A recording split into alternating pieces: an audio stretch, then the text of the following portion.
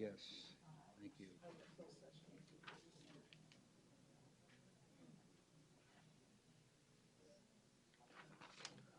Okay, the board is now reconvened, and I want to report that the board discussed in closed session and or took action on the following cases as noticed on the meeting agenda: California School Boards Association versus SBE, the Aspire litigation, and DJ versus state and related complaint from the U.S. Department of Education.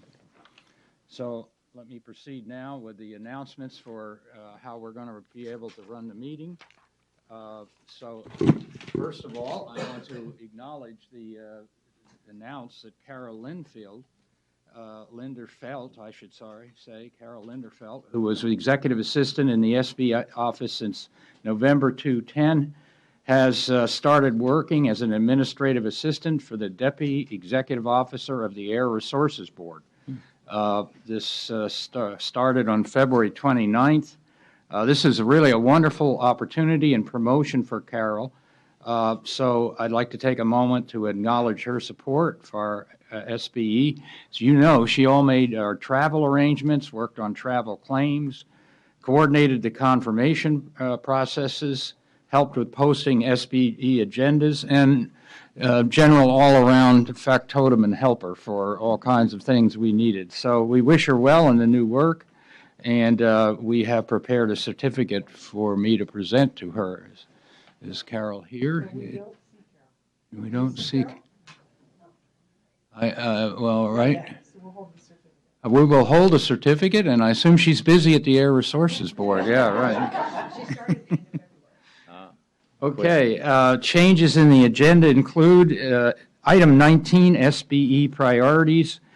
We will consider that item this afternoon and then reopen the item to take action on the California Practitioners Advisory Group governing policy and the screening committee recommendations. On the SBE priorities item today, we will take up the WestEd report and survey on the implementation of Common Core.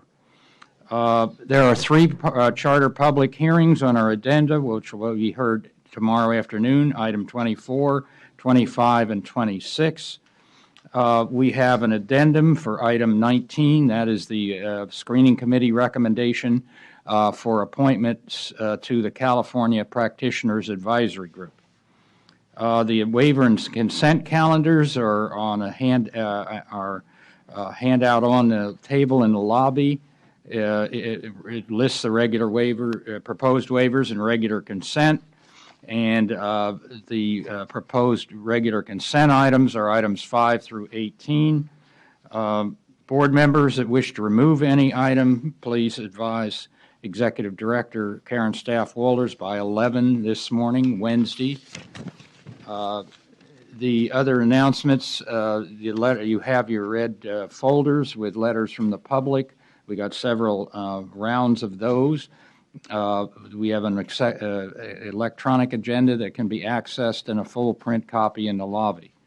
Speakers, please sign up at the table just outside the room, and the binders are on the table, and sign up under the item you wish to speak on.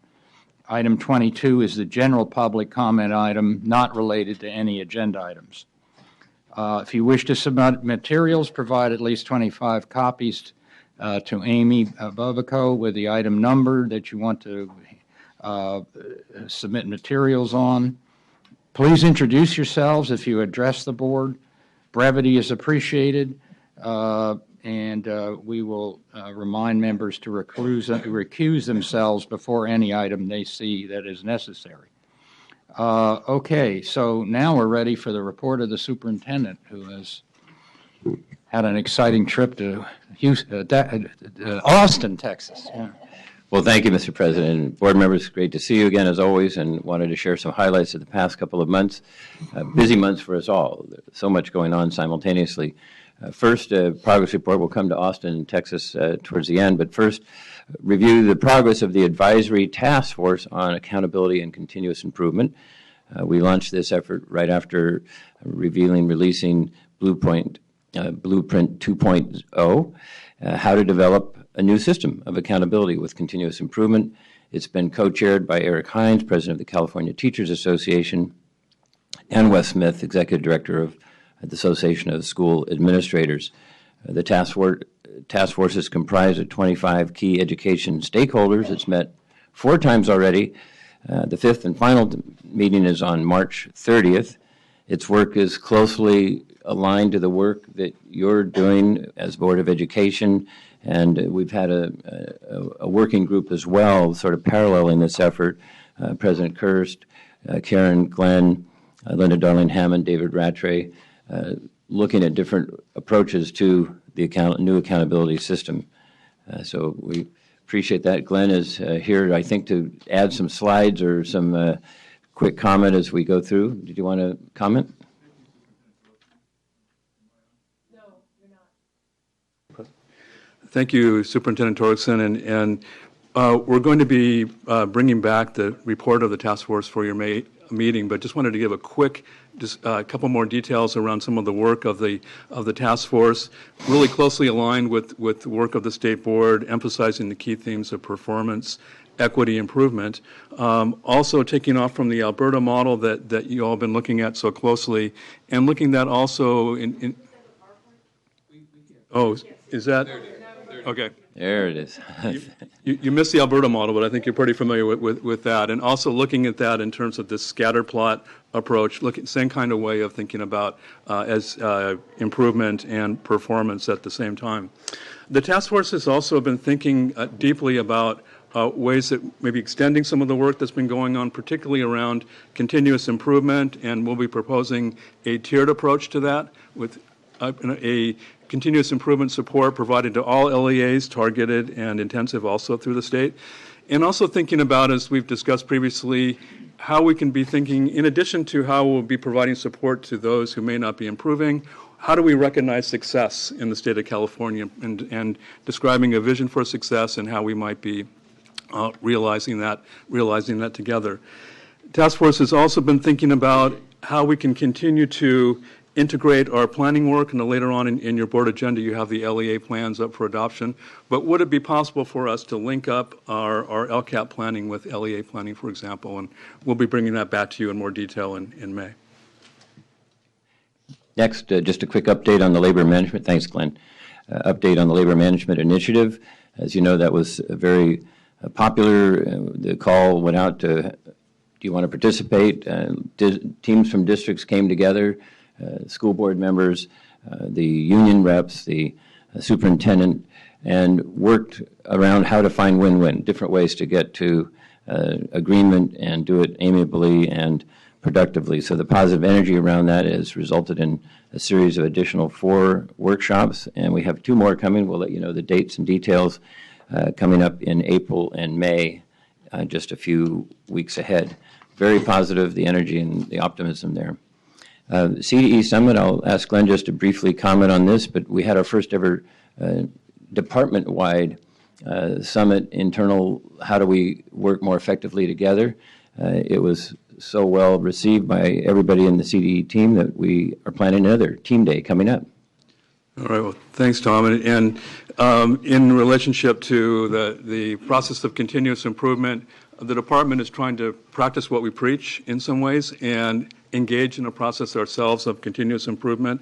And we've outlined it there on the screen, where we discover or assess how we're doing, we design new approaches, and then we deliver. And we've been through one round of that already, which has engaged our entire team, starting with our executive team, our leadership team, what we are now calling our CDE 100, which is an expanded leadership group, and then out to literally every single person in this building, 1430 N Street, to participate through these team summits. That's resulted in a team advancement plan, which we're implementing so we can be performing at a high level as a team as possible here at 1430 N Street. Handing the baton back and forth here a little bit, I just wanted to also mention our steering committee is off and going for standards support and implementation. You met Brent Malacote, former principal, who joined us, director of the new standards support office. So he's been key to this effort. We're establishing new partnerships to ensure strong feedback loops of information builds on existing resources. We're fortunate to have a grant from Bechtel Corporation to help in this area. And Glenn, did you want to make another comment? We're starting off with science and mathematics collaboration committees meeting for the first time last month and aiming to have more detailed meetings on implementation. I think you captured it, Superintendent Torkelson, but just so we're just very pleased with the collaboration from the State Board and CSAS as we kind of move forward on this priority that I know we all share to really get these standards up and running in the state of California. Then now to Texas. It was Austin. It was in and out fast for me because I didn't want to miss a minute of this board meeting. But we flew over Monday, came back yesterday. But we had a nice presentation about the California Way. How we've been doing things, capacity building, local control, the new accountability plan, keen interest from across the country in the workshops that we had in that. I even mentioned the moment that some of you witnessed firsthand when maybe the second week after the governor had been sworn into office, he sort of left his entourage back at the Capitol, walked over here and sat right next to Mike and talked about his philosophy and launched into a 15-minute, wasn't it, a 15-minute deep look at philosophy of education. It was really meaningful, and I mentioned that one of the things we have in California going for us is positive working relationships between the governor and those of you on the board he's appointed and those of you who've worked closely with him over the years and our department. So that was well received. The other challenge that I issued, an invitation I issued to the group there, we had some representatives from education technology firms and from Silicon Valley and other places, invited them to assemble a team to help us with the goal of developing a web portal for local control accountability plans, which we would hope to have maybe going by the start of next school year. So Glenn will mention how this relates to TurboTax, but think how complicated it's become. Some of us are thinking about getting our taxes done here in the next few weeks. But how complicated the system is and how can we provide, using technology, using our 21st century technology, ways to have the public be able to interface, to find out information as we're developing the LCAPs. How can they participate, be part of the monitoring of the LCAPs, participate really, parents, community members, teachers, everyone participate as active, engaged members. So we're seeking an app that will, some kind of miracle app or technology application that will help us meet this challenge. Very well said. And so the Superintendent Torkelson issued the challenge yesterday at the South by Southwest conference in Austin, Texas.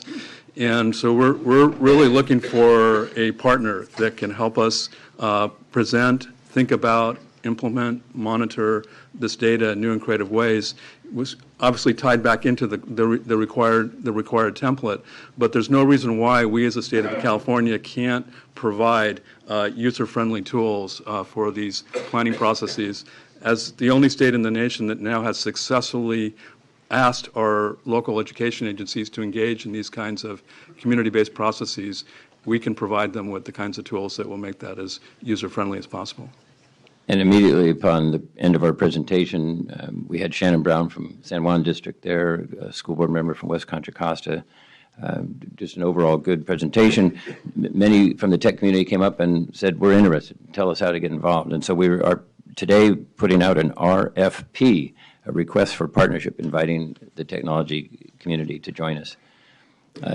Today also we're launching a statewide survey to capture stakeholder input for suggestions on modifying the LCAP template. The survey will be open till 5 p.m. on March 30th. So we're doing this to, as you are looking at the template, we're looking at together what information can we get from the field, from a survey that could help guide that work further. So the URL for the survey is up on your screens there. It'll be going out in a release in a little bit. We've heard a lot, I know we all have, everyone in this room and throughout our communities has heard a lot about things people would like to see changed or improved in the LCAP template. You know, now is a time where we're issuing an open call. Please provide us with those suggestions because we can make this better by working together. And finally, thank you. We have two team members to introduce to you that have joined the CDE team. Deborah Brown, many of you have known her advocacy and her work over the years. We're so pleased to have her as our government affairs leader for that unit. There she is. Welcome. And very important, our School Facilities and Transportation Division, Juan Mireles, has joined us, coming from the state. Thank you, Mr. President. Okay.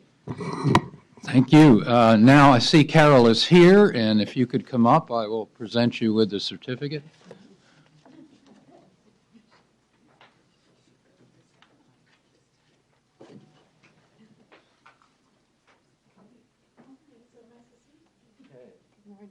So I present this certificate from the State Board of Education to Carol Lidgerfeld in recognition of outstanding service to the State Board of Education. We sincerely appreciate your dedication to the meaningful work you do on behalf of California's children. Thank you so much, and we promise not to hound you now with changes in flight schedules. 2 hours before the flight. Well, that would be advance notice. Thank you very much.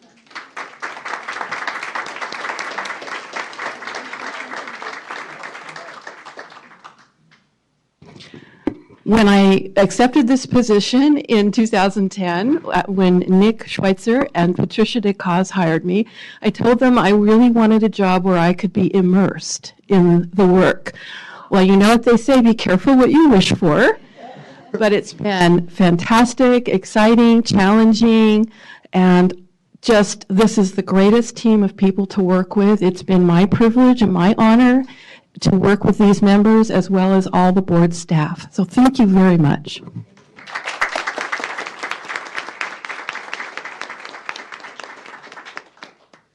Okay, we're now ready for item 1, and I think Michelle Center will present this and has some guests. Sorry. Oh, she is here? Wait 1 second. Who are we waiting for? Yeah.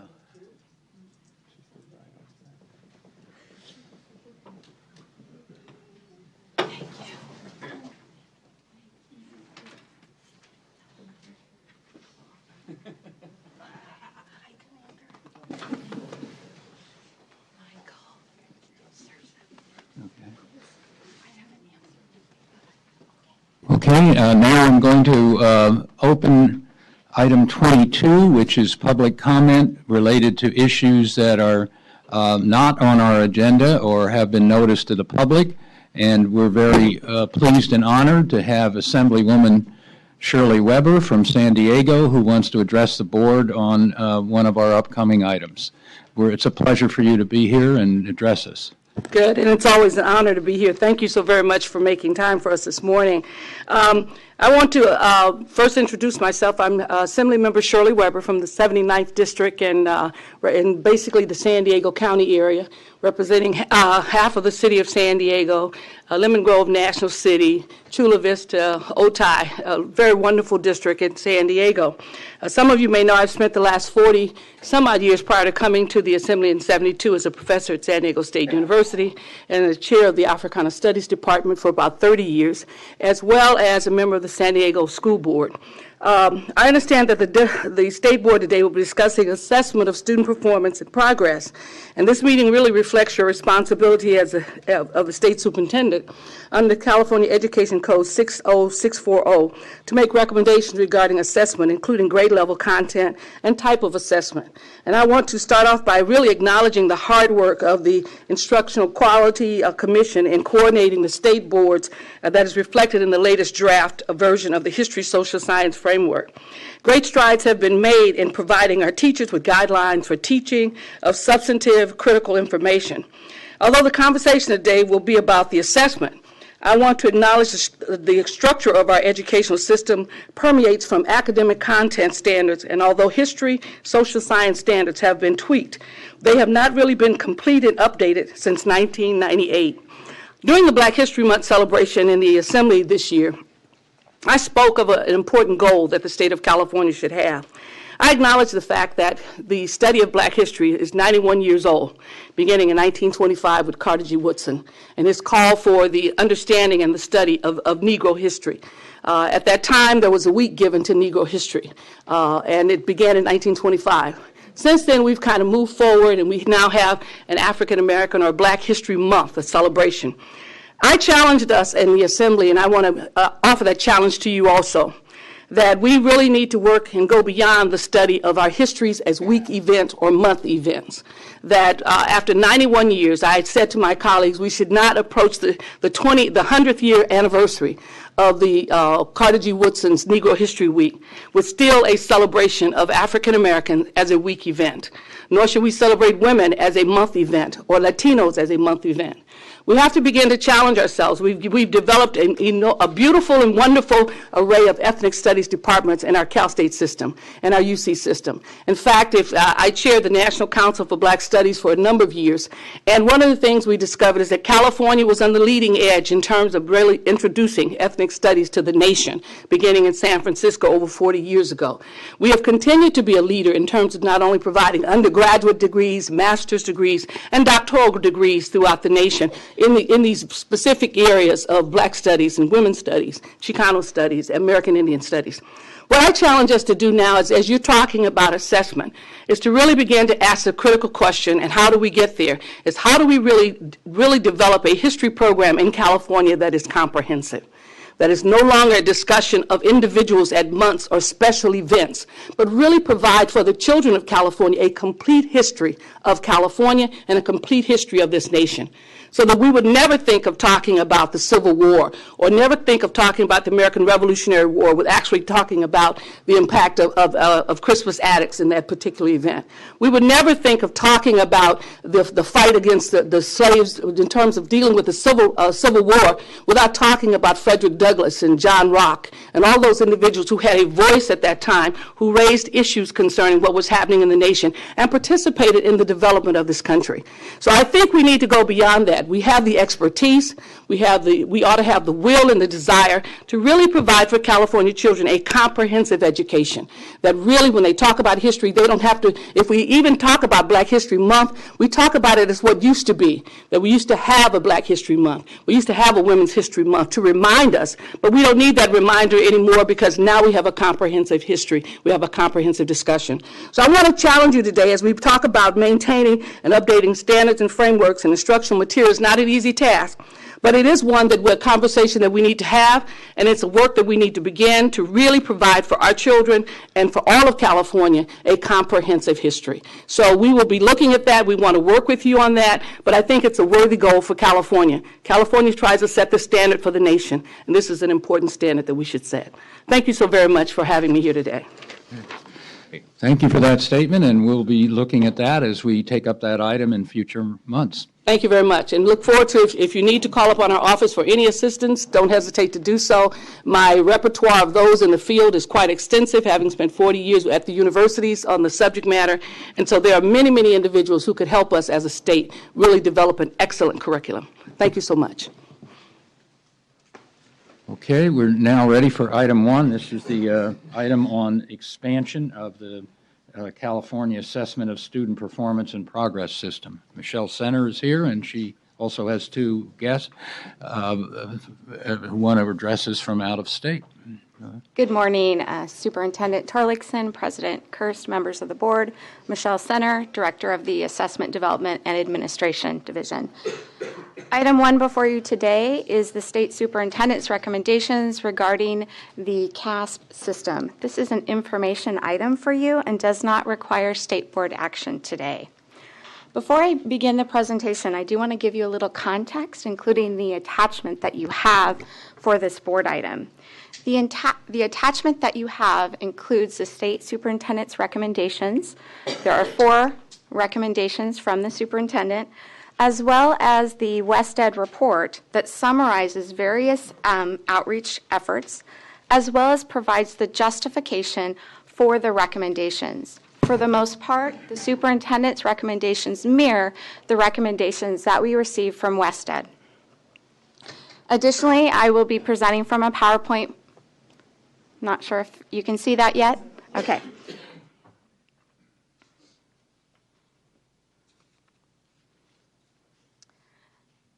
So with the enactment of AB 484, California took an opportunity to rethink the role of assessment.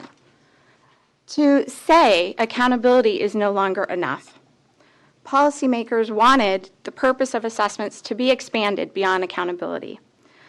We wanted to not only improve teaching and learning, but we also wanted to promote high-quality teaching and learning through multiple assessment approaches and different assessment types.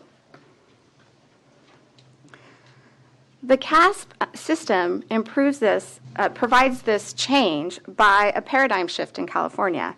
It's necessary to meet the needs of teachers, parents, and students in our state.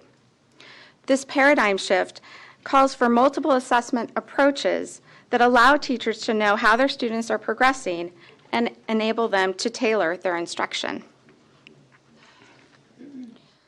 So what is a comprehensive assessment system? A comprehensive assessment system includes a variety of high-quality assessments, with each of those having their very own specific purpose. They may be used for such things as instructional decision-making, they may be used for accountability, but each of these assessments has a specific purpose that they are designed for. No matter the purpose, the idea of a comprehensive assessment system is to allow those different assessments to work in a way that is both coherent and connected so that we may support teaching and learning throughout our state.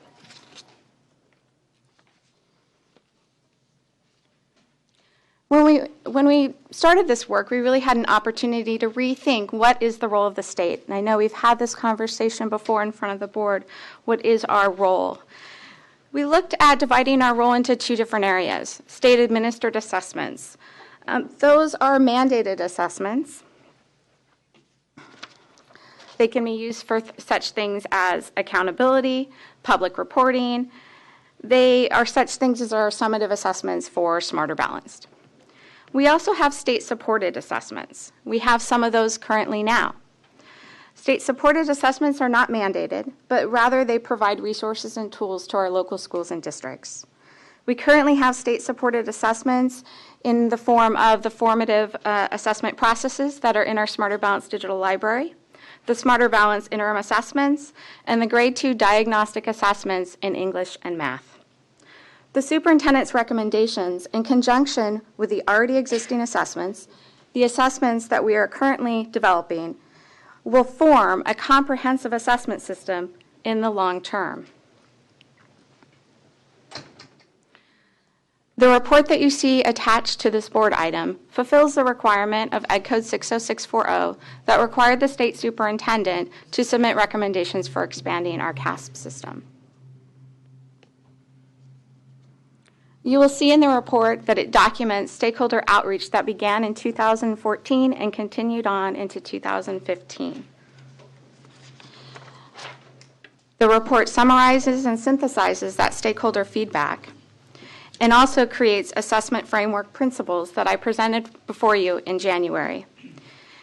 WestEd also provided a scan of other state assessment systems, and you will see that in the report. So let's start with recommendation 1 of the report. The report includes implementation activities for each recommendation, a suggested timeline for development, and costs associated with each recommendation. I want to let you know from the beginning that each of these recommendations requires funding and staff resources. Recommendation 1 also requires legislation. The first recommendation is the only one that requires legislation.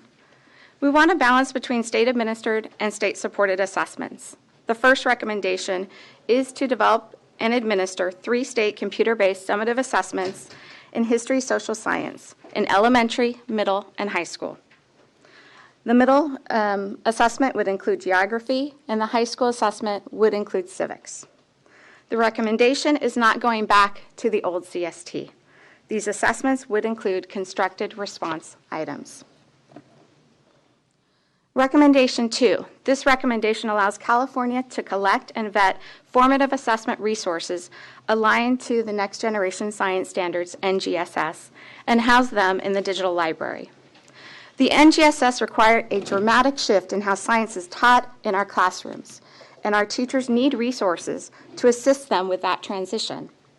One practical approach to assisting teachers is providing them with formative assessment resources.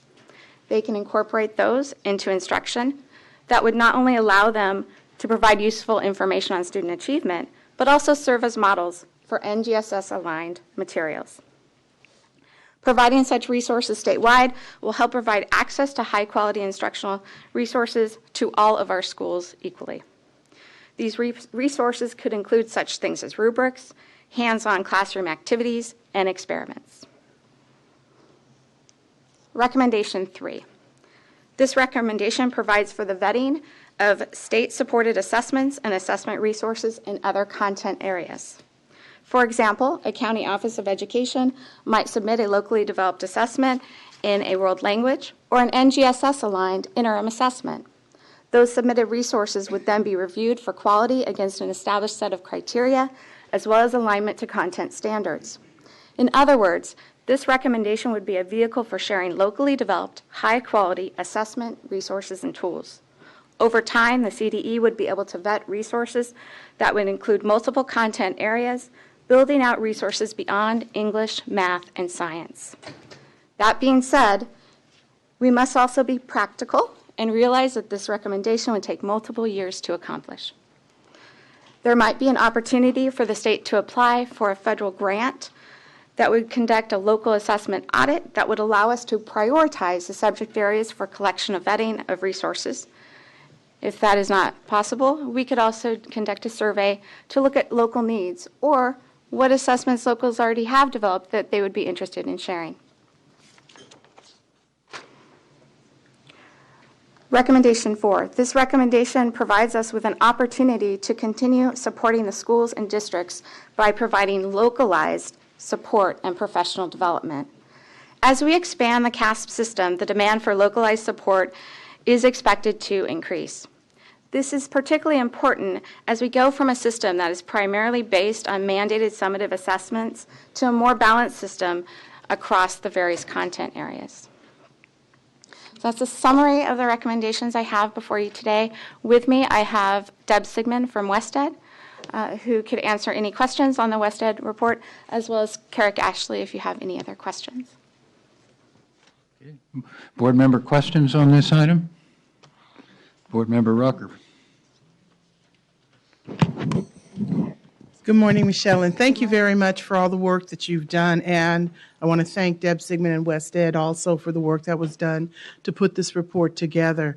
The questions I have really relate to the ongoing conversation that we are continuing to have here at the board on looking at the CASP system, not just as the assessment system, but in some way how it's going to define also the contour and the development of our accountability as well.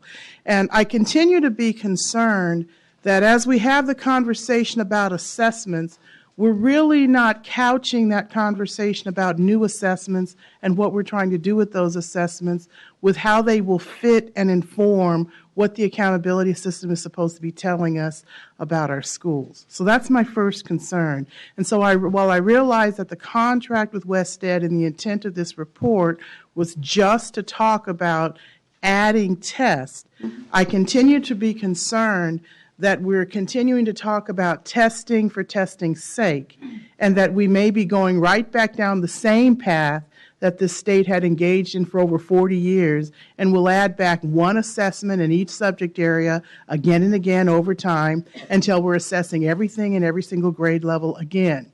So this report leaves me concerned that it divorces the rationale for the assessment inside our accountability system from the idea of just simply adding a test so that we validate and value a subject matter. So that's the second concern. My third concern is looking at the recommendation for the interim assessment for science. When we started down this process with the interim assessments that were provided by Smarter Balanced, one of the things that made those assessments so attractive was the flexibility and the multiple ways that those interim assessments could be used at the classroom level. And what I have seen at the implementation phase is that there's only been one way, one practice, and one purpose for the most part, and that flexibility that classroom teachers were supposed to have for deciding how to use those assessments and the ways that the assessments were supposed to guide and inform their instruction, that's not been really what has happened. It has been more as a benchmark and more as a way of collecting data and reporting without really giving teachers the opportunity to use it to inform instruction. So in making the decision to suggest a recommendation for adding an interim on science, one of the things the report doesn't really spell out for me is what we have learned from the practice of the current interims we've got, what practices could be improved, and what things were actually never well implemented, what flexibility and what key opportunities, not only for professional learning, but for teacher-directed decisions about the use of those assessments, where was that? And so that wasn't part of what was considered in the report. And before we add another assessment that will continue to model on some ineffective practices or frankly some practices that are very frustrating for classroom teachers and their students, I want to make sure that we correct or at least pay attention to and be thoughtful about what those look like. And then the final consideration I offer on this report contains a lot of information about what we have done and what got us to this moment of time that led to those recommendations. But for me, there was a gap in the report between what the report talked about in the background and what actually substantiates the rationale for the 4 recommendations we see. And so while I understand the value of the recommendations, I think that there's still not some attention being paid to what we should have learned by the assessment system we've dismantled and how that should be informing some of the elements of the recommendations that are here. So those are my 4 concerns. And again, it was not what the report with WestEd was contracted to do. But before we go forward with these recommendations, I think that those are the other considerations that need to be looked at and analyzed. So let me just clarify recommendation 3. So recommendation 3 in my example was interim for next generation science standards. That was an example.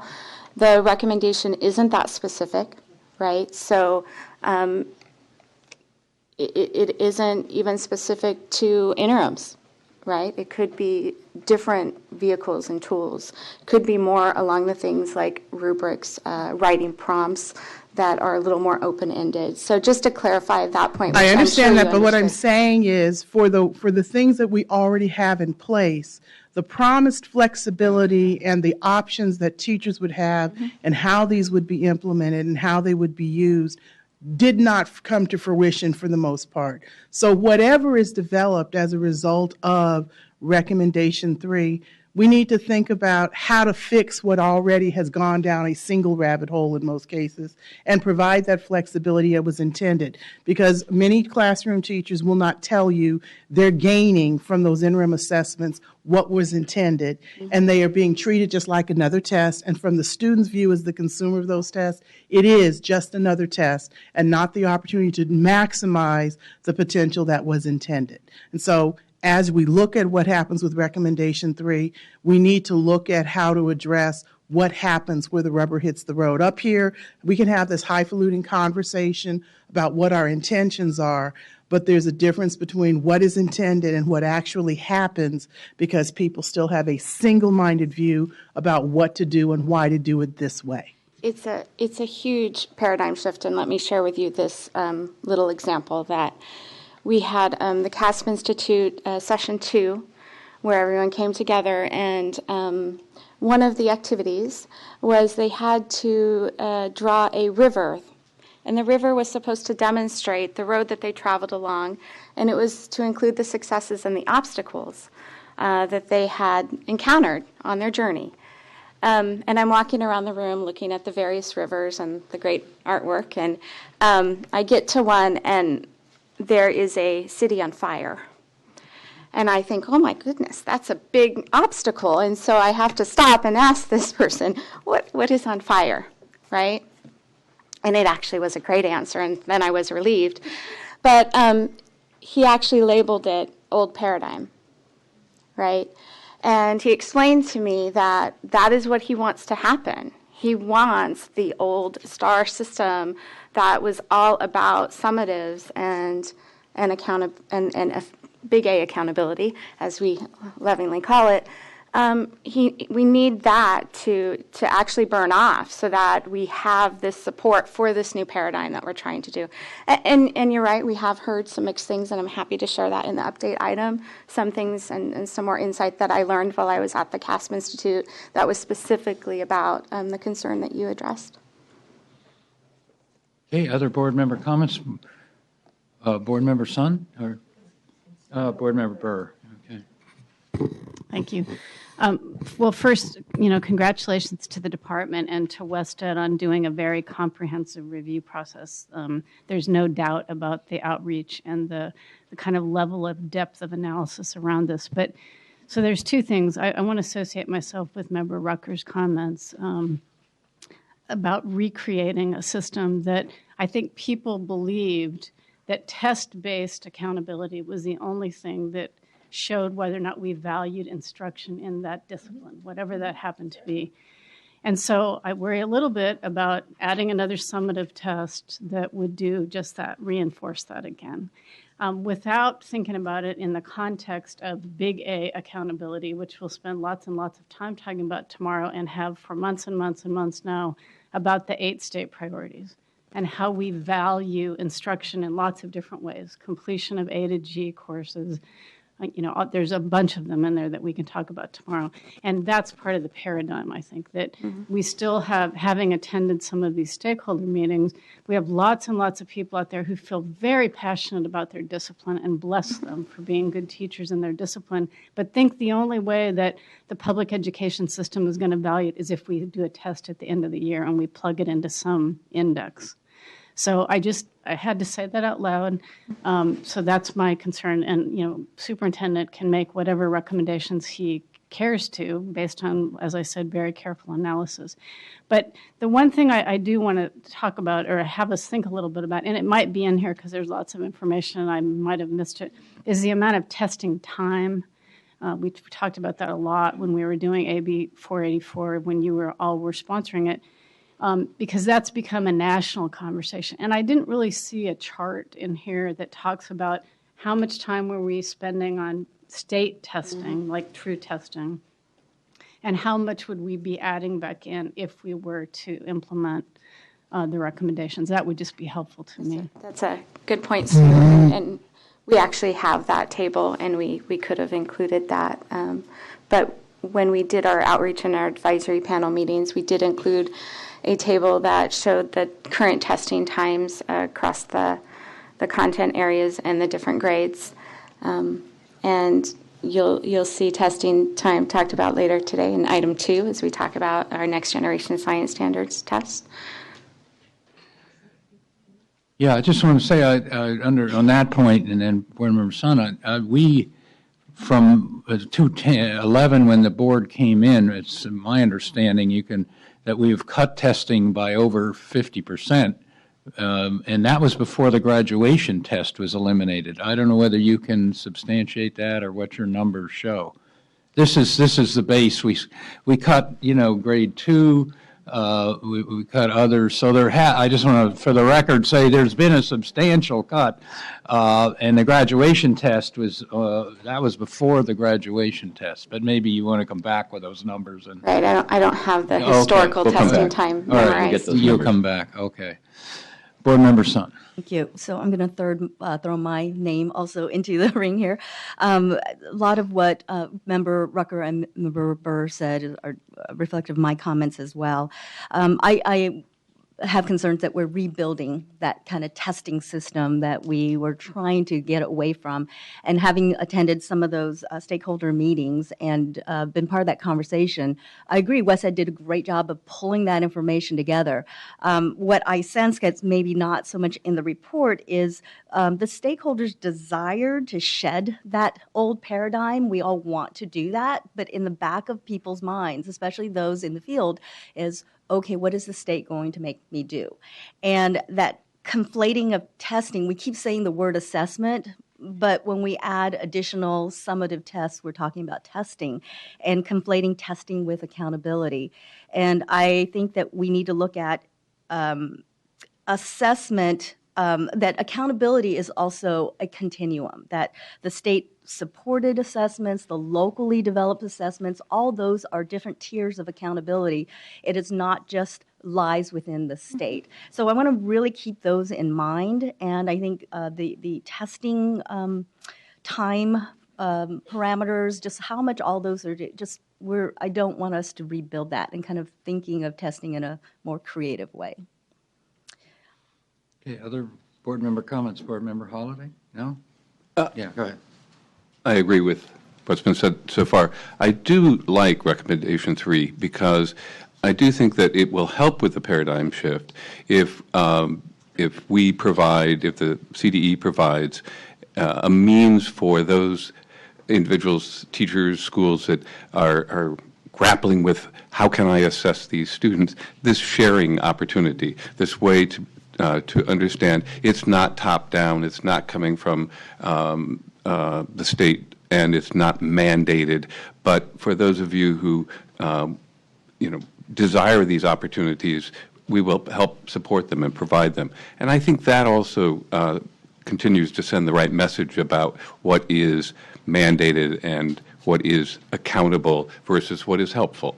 So I'm very supportive of that recommendation. Okay. We have public comment by the superintendent. Just one comment. Good dialogue, and we'll follow back up with looking at how we can address those issues and keep the eye on the whole way that we assess and judge progress. There was one item you had, Michelle, under number 3, where you talked about getting a federal grant. Could you describe that a little bit more? And is it the kind of thing we could also look at in the budget process?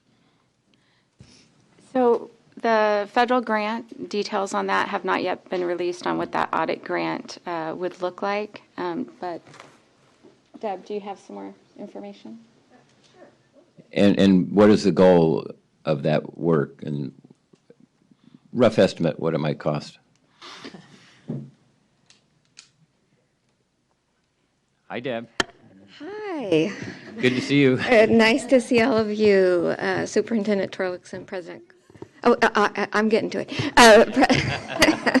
President Kirst, members of the board, Deb Sigmund, Deputy Director of the Standards Assessment and Accountability Services at WestEd, and also serve as the co-director of the National Center on Standards and Assessment Implementation, which is housed at WestEd. So the department, as a result of the Testings Action Plan, clearly, which called on states and districts to really think about how they were testing, all of the things that you folks have talked about in terms of testing for the right reasons, right test, right purpose, making sure that there is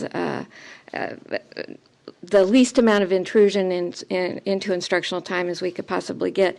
So what they're considering is, and what they've produced some dear colleague letters about, is how to use some Title I dollars for districts and for state at the state level to really conduct an inventory. I would call it an inventory, if you will, instead of an audit, about what are you assessing. It's not just at the state level, but districts and schools have a tendency to assess quite a bit, and some are great, and some are just haven't been examined for a while. So these grants would be outside of the Title I dollars that folks already have.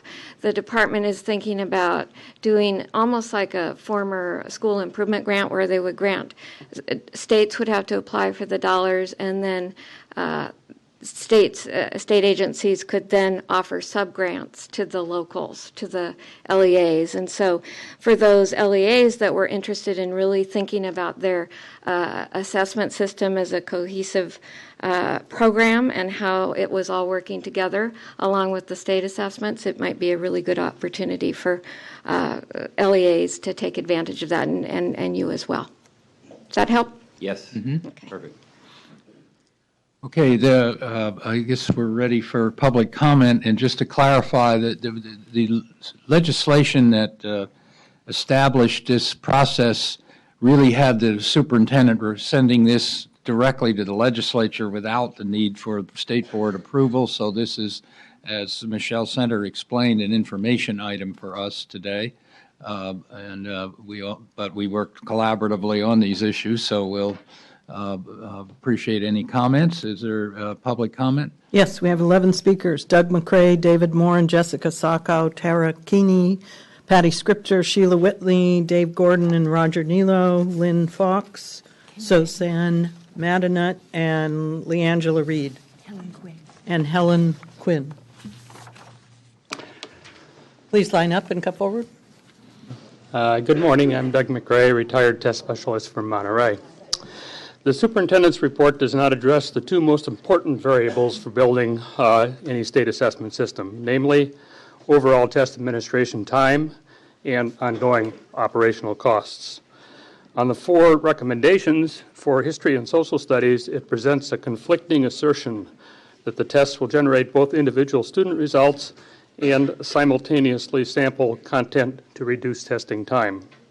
That's not a doable proposition. Also, the cost is quite high. For the science formative assessments, as I read them, it represents a flawed policy goal to include ongoing instructional resources in a state assessment program, where the de facto goal is data for program evaluation and strategic planning. Formative tests for existing smarter balanced assessments have yet to be proven useful in the trenches. The cost is questionable. On non-core areas, recommendation 3, it reflects instructional ideas for content areas rarely included in state assessments. This notion should be covered by LCFF funds under local discretion. And finally, for outreach, it appears to greatly expand an already available annual budget for communication and outreach activities, the funding not justified by the rationale provided. Superintendent's report also does not address two topics for the high school portion of the California State Assessment Program. First, the use of preferable end-of-course tests rather than a single grade level test for secondary grades. And second, possible use of college admissions tests, SAT and ACT, to satisfy federal requirements for high school assessments. All in all, as a basis for legislative action, the report, in my view, is neither thorough nor provides well-developed recommendations for a complete state assessment program for California. Thank you.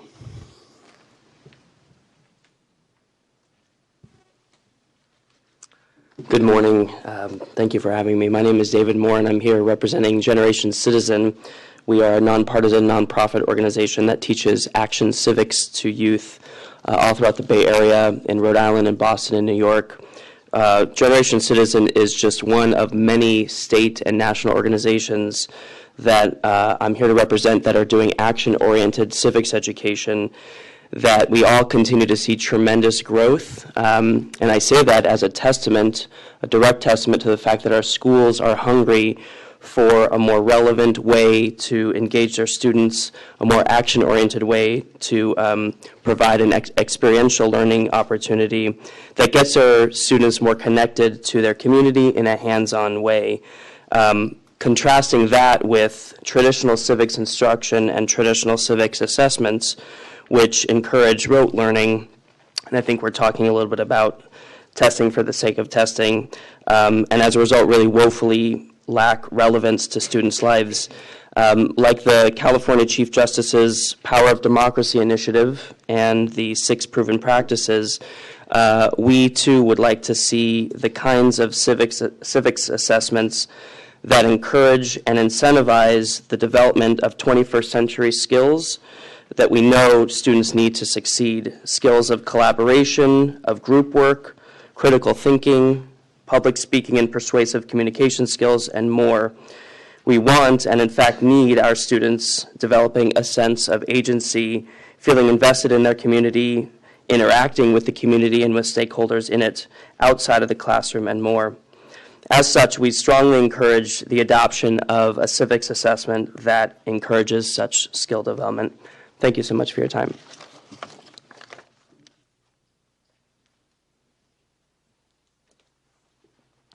Good morning, President Kirst, Superintendent Torlakson, members of the board. My name is Jessica Sacco, representing the California Science Teachers Association. I want to thank the department and the superintendent for bringing forward these recommendations today, particularly recommendations 2 and 3. Which call for the department to collect and vet assessment tools. There are a number of assessment tools, practices, resources, et cetera, that are currently being developed by many organizations around the state, including the K-12 Alliance and the California Science Projects and other organizations, SNAP, that would be incredibly useful for teachers across the state. And the ability to house these in a single location, such as the digital library, to make them available to all teachers as opposed to just regionally or just here and there, or if they happen to find out about it, seems to me to make a great deal more sense in order to allow for them to be able to access the breadth of tools and resources that are currently being made available and will be developed over time. I appreciate the board member discussion about that and concerns about the rocky road of implementation and how it's not really gone the way we thought it would go. I feel like rather than using that as a reason to stop, we should use it to inform, to do it and improve upon the system rather than put everything to a stop and not grow with improvement. Finally, I really don't feel like this is a backward-looking proposal. We didn't have this kind of system for science. We've heard demands and requests from teachers to be able to easily access tools and resources available to them to support and help them with implementation. And that's what we're really looking for. So I appreciate it, the discussions, and I hope that they will inform the department's work as they look to implement and progress in this area. Thank you. Good morning, Tara Kinney with the Learning Policy Institute. I'm here to comment on recommendation number 1 in particular regarding the recommendation for a statewide summative assessment in social science. I'm also speaking kind of personally as a former 8th grade social studies teacher just last year. We're glad to see California considering measures that will better help to identify students' access to a broader course content than was measured under No Child Left Behind. The knowledge and skills that students gain in social studies, history, geography, economics, civics are critical to preparing them to meaningfully participate in our democracy. We know that assessment and accountability drive incentives and instruction in schools. And if we want students to have access to a broad curriculum that includes social studies, this must also be part of the state or local accountability system. If you move forward with this recommendation, we think it's critical that the assessment be performance-based so that we measure what matters most to student learning and student engagement, really deeper learning opportunities. The report suggests that the civics assessment, and I'm quoting, use selected response items that can be rapidly scored. We hope that the assessment will measure students' abilities to analyze issues, to analyze key documents like the Constitution, their ability to communicate their opinions to decision makers, rather than, for example, narrow factual questions like those measured on, for example, the citizenship test. Advisory group members, I want to note in the report, it says that they express support for a social studies assessment that could be project-based and LEA developed, including end-of-course capstone projects. And we have many districts and schools in California that are doing great work here and that could help to inform the process going forward.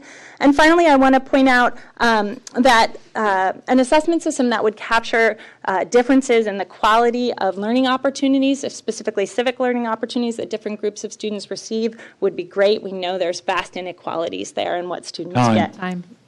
Thank you so much. Good morning, Patty Scripter, California State PTA. We like the direction of item 1. PTA participated, and we really appreciate the department's outreach and the ability to give input. We especially like the idea of the state-vetted local assessments, that's really going to help support local priorities and help with LCAP planning at the local level. We also really appreciate the discussion here today. It is a huge paradigm shift. What parents have learned over the last 10, 14 years is that what gets tested gets taught, and we really have to work to shift that. And part of that's going to happen through communication and sharing some of the concerns and things that you're looking at here today with parents. They really need to understand that assessment and accountability is not interchangeable, And that really is going to take a huge communication effort. And what we heard here today is encouraging that you recognize some of the challenges, and we'd like to help get that word out to parents about how our accountability system is really going to be a shift from just being test-based. Thank you. Good morning, Superintendent Torlakson and members of the board. I'm Sheila Whitley, and I'm here representing the California Teachers Association. CTA is opposing recommendation number 1 in this report, the addition of the new history social science exam at this time, because we're not in favor of adding any new assessments right now. I would like to draw your attention to the WestEd summary included in this report. On page 1, the 3rd bullet, and I quote, "New history social science assessments might contribute unduly to the overall testing burden on students in schools." Instead, we do support the sections of recommendations in 2 and 3 that refer to the addition of science and social science resources to the digital library and vetting any state-supported resources that could be shared with teachers and local districts for them to utilize these locally and to inform instruction. Thank you.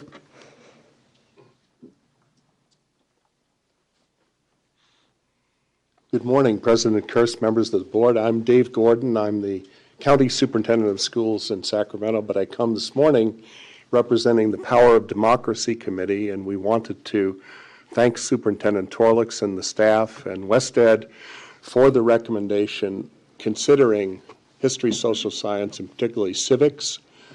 And we're very, very sensitive, and I think if you read the task force report, you saw this, that there are many options for assessing history, social science, and civics. And as this moves through the legislature and with the board, we're eager to work with the board and work with the legislature to come up with something that meets the needs of people in the field and people at the state level, because I think to understand the importance of civics and teaching our kids civics, all you have to do is turn on the TV or turn off the TV, as the case may be.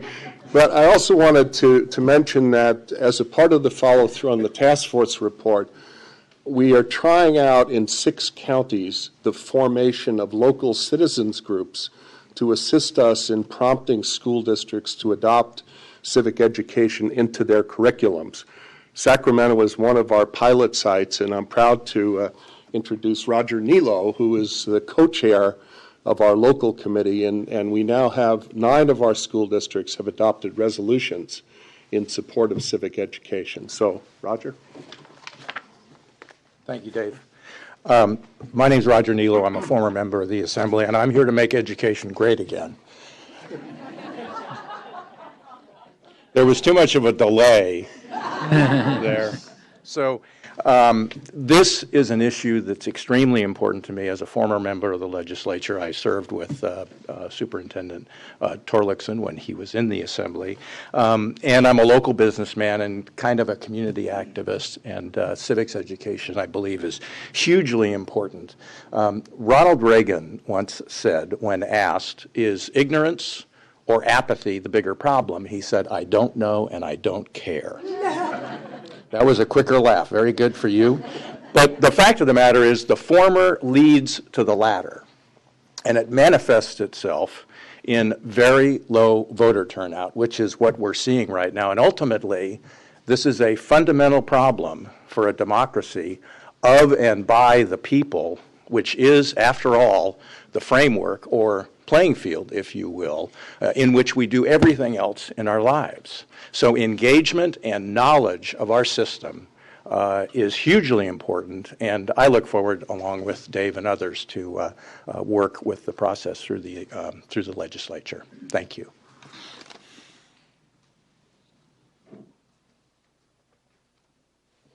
Good morning, President Kirst and members of the board. My name is Lynn Fox, and I am here today on behalf of the California Music Educators and the California Arts Education Association, both who represent the credentialed educators in their respective fields, and both of who had members participate in these stakeholder groups. So we want to thank you for the opportunity to participate, and I'm going to comment today on recommendations 3 and 4, which refer to the establishment of the complete assessment system and providing local resources to districts. While we welcome the conversation about the inclusion of visual and performing arts in a comprehensive assessment system and believe that the prospect of standards-based performance and portfolio assessments is an interesting discussion, we know that any assessments must be based on the content standards for that area. The visual and performing arts standards are almost 20 years old. Providing local districts with assessment resources based on 20-year-old standards will not result in a robust or relevant assessment for local use, nor will it measure our students' abilities to perform tasks based on 21st century skills. It is critical that we not put the cart before the horse. So the first thing that must be done is an update of the VAPA standards. That's not your task. I'm just putting that out there. That information can then be used to inform the curriculum, the instruction, and the assessments. As you may know, there are new national visual and performing arts standards available that are more closely related to our base curriculum.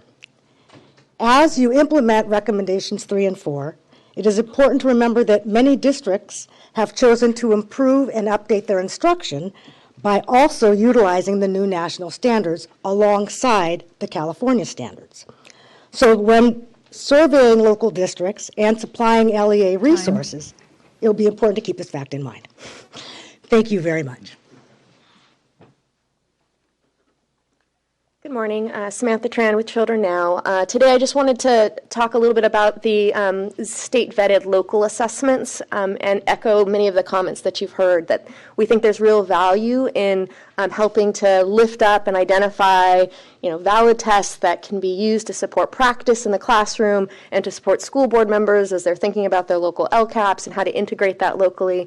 So really value that and believe that it's an important thing to think about. And in that context, as we're prioritizing different assessments, looking especially at the early years, since there's such a gap there between kindergarten and second grade, kindergarten readiness, early literacy, early math in particular.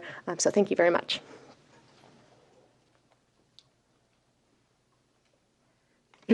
Good morning, Mr. President, Superintendent Torlakson, members of the board. Leangela Reed on behalf of the Association of California School Administrators.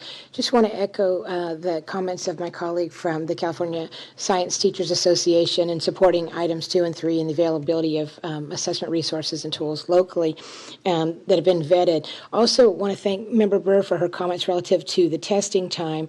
And appreciate Superintendent Gordon's comments about working with the legislature and the board on this, because the one concern is that if we have the new history, social science, and then the new science coming in as well, next generation science, just about testing schedule, so we're not maybe testing in the same grades where we don't necessarily have to. So we don't overtest. Thank you.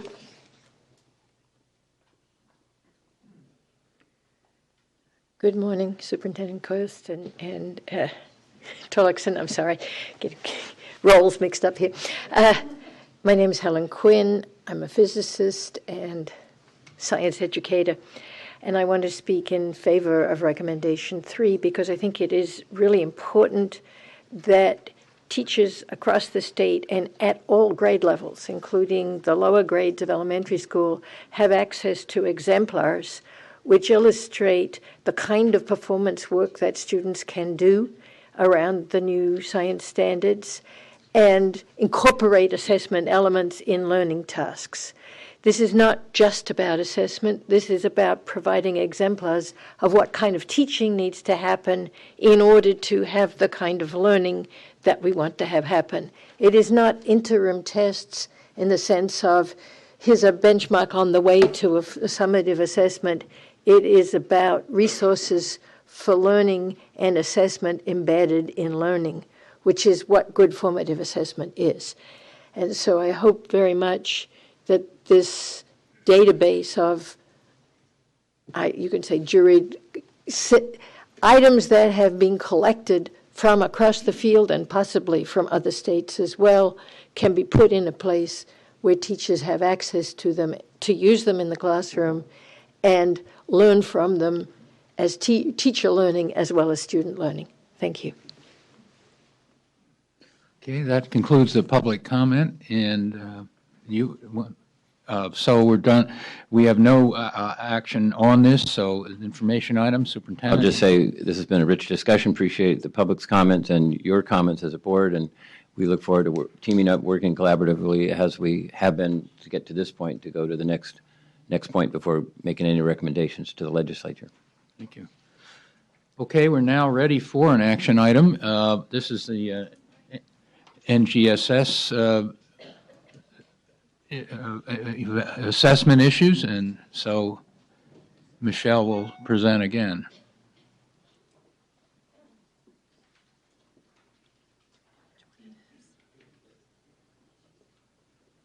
Maybe they'll set me up here. So while we get the PowerPoint set up, again, Michelle Senner from the Director of the Assessment Division. Item 2 is related to the Next Generation Science Standards Summative Assessment. This is an action item before the board. It asks you to approve the grades for which the summative assessments will be administered consistent with the test design plan that is an attachment to this item so that we can begin development in preparation for our pilot test. While the prior item focused on the non-summative elements of the comprehensive assessment system, this item focuses on the summative assessments of the Next Generation Science Standards, and it is a nice duo, so happy we can have this right after the other item that we talked about. So I'll be working from a PowerPoint, hopefully, as it gets set up. So here we go. I think we have the right one now.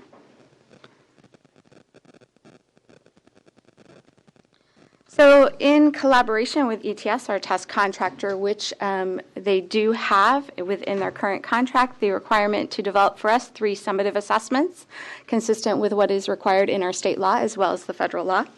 We developed a proposed test design plan for California's Next Generation Science Standards Summative Assessments. We are presenting the design plan to you today. I also have, though not yet with me, I've noticed, Dr. Kathleen Scalise and Dr. James Pellegrino. They will be co-presenting this item with me, and they have played a prominent role in the development of science reform in the nation. We're seeking approval of the grades for administration consistent with the design plan that you have. That would be grade 5, grade 8, and then high school administered at grades 10, 11, or 12 as locally determined. If approved, we'll be able to prepare for the pilot testing that would begin in 2016-17. As development occurs, we will be flexible. We have learned through the process that the Next Generation Science Standards are a different breed of standards, and that we need to take this slow and learn as we go along. So I wanted to make sure you know that this is not the only item that you will see on these summative assessments, but that we will bring back before you periodic updates as we learn from our development process, and also have action items that come before the board, including test blueprints at a later point in time. So just know that we recognize the need for flexibility as we go down this road, and we think we have partnered appropriately with experts in Next Generation Science Standards to help guide us as we do this development.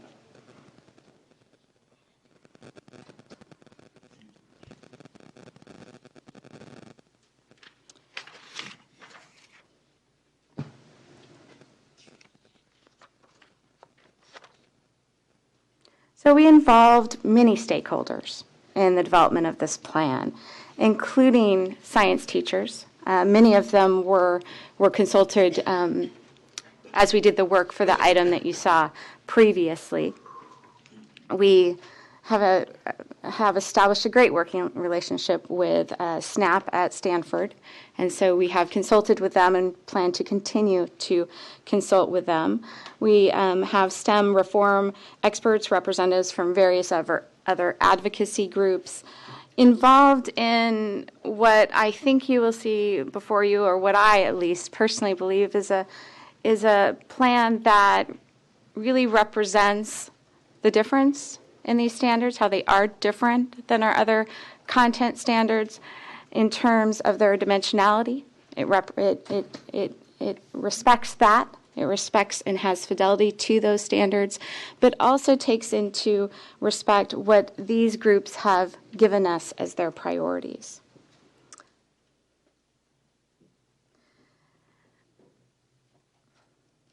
So far, the feedback from various groups has been positive.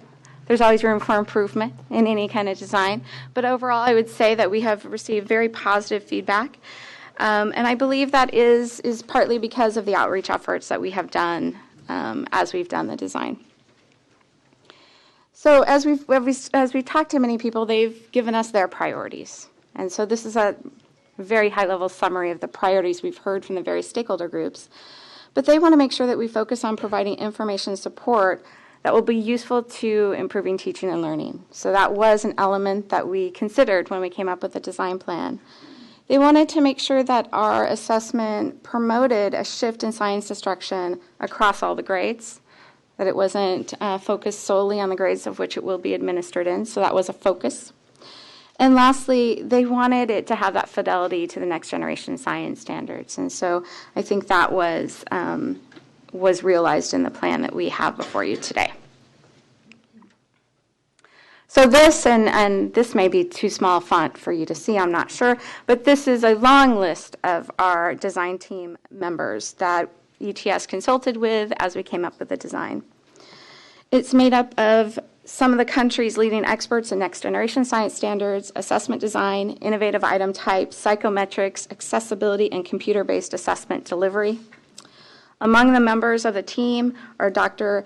James Pellegrino and Dr. Kathleen Scalise, who have played prominent roles in kindergarten through grade 12 science education reform in the United States. Dr. Pellegrino served as a member of the committee that developed the National Research Council's framework for K-12 science education and served as lead author of the National Academy of Sciences publication, Developing Assessments for the Next Generation Science Standards. Both Dr. Pellegrino and Dr. Scalise served on the National Academy of Sciences National Research Council's Committee on Developing Assessments on Science Proficiency in K-12. Dr. Pellegrino was the co-chair of that committee. Dr. Pellegrino has more than 40 years of educational experience in multiple subjects, including mathematics and science learning and assessment. Currently, he's a liberal arts and science distinguished professor at the University of Illinois at Chicago, and he also serves as co-director of the Learning Sciences Research Institute.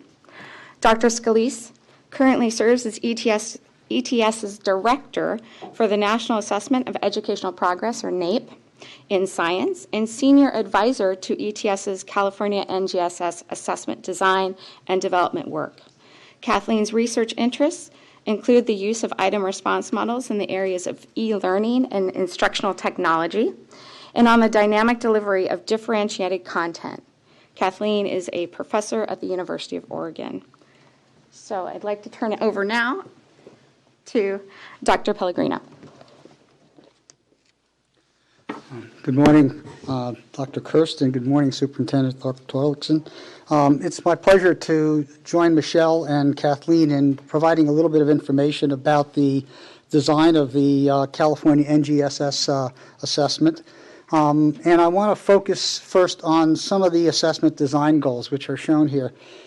Building a high-quality assessment requires one really thinking through sets of goals and purposes and how to optimize design to meet those purposes. I believe that the design that has been worked through with ETS and the California Department of Education is a design that is really powerful in terms of optimizing what we want for California students and teachers with respect to the next generation science standards and the vision for science learning in the NRC framework.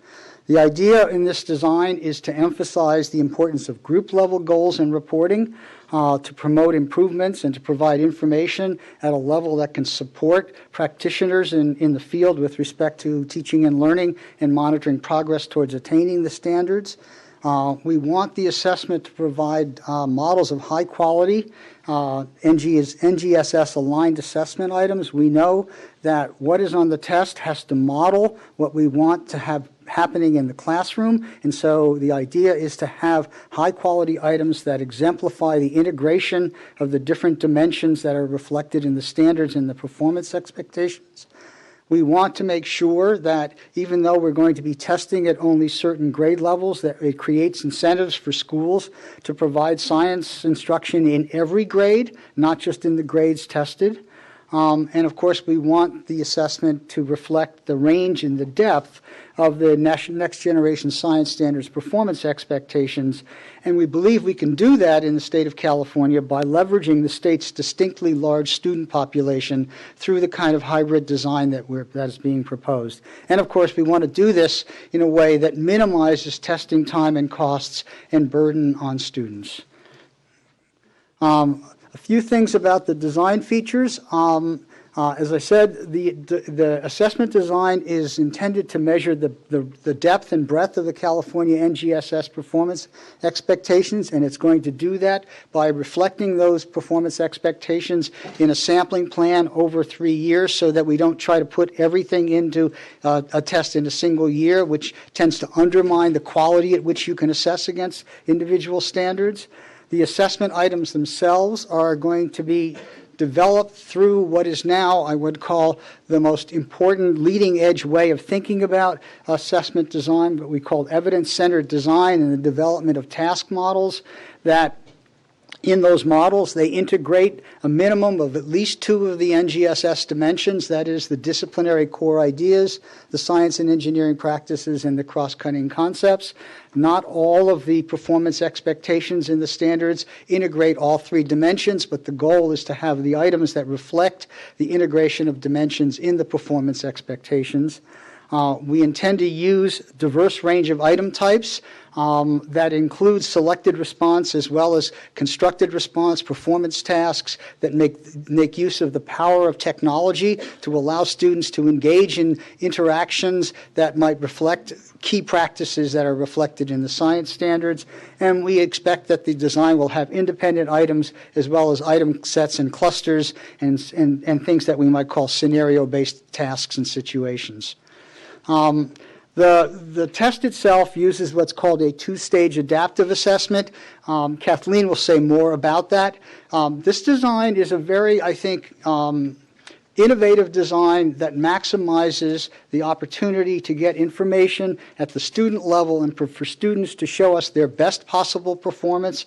At the same time, by using what's called a partial matrix sampling of the content, we're able to cover the entire range of the standards, including grade levels that are prior to the grade in which the student is being tested, and that allows us to provide group level feedback that should be of maximal benefit to California educators in terms of student progress towards meeting the standards without overly burdening the students with excessive testing time. This is sort of a mix between the typical census testing model that we're used to and matrix sampling that is used in assessment programs like NAEP, and in some ways this is attempting to use the benefits of both designs in a powerful integrated design.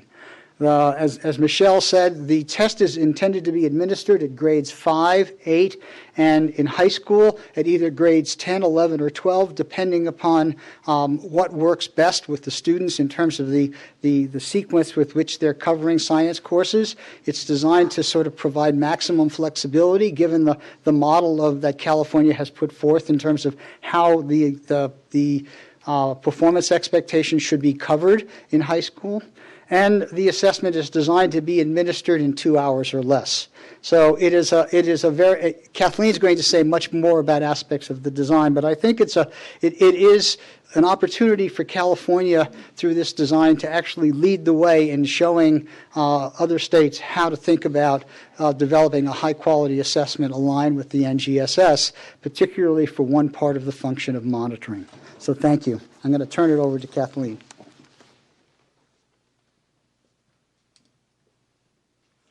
Yeah, hi everyone. I'm Kathleen, and I'm just going to add 2 things to that nice introduction from Michelle. So, 3 degrees from Berkeley, and also I'm a California state credentialed teacher in both physical sciences and life sciences K-12.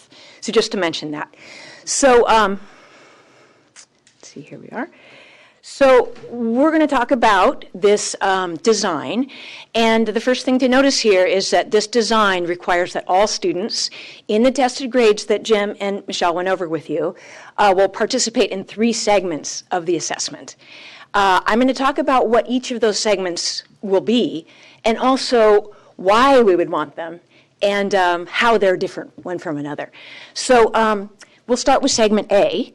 So if you look at the very bottom of this slide, segment A contributes to both student scores, individual scores, and to group scores. And we'll talk about what that means in a minute.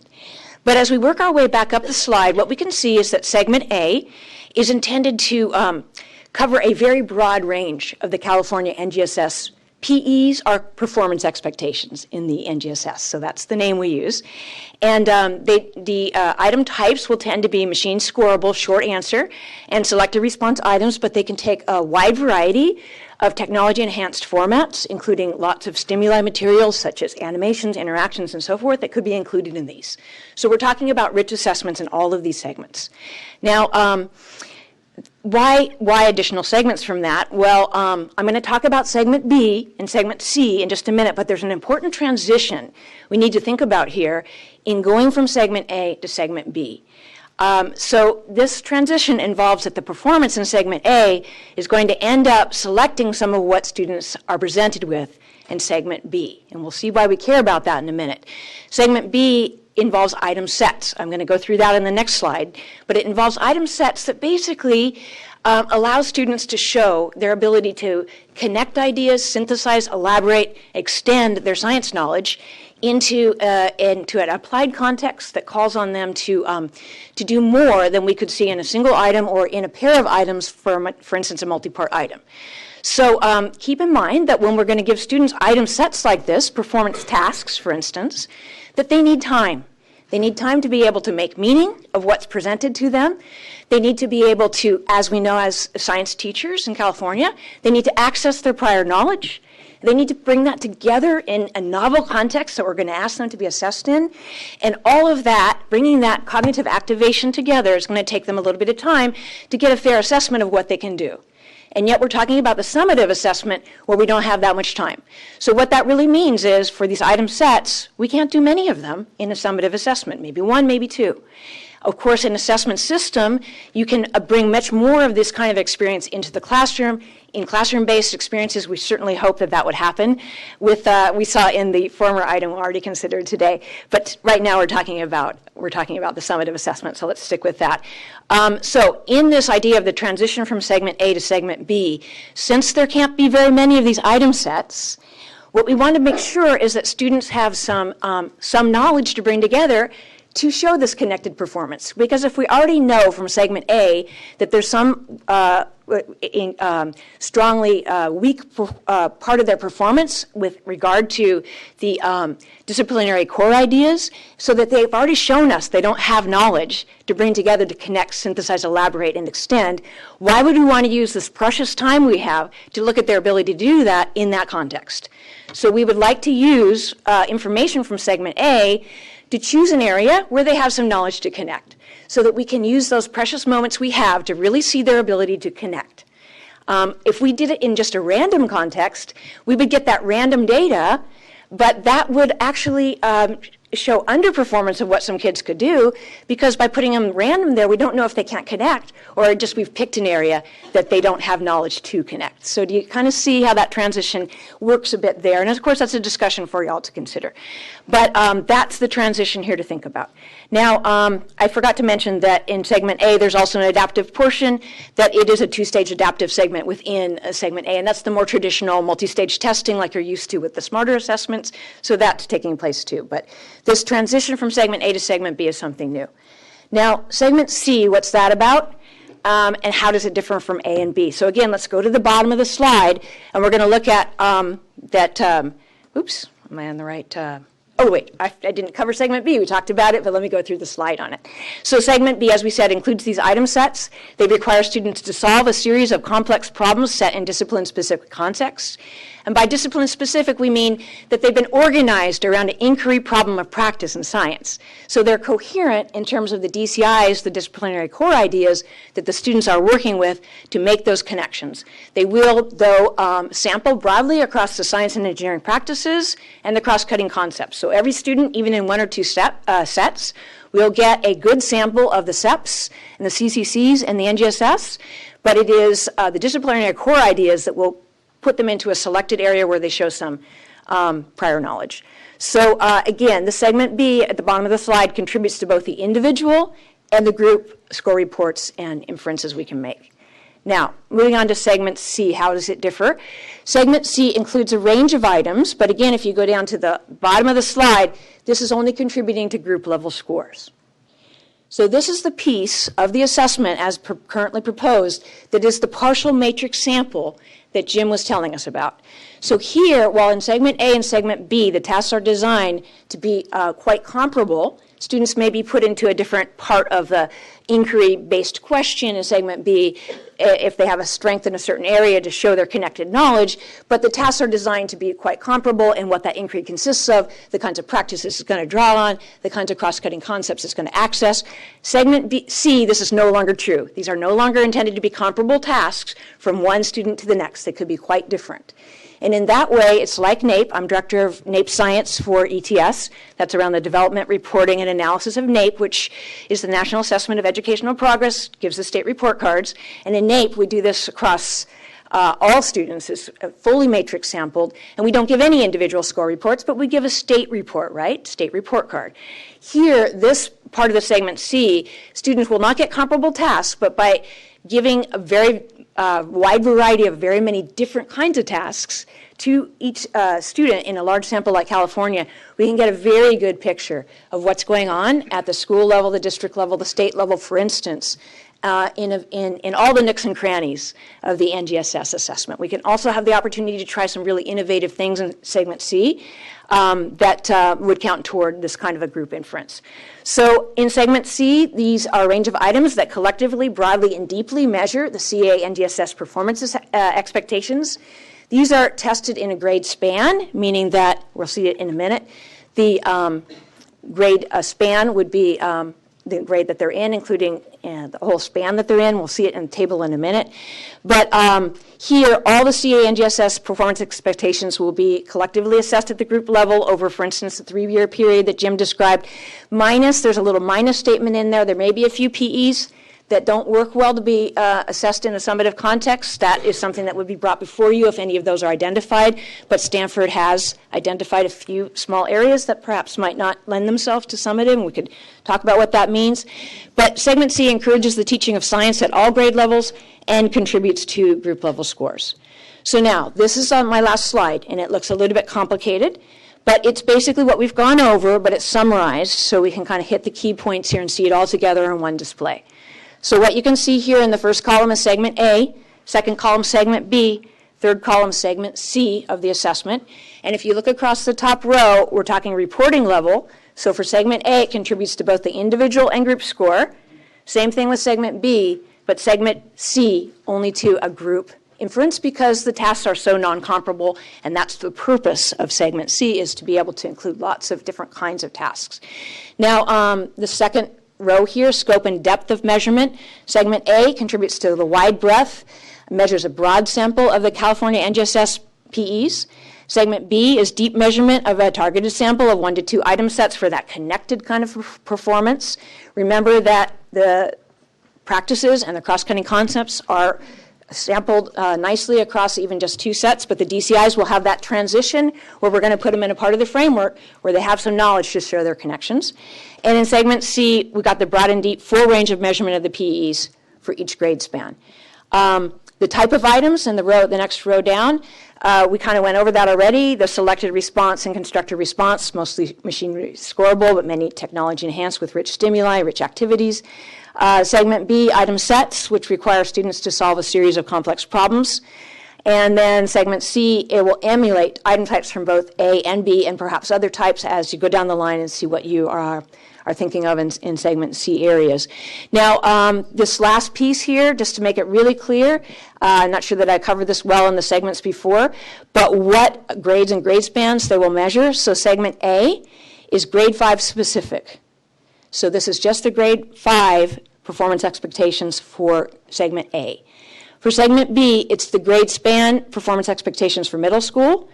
And for high school, again, it's the grade span. And the reason for that is the way the framework is written. The middle school and high school NGSS standards are written as a grade span. Whereas in the elementary standards, they're written grade by grade, so we're able to tap a grade 5 assessment if that's so desired. And also, in terms of middle school and high school, depending on the instructional sequence that's being adopted, and remember California has a couple of different options around that, then we need to do those grade band ones in a place where all teachers and students are on a fair basis because of the different models of instructions, the different sequences. Segment B is similar to segment A in that the grade 5 specific performance expectations in segment B. But again, in middle school and high school, it's the grade span, and once again, because that represents what the framework is doing and also gives that level playing field across teachers with different teaching approaches that have been authorized by the state. Now, segment C is different. Segment C is grade 5 grade span performance expectations. So this is where we reach down and we look at how the students are doing on those earlier grades. It doesn't count toward the individual score, but it does give us a picture of how the schools, districts, state, and so forth are performing in preparing students across the entire set of standards there, even though we're only assessing at grade 5. So that would be in segment C. Okay, so that's it, and thanks for your attention on this. Mm-hmm. Thank you for such a deep and complex discussion of really a complex area. Assessing 3 dimensions and doing it with a variety of techniques and sampling types of things is really complex. So, yeah, right. So go ahead, Michelle. So now you know why I had experts come and help me present this. I was thinking. So I think that does an excellent job of presenting the test design in hopefully a way that it is complex, but in an understandable fashion. So I'm open to any questions. Yeah, just before we do that, it is my understanding that you're aiming for a full census pilot of all students in 2016, 2017? Actually, our current contract does not call for a full census pilot. We have a full census field test that is in our current contract. Mm-hmm. We are having conversations with ETS right now about whether or not it is feasible to change that pilot to a full census pilot with the offset of not administering. For example, let's say we decide to not administer, would those offset of costs be able to pay for a full-scale pilot? Those are very complicated questions in terms of this very large contract, but we are having those conversations. I just don't have the answers for you today. But it is not a census pilot currently in the contract. Okay, board member comments? Board member Sun. Yeah, board member Sun. Sorry. So this is a multi-layered item, so I wanted to kind of throw 3 buckets that I have some questions about, and maybe we can kind of talk through each one. The first one is purpose of the assessment, and that's not to say that the designers were not purposeful in how they're designing this. I mean, clearly a lot of time and thought has been put into making sure that this aligns as closely as it can with NGSS. But given that we don't have, that this test will come out ahead of any support materials, resources, curriculum for teachers, when we actually implement, what are we actually assessing and what would we want to do with those results, if this is kind of jumping ahead of the rest of it. The other piece is our investment in this test and this design. maybe you can speak a little bit about how much we have currently in our budget, and then what the full design would take as far as implementation, how much it would cost to us.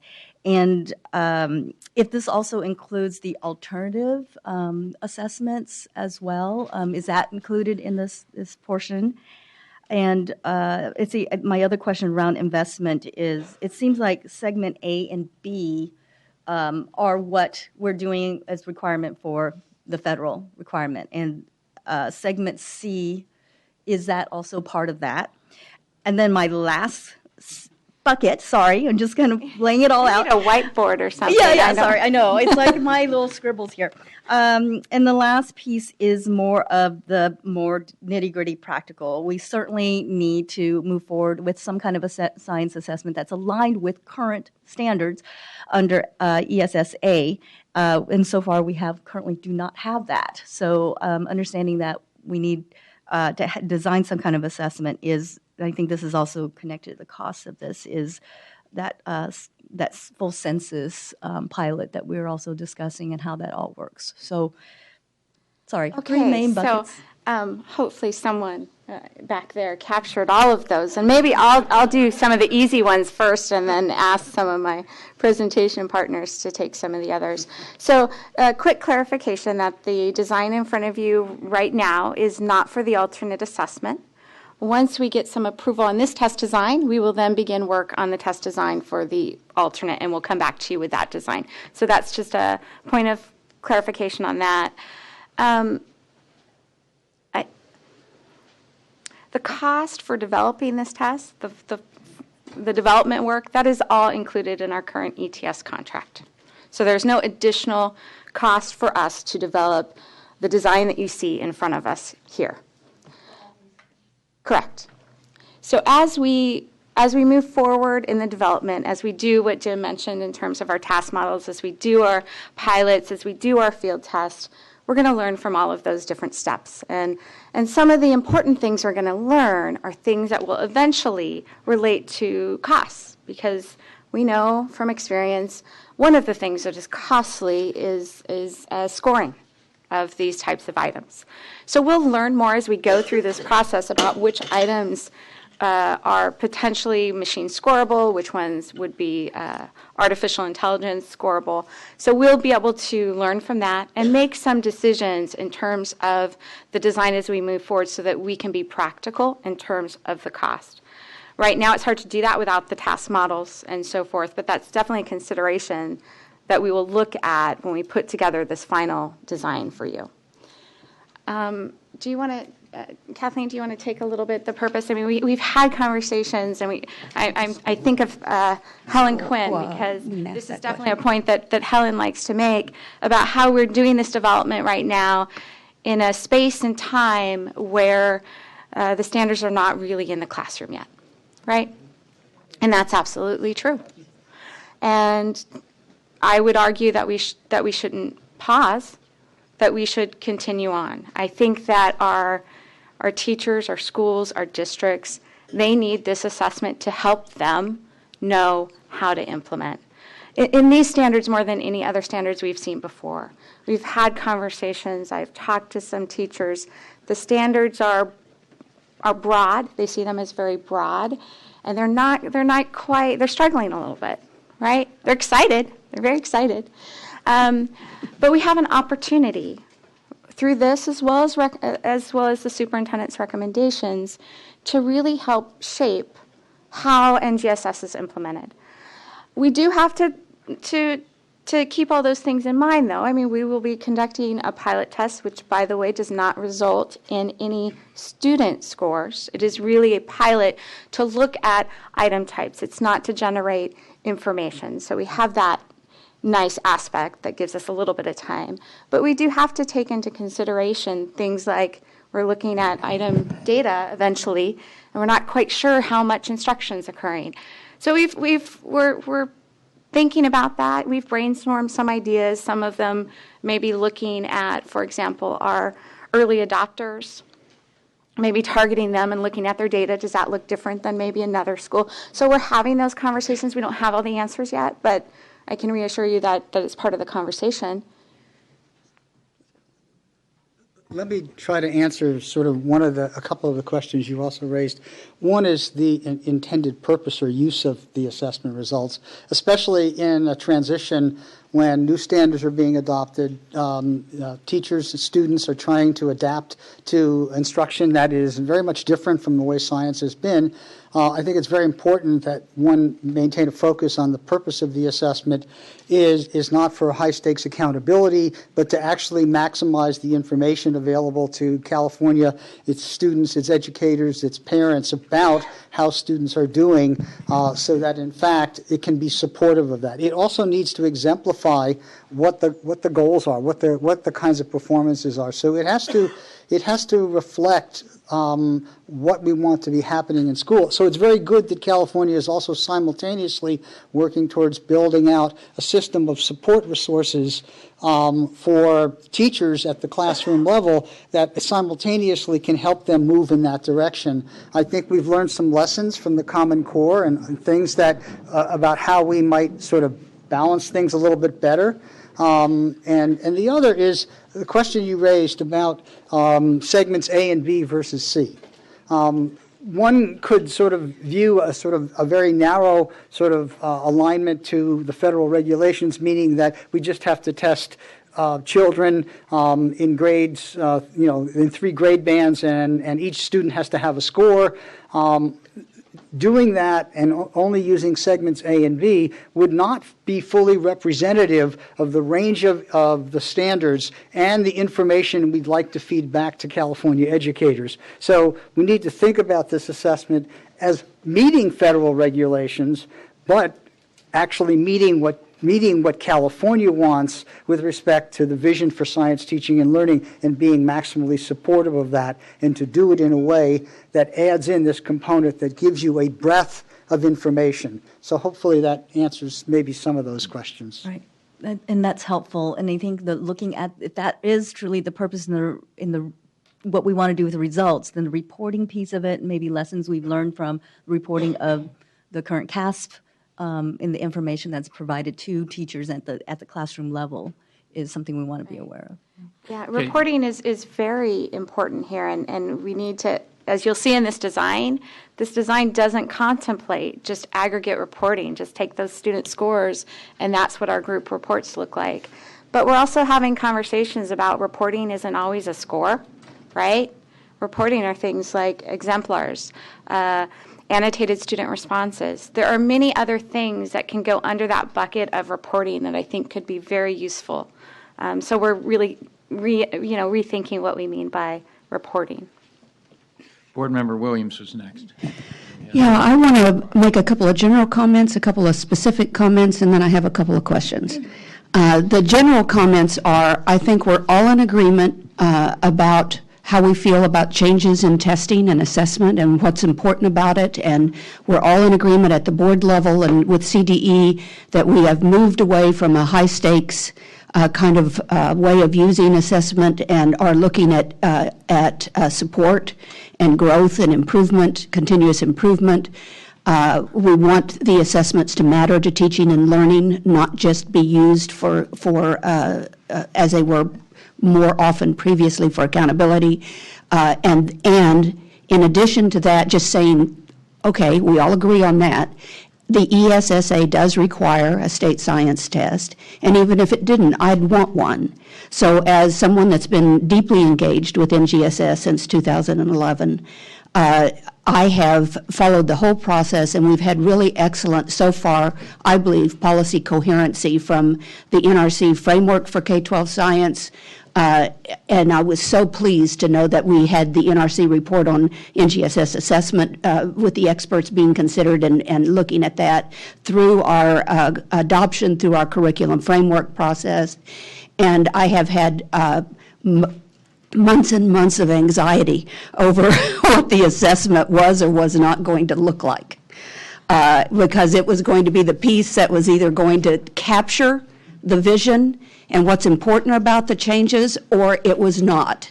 And it could have things fall apart at that point. And so I want to say, before I ask my questions, how incredibly impressed I am with how far this has come since the last reporting. I want to give you and your team, Michelle, a lot of kudos on this. When I saw who was invited to the meeting in San Francisco, and Jim was there, yes. And I know of your reputation from work I've done and with Helen. I didn't know of yours. Ed Hartle was there, who I used to work with. Helen was there, who have been on this journey with since 2011. California has put together an incredibly impressive team, along with all of the ETS experts, NGSS experts. And I feel like the design you've come up with is really, I'm not an assessment expert, but I know things about assessment and people who do assessment, and I think it's really creative in terms of finding the right mix of things for the right kinds of reasons, and given our size and our population, taking advantage of our size and population to be able to create this kind of test to get both student scores and group scores. And one of the other things I've been really proud about NGSS is that California has been a leader in the country on NGSS implementation so far. Even our curriculum framework, which is getting whittled down from 2,000 pages, but even that, with the inclusion, the expert inclusion of engineering design practices in it and computational thinking, the use of computer science, I think we're using this opportunity to maximize all the strengths that are in NGSS. So I want to just applaud you and all of your experts you've pulled together and the staff for doing this and for consulting with CSTA and the other science ed leadership in the state. And I want to thank the other advocacy groups that aren't even science-oriented but believe in the value of and the importance of science equity for students that have not had a chance to get much science in the last under NCLB and how important this is. So I have just a couple of questions, but I wanted to start with that lead. Okay, you had me on pins and needles, so I knew I did. And so I wanted to make sure you were reassured. So I do have just a couple of questions, and that is, as you know, the State Board adopted the grade 6 to 8 model, integrated model as our preferred model, and then allowed for also a discipline-focused one. And since then, that's caused a little bit of a kind of a bump about how we were going to make that happen. But we were all committed to making sure both models were fully supported in the curriculum framework, but trying to figure out how we were going to support both while still doing a grade span test, which I'm committed to, and all of the science ed leadership is committed to. So how that was going to work with the two models at the 6 to 8 level. So the question I have for you is, if segment A starts with is adaptive based upon your DCI knowledge, and then you move into the next segment, does that undermine integrated in any way, or does it support both, in your opinion? Okay, well, so that's a great question, Trish. It kind of depends on what the task models are, right? What the evidence models are that build out those tasks. So I know one thing that the CSTA brought up that question, and I think one thing that's been agreed to, from what I understand, is that a couple of the task models will involve that domain-specific content is around an inquiry problem or practice, but like in NAEP, that inquiry problem may cross multiple domains, right? Okay. And so, for instance, we have NAEP tasks. I can't disclose anything about the NAEP tasks, but we do have them that will be, for instance, an earth science and a life science task that will be a very intriguing context of environmental literacy, for instance. And it's going to draw a coherent sample across those domain areas for a good 30-minute task, but it's not going to be siloized, into one domain of the framework. Now, I believe from what I've understood so far that there'll be at least 2 examples of that will be prepared for California to look at what an integrated model could look like in a segment B task to explore the idea. Excellent. We know that, we have done an incredible work with NCES to calibrate these tasks to show that they can give us reliable evidence and have excellent measurement properties. So we know that that's possible in a fully matrixed test. This is a different design. All right, so another question, or maybe I want to reinforce something that you've said to Member Ting's question about when we start the pilot, there will have been very few districts that have moved into this yet.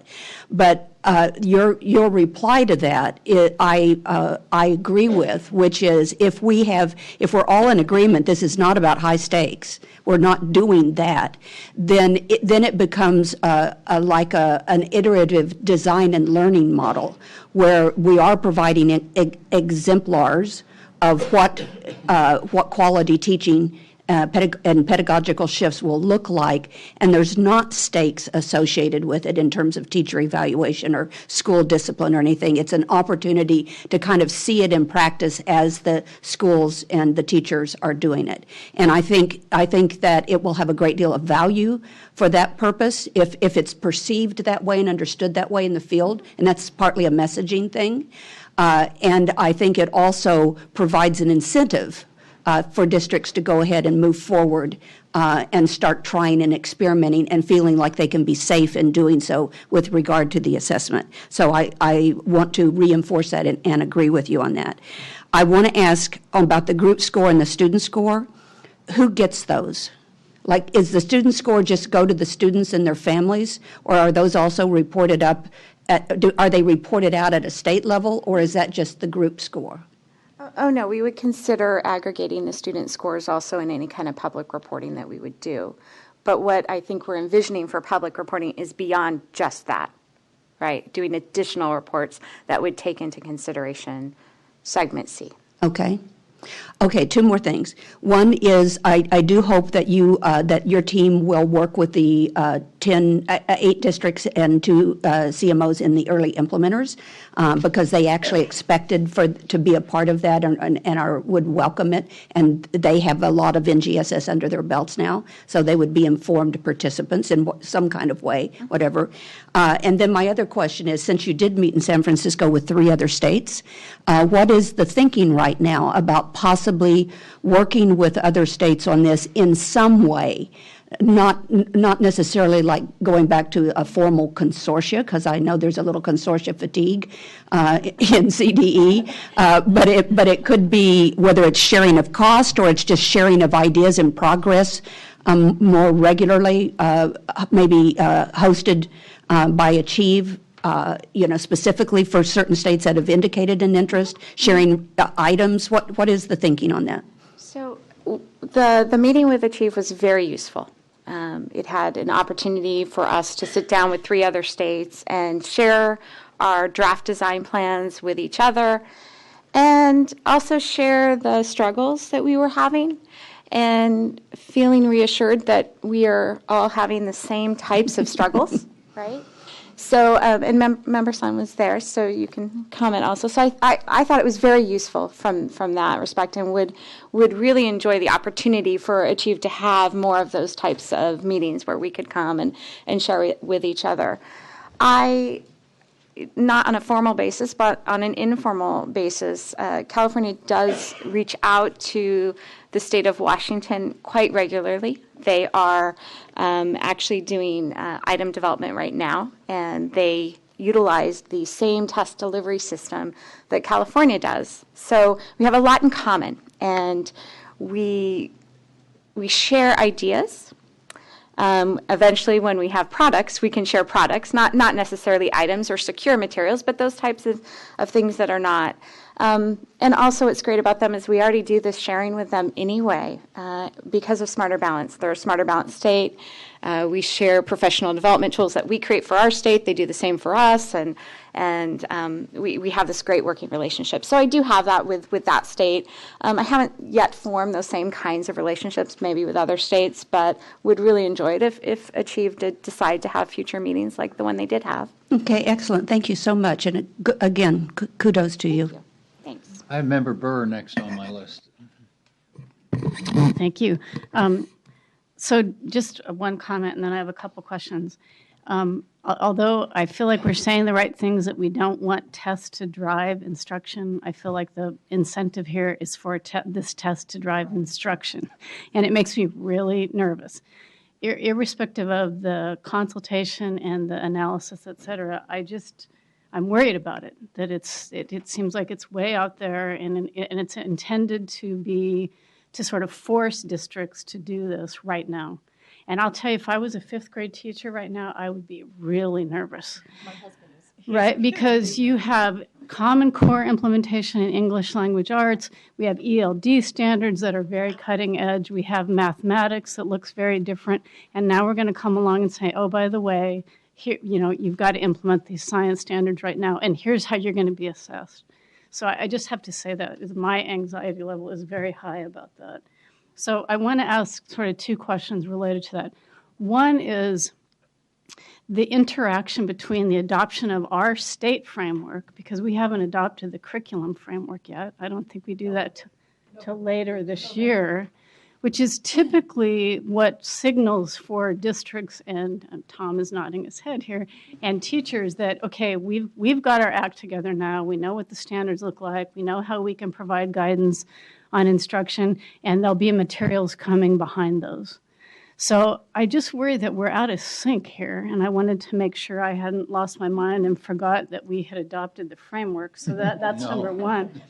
And again, that the framework then will help drive professional development, which I, for one, would hope that would be what the signal is to the field about how to implement these standards, not a test being the signal. So I just wanted to make sure, Tom, we're adopting the framework later this year. And then typically we do the blueprint after we do the framework, correct? That's normally the sequence.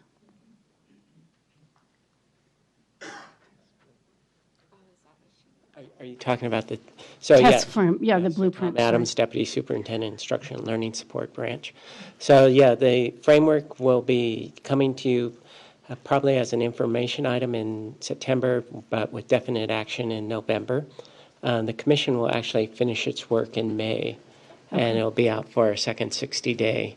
One of the good things about the framework is in terms of it does have an assessment chapter, and this plan here actually helps us clarify some of the priorities around the assessment chapter. Okay. So there's a good articulation between classroom assessment and state assessment. So in that sense, and we are working with some of the same folks too. I mean, you quickly find that the science education world has, it's kind of coveted group of experts, and we're all fighting for them. So, but yeah, that as in terms of the test blueprint, right? That when you said the blueprint, right? Let Michelle. That we're looking at summer of 2017. Okay, so the pilot, if we're able to do, whether it's a small scale pilot or a full census pilot, which I think some of us would like to see, would be guiding the actual test blueprint. So we would still have the flexibility based on what comes back to us, right, to change if we discover this isn't working. We still have flexibility, and we still have, these are new. I want everyone to feel comfortable with the fact that we could start down this road, the task models may not work, and we may need to come back and say, we need another year of a field test. This right now is our plan. I think we should move forward with our plan, but I don't think we should be afraid of making changes to the plan as we move forward. There may be consequences to the timeline if we need to do that, and we need to recognize that, but we also need to be flexible with this assessment. So one related to that, then, sort of foreshadowing what we might use the results of this assessment for. As I understand now, Carrick is my next favorite person, that ESSA requires us to test in science in grades 5, elementary, middle, and high, but it does not require us to include the results of those tests in the accountability system. So all we would be reporting on potentially, Carrick is nodding for those of you who can't see him, that potentially would be the participation rate, right? But my hunch is, based on some feedback that we've received, is that's not the intention of a lot of stakeholder groups. They would want this to be included into an accountability system of some kind. Well, I'm guessing, but I want to ask the question now, especially since we have the test experts here. If you have such an innovative design, which I completely agree with you it is, can you in fact merge test results that are student score based only with matrix sample and into a growth model that we would be able to interpret in a meaningful way. Yeah, the only thing I'm struggling with is the word that you just used, growth. That's the word I'm struggling with, just because these are one per span, and whether or not we would have So that's what I'm struggling with. whether or not we'd be able to measure growth. So Let me just give you a couple of reactions around Okay. sort of teacher reaction that we've seen to these kinds of assessments. Obviously, this is a new design. We've never seen it play out. Certainly, I've never seen it play out in California. But just to talk a little bit about how teachers react when they see these kinds of science assessment, there's a real hunger among many of them. I agree that elementary, where they're covering many subjects, is challenging. But we'll have young teachers, for instance, who will say, my state adopts many different assessment practices, or whatever system sometimes it comes and goes, and I'll do whatever my state says. But if you want this assessment task back that the state provided me, I find it so valuable as a teacher, and this is literally a quote, that you're going to have to get it out of my cold, dead hands. Okay, so this is a teacher so valuing what they're seeing in the examples, the exemplars they're given, the rubrics and other things, that they can think about it being useful to them in teaching. Now, of course, if you have a non-disclosure bank and there's not transparency, then you have issues around that, and there's the first whole consideration you had earlier about how to get that shared with teachers in the locally development and so forth. But just to keep in mind that there is a hunger for this kind of opportunity to see what students know and to learn more about it. That said, the ability to incorporate this into accountability system, we have some folks here from ETS who could maybe speak to that a little bit more thoroughly. But yes, this is a very robust design. It's going to generate a kind of evidence that should you want to use it, not toward high stakes, because that's not the point here, but toward being able to make inferences and claims about what kinds of things the students might need next or how to better support them in the classroom. There's a lot of information here from a design like this. Yeah, I just wanted to, I have Board Member Ortiz Lacon on, but public policy often has trade-offs. And what we're doing now is giving, pardon? Yeah, it's giving, yeah, I have a list, yeah. It's giving, I'm just trying to interject with Board Member Burr. What we're doing now is continuing to give the CST. So we're continuing to push in a direction we don't want to go. And one of the things in public policy you try and do is do no harm. And so we're sort of caught in a bind here of the current alternative is very, at least to I think the board, distasteful. And so we're trying to balance this. I just want to put that in the context that we're not in a good spot now. So where there's a lot of pressure to move on, and then all of this dialogue is illuminating all the issues that entail that. So I want to put that on the table. So Ortiz Lacon. So Carrick wants to comment. Yeah. Sorry. So Carrick Ashley, Deputy Superintendent. Apparently, it takes a village to approve an assessment design. So I thought I would join in the conversation. To be more specific, to answer Member Burr's question. You were correct. The science assessment scores are not required to be part of a state's accountability system. In the discussions we've had up until now, it's not a part of the accountability design up to now. We are required to report scores, though, to the federal government, aggregate scores, which was true under NCLB, and we've done that for a number of years, and we'll continue to do that with CSDs until we switch to a new assessment. So that's also just a point of clarification for anyone that was confused about this. Okay, Ortiz Lacon. Oh, okay. Then I have Board Member Rucker. Okay, so I think Board Member Burr and I are taking turns affirming each other's concerns and comments today. So I want to begin with saying I do support the concerns that Board Member Burr raised. But I also want to open my questions with saying this conversation about this assessment is very different from conversations we've had about the other assessments we've adopted, particularly the conversations that we had when we changed from the CSTs and implemented the Smarter Balanced Assessment. So I'm very grateful for the fact that, and the thing that the staff and my colleagues on the board have continuously heard me ask for is I need to understand, or I need to be assured that we are learning from our mistakes. And so the conversation that we had in the presentation, I don't mean to be informal calling you Michelle, I'm sorry, Ms. Center, along with the two experts you brought in, is very helpful because it did focus on some of the distinctions that are being considered in the design and ramp up to implementation on this assessment that's very different from what we had from Smarter Balance, because we did learn some things from doing that work. So I very much appreciate that conversation and the thought that both experts put into explaining to us about the designs and about the elements. The second thing I appreciate is that there is, and this is something you heard me say just earlier on item 1, I want to understand not just what the assessment is, but how the assessment can play a role in giving us back more information than just collecting data and reporting how the students did on the test, but to give us other kinds of information. So I appreciate the design, both for all 3 segments, and particularly for segment C, if the purpose really is to inform instruction. But there were some verbs being used that did raise some concern.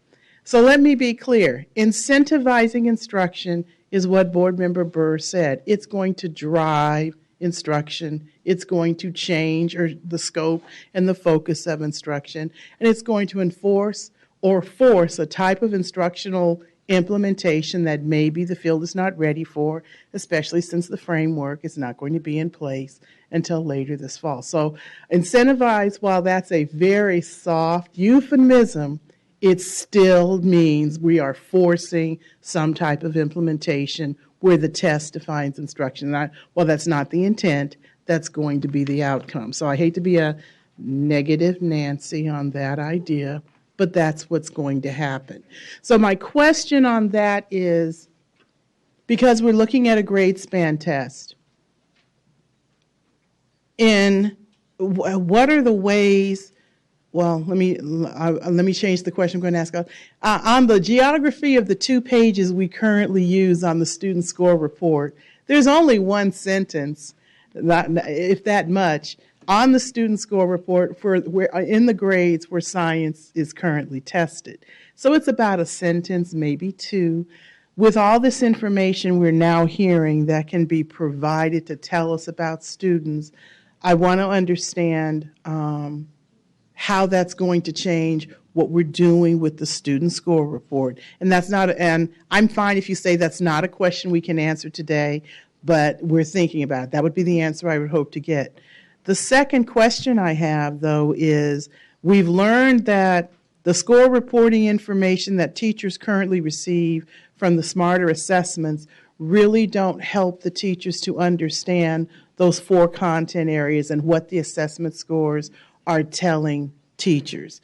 So as it relates to the data and the information that the design here says will be different, can you tell me what is qualitatively different about the kind of information teachers will receive when the information is reported back? Mm-hmm. I thank you for giving me the right answer. So just to be clear, the operational administration of this assessment is not within our current contract timeline. Right. So the conversation of how that student report will change is not currently occurring with our contractor, because that would be outside of their work, right? So I will give you that. But at the same time, I want to point back to what I said earlier, which is rethinking what we mean by reporting. And we are learning from Smarter. We are expanding the types of reports that we're doing from Smarter. And we are getting feedback from our educators along the way so that we hear from them what is useful and what isn't. And, in doing so, one of the activities we're doing, that Smarter is doing, not California directly, though we're a partner and will benefit from it, is an online area where a student, a parent could go to get even more information. And the reason I bring that up is because it's just another avenue, because it is real estate, right? We always talk about the student report as limited real estate. So there are other ways that we can really think about how to get information to parents. Not that we wouldn't give them a report, but that if there's more information, we can't fit it all in there, that there are other ways to look at that. The other thing that I think we are hearing, and that or maybe I'm hearing it just because I'm the one saying it all over the state, is that it's not just a score. Right? And we hear that from our teachers when they say, I want to see the student responses for interims for Smarter Balance, for example. I want to see the work that they did. And this is a summative assessment, and we're not going to be able to give them all of the answers for that student, but we can look at other avenues as we go down this development road. We can look at exemplars. We can look at annotated type of responses and really start putting that under that heading of reporting and information we're giving back. So it's not just a single score, as that is the end-all be-all.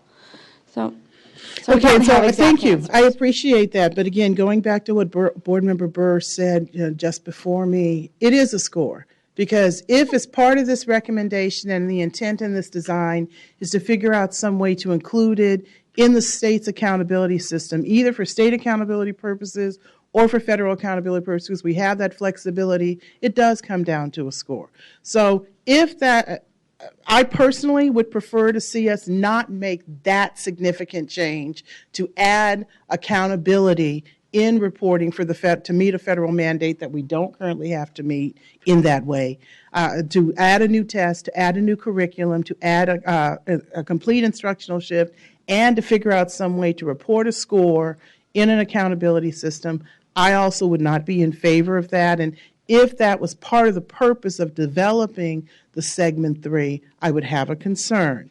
So, and so I'm glad to see you shaking your head the way, so I'll leave that question off. But the last thing I do want to ask you to consider, ask you to think about, and I appreciate the work that you all have tried to do on this.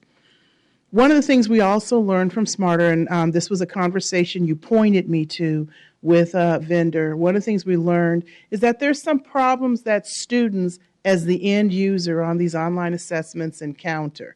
When students are looking at a paper and pencil assessment and they're looking at the reading comprehension part of the assessment, when they see a long passage, they tend to make the decision, well, this will be a harder passage because it's a long passage. Well, that dealing with a long passage on a computer is different. Students don't have the same control over scrolling and moving back and forth through that passage, and it is a point of interference on how they respond to and control on the test. And we also know that there was some interaction or some issues at grade 11 with the math calculator, particularly for the graphing functions and the graphing pieces. With the science, with all the items and the different types of performances that students could potentially be asked to do, there is a different type of modeling that students as the consumers will be asked to do in order to respond to those assessment items. I don't think that actually has been as well considered because for the reasons of what we have learned from what happened with Smarter, both with the reading comprehension passages and with the graphing calculator. There are some types of modeling and some types of performance activities for the science that I'm not sure are being considered on how the students will interact with those models and what they are expected to do in picturing this or creating the mental models to understand what's being illustrated to them. So I'm not really, that's something I didn't hear in the conversation, and that gets to the item design level, but that's something we learned from the Smarter Balance assessment that is a point of interference for students. And so I hope as you go forward with that, and I hope what I just said makes sense to you, to the experts who are sitting there, they're nodding their heads, so hopefully I said something right. But that's something I would ask you that is within the scope of the contract that you have with the vendor, that you take a look at what that actually looks like for the end user. So we have started conversations both with ETS as well as with the state of Washington, because they've started writing items and they use the same test delivery system. We've started those conversations about what that interface is looking like for students, any issues that they're having with types of items and the current delivery system, and limitations we may have in that system. So we are starting to have those conversations, but they are in the beginning stages. And the reason I'm bringing that up, and it's only for one experience I had with a student when I was a 5th grade teacher, and we started teaching geometry and doing other things. When they looked at the illustration of prisms, they could not understand that they were supposed to be seeing in their math book those illustrations of a 3-dimensional object. It just looked like a collection of lines. They did not really see that. And so I had to take time to teach them how to look at it. So the same thing has to be true for these students, particularly with the science items. There's going to have to be some work done in constructing the item to teach students how to see or look at the item that's being presented to them, especially if there's going to be any modeling or manipulatives that they're going to have to use. So again, I'm looking at your two experts, and I'm hoping that they understand what it is I'm asking about. Okay, Board Member Strauss, right. Well, thank you, and thanks to the expert team and all the people who have presented. I mean, this is really moving in a really new direction. I have a couple of more specifics as a secondary practitioner. First, I want to talk about high school. So we know in California we have a 2-year science requirement, although many of us have advocated for more, but that's the minimum. And we actually talked on the framework group about how to deal with the science standards, knowing that only 2 years are required, but we need 3 really to cover all the expectations. So my question is, if we do the options of 10, 11, or 12, does it disadvantage students who only take 2 years of science because it really requires 3 years of performance expectations? So that's my first question. And then would that mean we need a waiver from the feds if we don't test it in a single required grade span? So it sounds like no on the waiver, but how do we deal with that issue of only requiring kids for 2 years of science as a minimum? It's a local decision if you want to increase it. Right. So I'll take the easy one first. So given that we would give them options for which grade to administer the test, basically what we would be telling the feds is grade 12 is our year of accountability, and then we would be banking any test result that was given in a prior year, and then our participation rate would then use those banked results. So that's how we would deal with that. So that would not require a waiver from the feds. There actually was a specific Appendix K which addresses this. I'm looking to maybe Jim or Kathleen that may want to talk about it, that's specific to how states may vary in the way that they create policy. For example, requirement of 2 years of high school. But that really, the standards are meant for that grade span to receive all those performance expectations. And that was part of the standards that we put forth. There is this thought that, students in 10th grade only have 2 years, and that was one of the comments, and I can't help but brag about my daughter and say, as a 10th grader, she had biology, physics, and chemistry. Wow. No, by 10th grade. By 10th grade. So it is possible. Not likely. May not happen very often, but it is possible. And so I wouldn't want to eliminate grade 10 as an option for local or school or district to use. And our thought would be that we would put together guidance to help our schools make a decision about which grade to administer that high school assessment in for their students, but that the performance expectations would be inclusive of the entire grade span, regardless of the number of courses that student took in high school. So I have a couple more questions. We had talked before that the alternative assessment for science is not included in this, but I'm wondering where we see going down the line how we're going to address the English learner issues, students with disabilities, and I'm sure you've talked about that. I appreciate any enlightenment on that conversation and how that affects the ability to support that student. So our current contract does require this assessment to receive the same type of technology supports that are in our math Smarter Balanced assessment. So that does include those kinds of stack translations and glossaries that we have in Smarter Balance. So there's that. But not to downplay the difficulty and the challenge that we're going to have to make this test accessible. If you look at the sample items that we see out there, they're very visual in nature. And we know that, and we talk about that's going to be challenging. What are we going to do to make sure that those items are accessible? If I'm going to speak for Helen Quinn, but she should speak for herself. But I know Dr. Quinn's response is, we really need to know how they're making that accessible in the classroom. I sure wish I had some university that wanted to give us some money to go do that study, but how they're making science accessible to low vision students is really something that I wish someone would offer to go tackle that research question, because it's going to be difficult. But I think that luckily we do have an extensive design team inclusive of experts in accessibility to help us tackle this.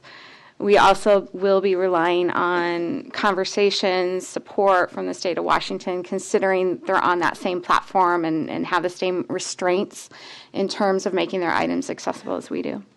And then, I'm sorry, I'm not quite done yet, but so could you clarify the elementary grade span? Because it looks like it's grade 4, K4, but then grade 5 is integrated in the matrix. Am I just confused on what your decision is on the recommendation is on elementary? Okay, so segments A and B are grade 5, and then segment C is the entire span K5. Okay. And then just my last question is, on the pilot test, are you going to be including students from all levels or just the designated targets? What we have done is we've asked ETS in the conversation that President Kirst mentioned, in terms of our conversation about the full-scale pilot, we're also looking at what would that mean? What sampling might we need off grade level and so forth in order to be able to come up with a participation rate, if that's the road we decide to go down, but also to make sure that we have coverage. So I don't anticipate that it is entirely just in those, but I don't have a sampling plan yet. Okay, Board Member Holliday. Thank you. Thank you for all the work, and I am excited about this assessment because I do think it's a very intelligent approach that you're taking, and it is complicated and it's difficult, and I appreciate all the heavy lifting that's going on behind this. I do agree with Member Burr that there's obviously a lot of teachers out there that are feeling overwhelmed by all this coming down the pike. I also agree with Member Rucker that there are students who are going to have to make a pretty significant leap in terms of their ability to understand this assessment and what they're going to be asked to do. But I'll give you some good news. The little organization that I work with has been providing supplementary science education in schools for about 30 years or so. Over this past school year, or in this school year, we are piloting a 3-week NGSS science unit in elementary schools for 4th graders. In this very small sample, if it is at all mirroring what's out across the state, you're exactly right. Very few elementary school teachers are implementing the NGSS at this point. However, that being said, the results of this pilot that we're doing, the outcomes of it have been so positive and so wonderful. At the end of it, teachers have been saying, I can't wait to do more. I'm ready to go on this now. I'm excited about this. The students have just really been positive in their reaction to it. In fact, one parent came up to one of my staff members at the end of the unit and said, my son has never told me what has gone in school for 3 years, and he won't shut up about this unit now. So I think there's a tremendous amount of excitement that we're going to feel in classrooms coming down the pike, and I don't want that to be slowed down. As much as it may seem as though we're, by ramping up the assessment at this time, that we're starting to hold the gun up, saying you've got to implement before the framework and all the rest is in place. This is a different situation. And I think that by continuing the work on the assessment, we will actually help teachers understand better what has to happen in the classroom. I think it, as Carrick said, it ties into the framework development at this point. I don't think we should slow down on the assessment development. I do think we need to be cautious about how we communicate with schools and teachers about what does it mean in terms of accountability and that sort of thing. It would be very nice if we could have a waiver so that we could stop giving the current science test the way we stopped giving the other CSTs, and give teachers a break in that regard, so that if we got rid of that, we could say, now you can relax a little bit about that and start thinking more seriously about NGSS. On a very kind of specific note, I do understand how the grade 5 test is a single grade focused test. I do think that it will be interesting to see whether or not the C segment will really be a good indicator of how successful teachers and students are being in the earlier grades in terms of their science education. I think that's I know that the C segment is important both in the middle school and the high school level, but in this case, I think it's very, very important that C segment really clarify how successful kids are in the earlier grades. So I think that needs look. Anyway, bottom line, what I've seen in terms of when teachers and students really fully embrace the NGSS and go through a unit like the one we're providing for schools right now, they love it, and it's really positive. Board Member McFarland.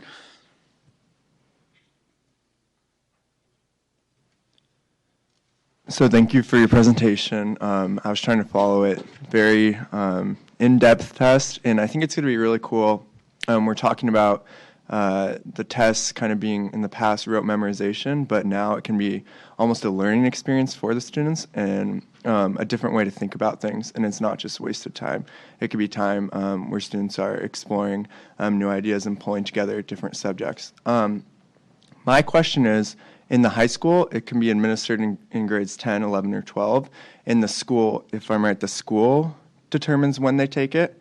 And then you said that if they take it earlier, they can bank it for grade 12, the accountability. My question is, how are you going to use the Section C scores, the group scores, if people in high school, they're taking it, if the students are taking it at different times? Is it going to be all the students that take it in year 2019? Or is it going to be I just don't know how, since they're taking it at different times, how Section C score is going to be used. So the banking of scores is purely for participation rate purposes, not for the purposes of reporting out scores or that type of information. For us, there's no need to hold the scores, for example, for 2 years that we have, and not include that information in any kind of meaningful reporting that we would want to give. Okay. All right. So I guess we're ready for public comment. We need a break. Sure. Maybe we just ought to keep. Okay. Public comment. We have 5 people: Jessica Sacco, Lisa Hegdahl, Doug McCrae, Brian Rivas, Lorraine Richards. Please step forward. And me again, too, please. Sorry. Good morning, President Kerr, Superintendent Torlakson, members of the board. I won't be more than 2 minutes, but I'll be brief because I know we're getting up on lunchtime. I'm really pleased to be here today to speak in support of the department's recommendation for the summative science assessment. Action today would serve as a signal for districts that the state is committed to implementing its state standards for science, as well as some LEAs, those that have already started, don't need this signal. Those that haven't do.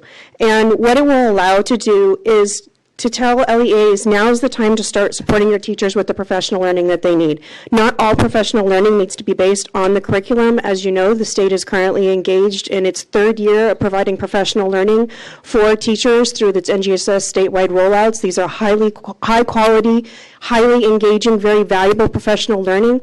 So these types of professional learning opportunities are available now and currently, even without a curriculum framework in place. There is so much that learning and shifts in instruction that need to be done that we don't always have to wait for the curriculum framework in order to take the beginning steps forward to support the teachers in the classroom.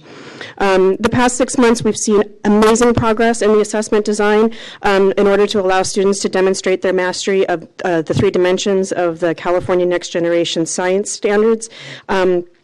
And it will support high-quality teaching. As we continue in the development process, we look forward to continuing our collaboration with the department to further strengthen its design. In terms of the following areas where we feel there could be some strengthening is looking at perhaps expanding the scope of the 5th grade assessment, segment A and B, to be inclusive of the grade 3 through 5 span. Not only will this allow for the assessment of the DCIs as we outlined in our letter, but we also feel it would help take some of the pressure off the 5th grade teacher who would not then be the sole owner of the 5th grade assessment. Time. Thank you.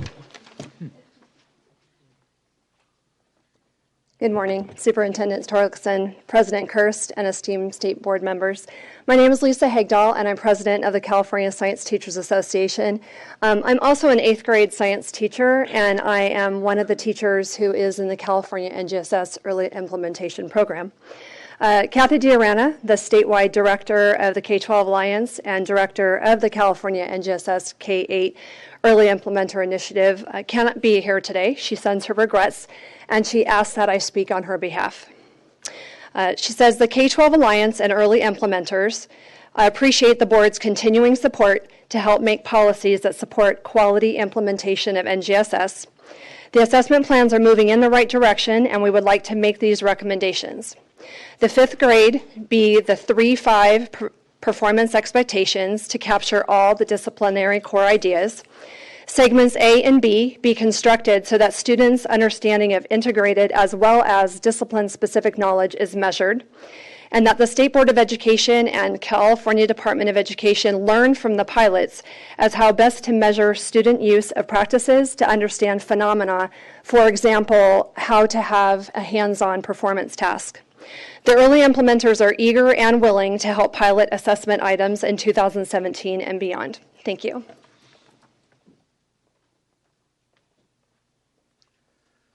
Good morning. I'm Doug McRae, retired test specialist from Monterey. The CDE recommendations for grade 5, 8, and high school. But first, the grade K through 4 content given by matrix tests being administered to 5th graders is a very questionable proposition from a practical perspective. Second, whether the high school proposal is for a grade level test to be administered at different grades, it sounded that way in discussion this morning at local district option, or for an end of course test for local districts it was unclear, at least in the agenda materials. The notion that the grade 12 is the effective year for feds brings up a lot of problems with using grade 12 spring testing. We all know what happens with students at the end of 12th grade and the motivation issues for testing at that grade. It's kind of impractical to be considering 12th grade for that. In addition, the timeline labels the 2019 test as an operational test, but the description is for a benchmark test. And in fact, the 2020 would be the first fully operational test. The cost estimate is quite high for developing only 3 tests. The ETS design report is not only extremely complex, involving multi-adaptive with partial matrix sampling, it appears to make unwarranted promises for comparable individual student scores, particularly given the description of segments B with differing content to be comparable, contributing to individual scores. State Board would be wise to solicit a second opinion on the viability as well as the practicality, much less the explainability of that complicated multi-adaptive design recommended by ETS. Be happy to answer questions. Thank you.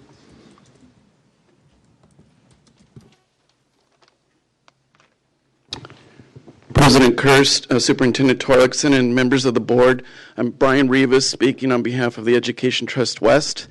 Mostly I want to thank you for bringing this item back and for listening to stakeholders. I believe a previous proposal came before you and there were a lot of concerns about it, and you listened, and we're happy to we want to thank the department for the work and tell you that we support this. We like the overall proposal and particularly the 3-segment design. I have some recommendations for you going forward as your work progresses. We support the recommendation of the K-12 Alliance to assess the performance expectations in grades 3 through 5 for Part A and B of the assessment. At the middle school grades, it appears the assessments measure only discipline-specific performance expectations. We think the assessment designers ought to take a look at interdisciplinary assessments because that approach can often give you a deeper measure or a greater understanding of the depth of student understanding. And at the high school level, we think it's important to include hands-on measures of hands-on learning in the performance expectations. Thank you. Lorraine Richards, representing California Teachers Association, President Kirst and Superintendent of Education Torlakson and Board. As this has been reported as a pilot for implementation and also mentioning the flexibility has been mentioned and the need for further implementation, if this is approved, the item is requested to be part of the upcoming State Board agenda to address the administering and true experience through public comment. The complexity as seen and heard during this presentation warrants such a request. Thank you for listening to the recommendation. Good morning, Samantha Tran with Children Now. We just wanted to thank the CDE and the board for continuing to engage in this item and move it forward. We're really excited about these standards, what they mean for kids and teaching and learning, and think it's really important that we keep the progress because we know that getting an assessment up and online is going to take a while and that we're going to have to learn as we go, especially given how new and what we're thinking about in this context. We also respect the different kind of design goals in this assessment and think that this is a creative approach and are looking forward to seeing how that plays out and what we might learn and adjustments that we might need to make over time. I also would like to align myself with some of the conversation around the 5th grade assessment and looking at that again to make sure that it really captures all the different grade levels and we integrate it in an appropriate way. Thank you. President Kirst, Superintendent Torlakson, I'm Helen Quinn, and I've been involved with NGSS from the beginning and also with the California framework. I urge the board to move forward and accept this recommendation. It's clear that there's a lot of learning still to be done and a lot of details of the design still to be worked out.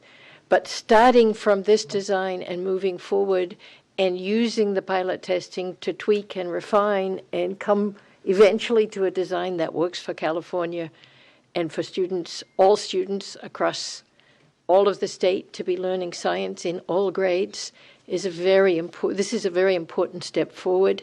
And without it, a lot of other things are kind of waiting for this shoe to fall in order for implementation to move forward. I don't think it's ahead in the timeline because going from this decision to the test design and to the pilots and to the final implementation will take time and will take revision and rethinking of details as we learn from the pilots. But I think we need to move forward now with a first step towards a really new design for science testing in California. And I urge the acceptance of this proposal. Thank you. Okay, that concludes the public testimony, so I think we're ready for a discussion or a motion on the CDE recommendation. I'll move. We currently already have a testing contract that includes these 3 summative assessments, and we do need to move forward with the, under the federal requirements of having a state-adopted science standard. So I would move that we authorize the department to commence work with the testing coordinator and the test design that's been proposed. And it would be helpful to have a transition plan as far as how we end the current CSTs and moving forward. And also, of course, giving us updates as we move forward in this design. I second the motion. Any further board discussion? Any public comment on the motion? Seeing none, all those in favor, raise your hands. Okay, the motion is carried. So I think we need a 10-minute break, and then we'll take item 3 before lunch. So let's come back at 10 of 12.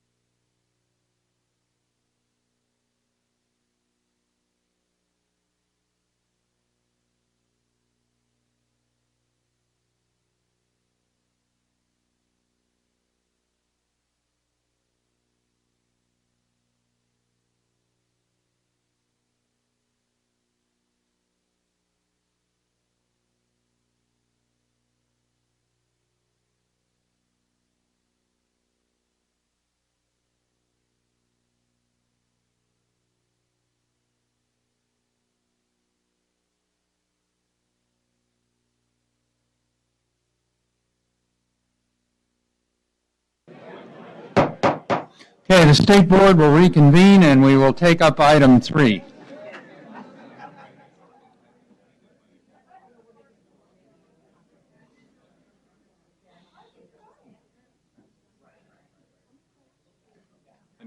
Okay, we have 6, yeah. 7.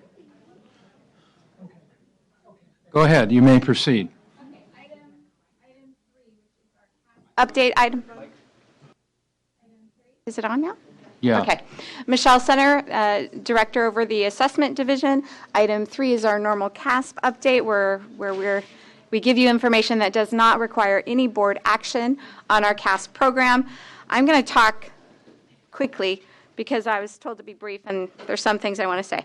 So we have started our second year of annual assessments for the Smarter Balance tests. So the largest administration of a assessment program in the nation. So we have tested about 20,000 kids already in 46 LEAs. We're also continuing to make the entire system more useful and focusing on providing more tools and resources to our teachers and our educators. As an example, what we've done is we have expanded our request for teachers to participate in the hand scoring process. So ETS, over the next 3 months, will conduct 16 weekend hand scoring workshops at 8 different locations throughout the state. Open to all California educators, these events will train up to 1,600 teachers to score constructed response items. In terms of the interim assessments, we are continuing to encourage schools and districts to take advantage of the entire system, inclusive of interim and formative assessments. And we have about 1,200 LEAs that have administered interims this year to about 3.2 million students. In terms of the Smarter Balance Digital Library, we are continuing to encourage our districts and our schools and teachers to use the digital library. And we are doing that by a few vehicles. One, we're highlighting specific digital library resources weekly in our CASP update. We're featuring a California member of our state network of educators each month in our CASP update. And both Smarter Balanced and CDE are preparing playlists, if you're familiar with the Apple term playlists, of currently available digital library resources that pertain to specific topics. We have 4 playlists out right now, 2 on the formative assessment process, 2 on assessment literacy. 1 is in development that's regarding supports for students, and also looking for feedback on the type of playlists we should develop, including playlists that are specific to specific content. So we have asked for feedback on that whenever we do our outreach activities. We, in terms of our outreach activities, just want to highlight one, and that is our CASP Institute. You may recall that approximately 350 LEA teams representing about 1,800 staff participated in the CASP Institutes. We began in February and will end in May, the session 2 of the 2-part CASP Institute. The primary purpose of that session was to reflect on or report on the progress that they have made in implementing all components of the Smarter Balance system and getting ideas on future planning. So when I talked about the City on Fire, that was one of the projects that occurred at CASP Institute Session 2, where they really presented a graphic representation of their progress. It was interesting, and I know I'm supposed to be brief, but I can't help but give this example because Member Rucker might enjoy it. And so, I go to these trainings, and I'm sitting in the back observing, and oftentimes I still can't help myself, and I jump up and go up to the front and talk. And that occurred at the CASP Institute because there was a teacher in the room, and she started talking about the interim assessment administration that she was conducting. And she shared that what was great about it was she was walking around the room and she was seeing what the kids were producing, and she was hearing about the conversations. She was listening to the conversations they were having, and she found that very informative and useful as a teacher. But the way she said it made me realize that she didn't go into that administration with that as a goal, right? So I had to jump up. And I had to talk about how That could have been your goal all along. The interim assessments are not meant to be administered in any specific way. They're your resource. And if you want to administer them in order to have an opportunity to have your kids work in teams and performance tasks and walk around the room and have observations, that's a perfectly acceptable administration opportunity on behalf of the State Department. I would say that. And so it was a great learning experience to talk about you don't have to go into those interim assessments with the sole purpose of creating a score. Not that that's not useful, but the other information that you can get out of that experience is equally useful. So that was one of the things along with the burning city, which I already warned that teacher who drew that I would probably have to share that all over the place. So that was exciting. There was commonalities in the graphic representations that they shared. They all had rapids and boulders in their streams that represented their obstacles. They were things that you can imagine. They were things like struggles with getting on the PD calendar at their local districts, struggles with technology. They were things that I think we probably could have predicted. So a short, I want to highlight just a couple things on our California alternate assessment. So we're continuing our development work on that assessment. And we recently had 60 teachers come in and review content and grade-specific performance level descriptors. Those performance level descriptors will come to you in May, so you'll have an opportunity to review and take action on those. The other thing I wanted to highlight that the CDE, in cooperation with the San Joaquin County Office of Education, recently developed an informational video on the 2016 alternate assessment. The video used a narrator, Dee Torrington. She's a California special education teacher, and she shared the story of the development of the alternate assessment and this year's administration. So that video is available on the department's YouTube channel, and I hope that you all take a look at it. I also, just a quick reminder, there is another action item related to the alternate assessment later on today that would allow the department to enter into an MOU to purchase items from the National Center and State Collaborative, or NCSIC. Next update, I'm talking very quick, President Kirst. Okay. Thank you. Successor to the primary language test. So we continue to work on that. What I've asked ETS to do is I was just blown away by the quality of work that was done by the design team for science. And so I said, we got to learn from this experience and we got to do the same thing for this test. So that's what I've asked them to do, is I've asked them to go back and let's put together a stellar design team for this successor test. And so I don't have the full team to share with you today, but I will share that as soon as I have it. But I do want to let you know of one individual who has agreed to participate that I'm excited about, and that is Dr. Kenji Hakuda.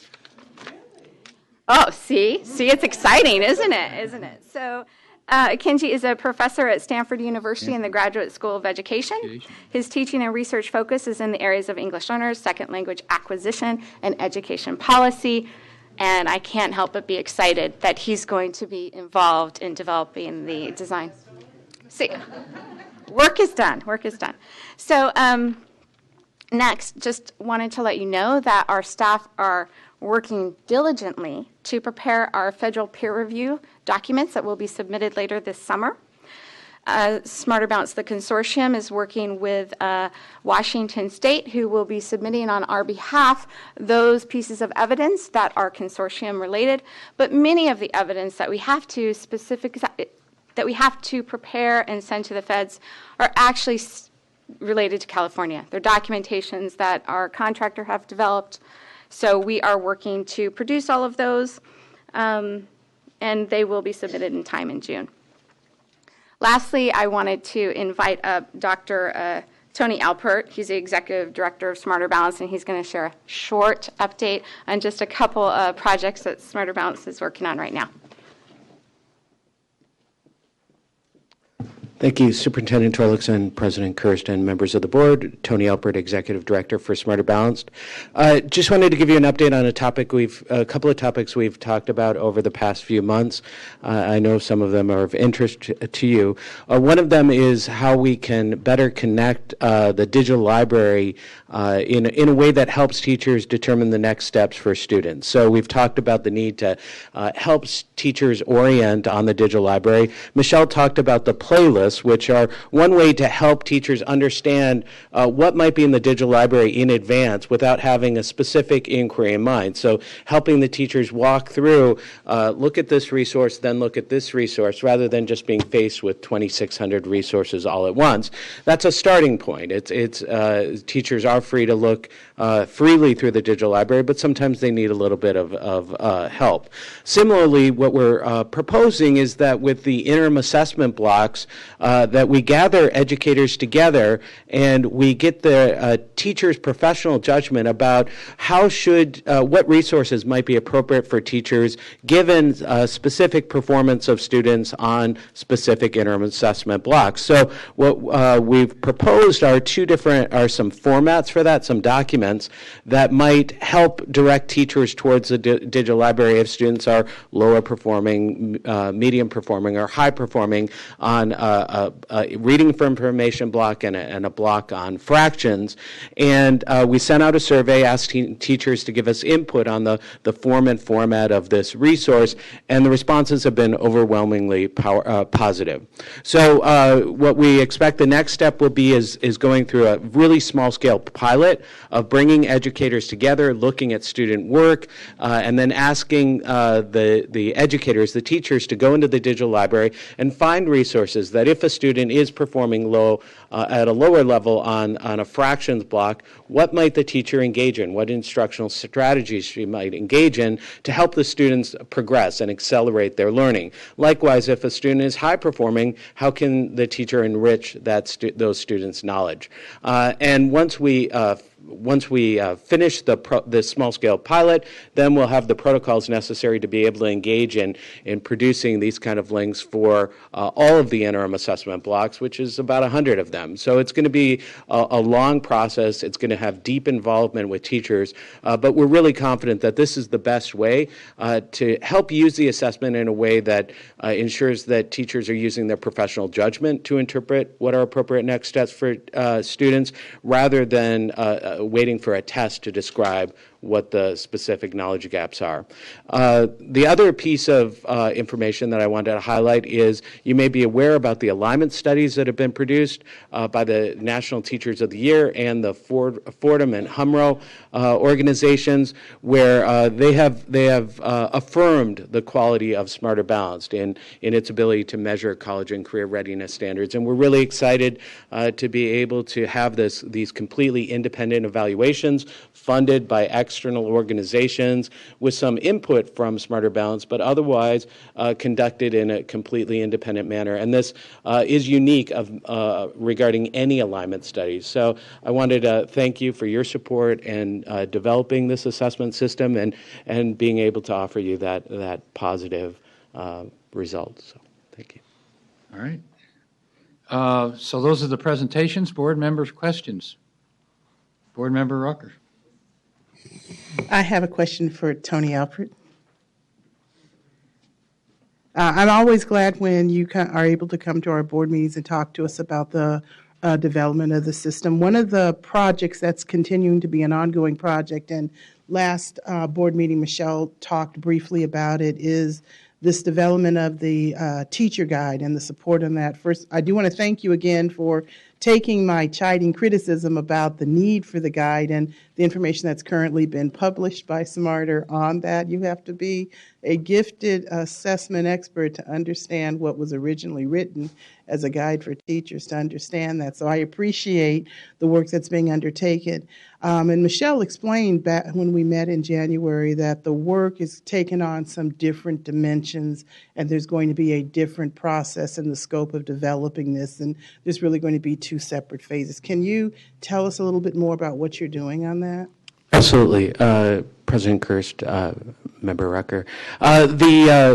So your insights have been really helpful and helping us better understand what do teachers need to know about the assessment to understand the meaning of the score. And that includes a lot of bits and pieces, which I'm now referring to as an ecosystem, where teachers need to be able to travel around this ecosystem, which might involve starting with the student's score report, seeing the claim of reading, and then being able to dig into the reading claim and understanding what does that mean. Well, there's an evidence statement that's comprised of multiple targets. What do those targets mean? Well, those are related to content standards. Well, how are those measured? Well, those are related to item specifications. And you and I talked about how we have all that documentation. It's really deep documentation, but it's pretty inaccessible. And so as we're thinking about what do teachers need to know, we're thinking about how do we make that information more accessible for a teacher to be able to access it when she needs that information, and thinking about the score report, but also in terms of the interpretive guide, moving that into an online interpretive guide, and how does that then interact with this ecosystem so that the teacher might be able to move from the score report to the interpretive guide that has item exemplars, and then the item exemplar might link to this underlying database which relates to its associated item specifications and content specifications and the content standards. And the way we're thinking about the score reporting guide is we're going to use, we've been working with ETS as a starting point because ETS is very familiar with California. California is going to be the template for us to roll this out with other states. We're actually going to deploy 15 different websites, or 16, one for each of our members.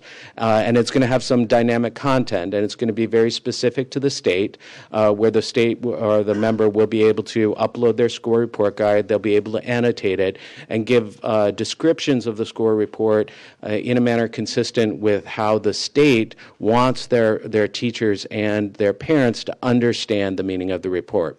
The first phase is going to be essentially replicating what's otherwise available on the teacher guides that the department has been working on in close association with CTA. And then in the future, we imagine that we might be able to move beyond that and go into some more dynamic interpretation. So the first phase is, what do you see on the report and what does it mean? The next phase might be understanding the pattern of your child's response. So if a student is high performing in reading but low performing in writing, what might that mean? Uniquely, what might be unique information embedded in that pattern that isn't otherwise apparent to someone that isn't an expert in assessment. And the other phase, which we're probably is in between those two phases, is translating that website into multiple languages to make sure that we're getting that information into the hands of the parents that need to know it.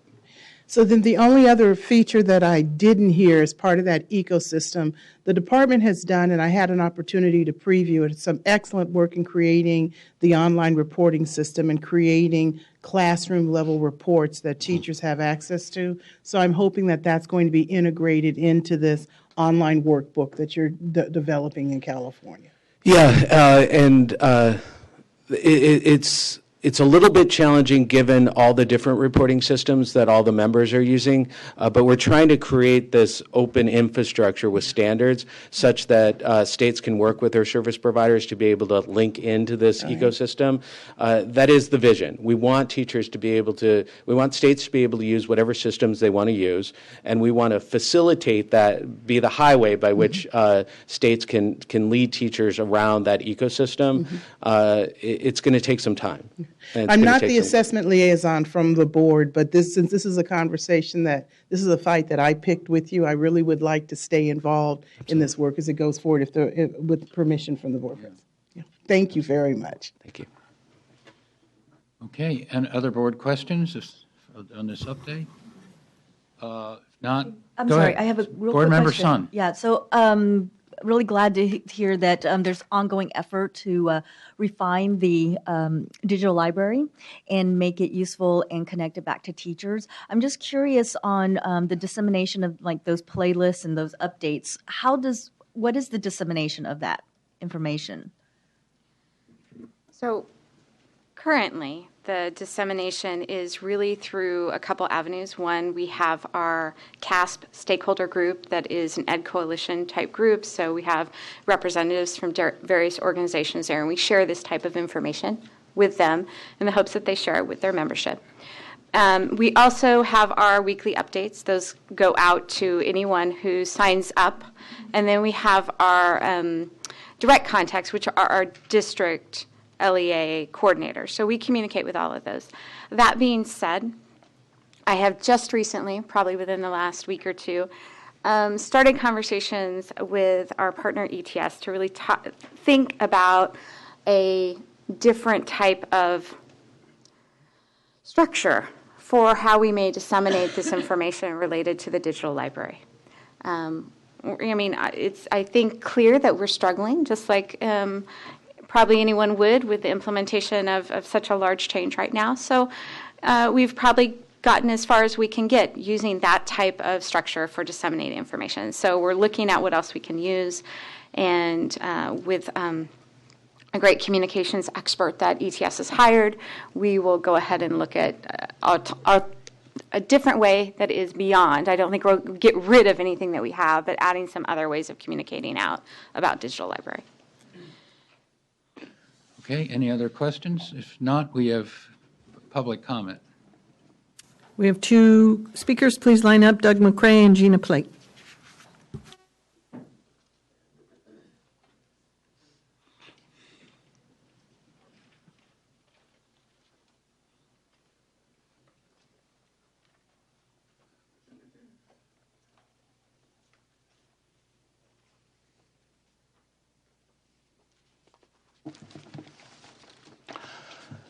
Good afternoon. I'm Doug McCray, retired test specialist from Monterey.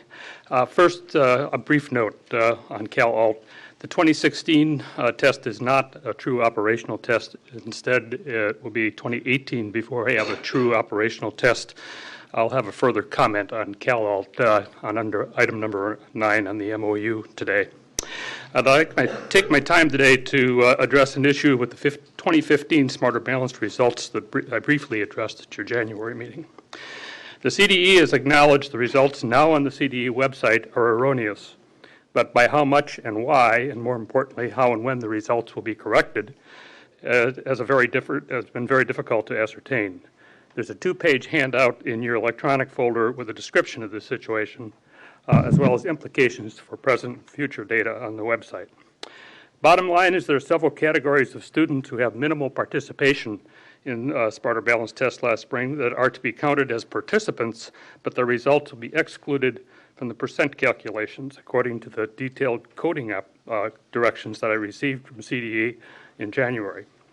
For an example, see the 1-page handout that I just distributed, showing one category of students, namely students answering less than 10 computer adaptive questions, assigned to the lowest scale score and the not met performance level, but excluded or to be excluded from the performance level percent calculation for the future public website. This handout contradicts at least one of the explanations I received from CDE earlier this week. There are additional categories of students whose scores are treated the same way. I estimate these exclusions to number in the hundreds of thousands of students who are counted as participants, but their exclusions in the aggregate percent will be inflated because, as described in the 2-page handout in the electronic folder, growth scores will also be inaccurate because of this. Be happy to answer any questions. Thank you. Good morning, President Kirst, Superintendent Torlikson, and members of the board. My name is Gina Plate, and I'm the elected chair of the Advisory Commission for Special Ed, and also the senior advisor for special education at the California Charter Schools Association. So we're thrilled to see the movement with the alternate assessment, and the commission has appreciated Carrick Ashley and Michelle Center from the assessment division for being actively engaged with us and seeking our input through this process. As you move to roll out the alternate assessment, we do have a request. We would encourage you to ask necessary questions to ensure that the material that students are being tested on matches the curriculum that they are being taught in the classroom. Students must have the ability to show their level of mastery on curriculum that they've been taught, And similar to the discussions around smarter balance, there has to be alignment between the curriculum and the assessment. There also have to be quality teacher supports and resources in order to deliver the tests in an effective way. With the spirit of one cohesive system, I think it's important to point out that it is not the sole responsibility of the assessment division to make this alignment happen. It's the responsibility of all of us, and I would encourage you to ask those questions as we move forward. One final point, we are thrilled to have alternate assessments rolling out in ELA and math, but we know that an alternate assessment is also required in science. And with all of the lessons learned in ELA and math, it would be our hope that we would consider joining one of the, I hesitate to say the word consortium, but we would learn from some of the discussions that are happening in other states as this work has already started and is progressing. We'll continue to monitor the progress of these assessments as we, as a state, strive to continue to address the many challenges in testing students with significant cognitive disabilities. Thank you. Okay, that concludes the public comment, and this is an information item, so I think we will move on to item 4, and then we will go to lunch. Welcome. Yeah. Thank you. It is good afternoon time. Superintendent Torlakson, President Kirst, and members of the board. My name is Jessica Barr. I'm the lead CASP administrator in the assessment division. And also you could refer to me today as a relief pitcher for giving Michelle a much well-deserved break. She's been talking all morning. I understand brevity is key here. I will do my best. This is an action item and requires action from the board. This item asks the board to approve the proposed changes to the proposed regulations and approve the commencement of a 15-day public comment period for the proposed amendments to California Code of Regulations, Title V, Sections 850 through 864. If no relevant comments are received during the 15 days, the changes will be deemed as adopted. If relevant comments are received, CDE staff will respond and be directed to place the proposed regs on the SBE May agenda. This item also asks the board to authorize the CDE staff to take any ministerial or procedural actions that may be required to address any concerns from the Office of Administrative Law during their review of the rulemaking file. Some of the proposed changes are based on comments received during the 45-day public comment period. We received comments from 2 parties. Responses to these comments are provided in the final statement of reasons, which is in attachment 3 of this board item. The majority of the recommended changes were not accepted. A few were accepted with modifications because they provided clarity regarding eligibility of English learners for testing. Other changes were made by CDE staff to conform to consortium policy or to support LEAs through improved clarity on procedures. For example, we changed the available testing window for 11th graders from 80% to begin on the day in which 66% of instructional days have been completed. This change allows for more flexibility for high schools to schedule other tests that 11th graders take at the end of the year, such as the AP, ACT, or SAT. This change is also based on the Smarter Balance policy change regarding high school testing window flexibility. We also clarified which students are eligible to take the standards-based test in Spanish. A complete list of changes can be found in attachment 1 of this board item. Okay, thank you. And thank you. Any board comments on this item? Largely everyone's technical. Hungry, right? Yeah. Is there any public comment on this item? Yes. Jesse Aguilar, Doug McCrae, Colin Miller. Please come forward, walking very quickly.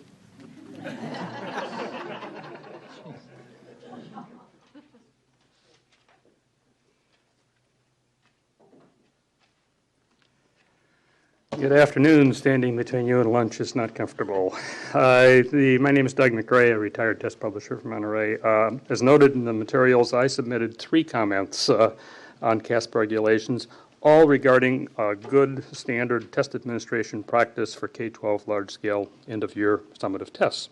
That is, test administration windows for individual schools of no more than 25 instructional days. There is a number of those are the number of instructional days permitted for STAR tests, as similar to the number of instructional days permitted by other state testing programs. The 3 comments were all rejected by CDE staff, all citing either mechanical test administration issues or administrative preferences rather than quality and credibility of test results as the rationale for regulations. The roughly 60-day windows now in regulation for all grade levels, including grade 11, risk the sharing of secure information and potentially teaching to the test, especially for the highly memorable performance tasks, thus compromising the quality and the credibility of test results. I'd urge the state board to require no more than 25 instructional days for local school test administration windows within the overall consortium window of roughly 60 days for all grade levels for California administration of smarter balanced tests. Good large-scale testing practices and credible results should trump mechanical test administration issues or administrative preferences as rationale for the regulations. Thank you.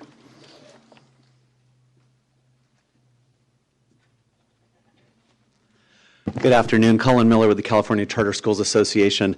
I just wanted to make a brief comment. Last time these regs were up, there was a little bit of conversation, and we raised an issue related to how locally funded charter schools can administer testing directly, and it is still a concern for us. I do appreciate Ms. Center did convene a group since our last meeting to begin to start talking about that issue. The regs before you do not address it, so we are still concerned that that flexibility is needed. We just find that as charter schools need more and more immediate data to do an effective LCAP, that this issue may come up more and more. We do know there are only a handful of schools that really want to assert this option at this point, but we do think it's something that needs to be dealt with and addressed. So I just wanted to alert you that there are conversations going on. I understand it's part of a bigger issue around CalPADS, but for the immediate issue related to how tests are administered, it is not addressed in these regulations. We do appreciate further conversation about that. Thank you. Okay, ready now for more discussion or motion? I move the department's recommendation as printed in the agenda. Second, moved and seconded. Any public comment on the motion? Seeing none, all those in favor, raise your hands. Okay, we're adjourned for lunch, and we'll come back at 1 o'clock.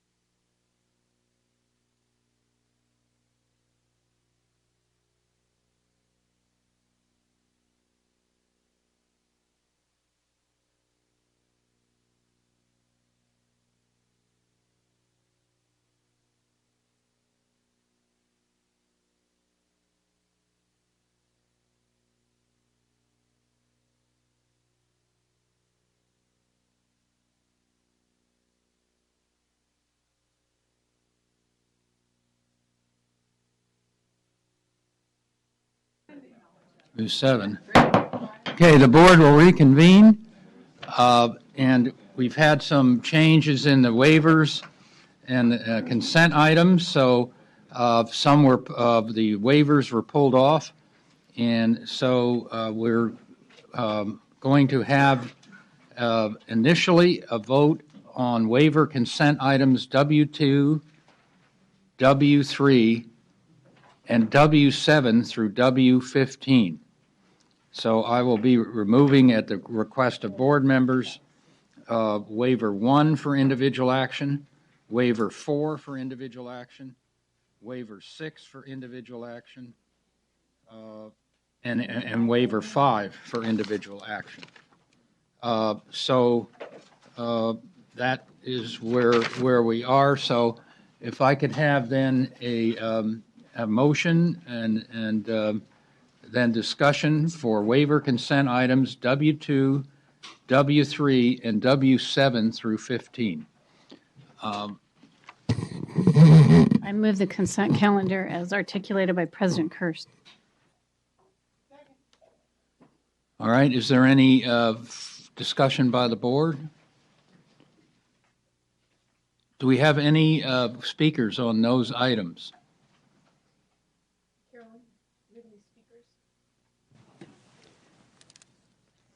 No. Okay.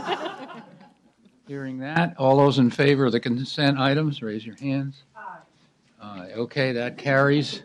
Now we have waiver 1 for individual action, so the department will present that item. This is the request by Danuba Unified School District and regarding to interpreters for deaf and hard of hearing students.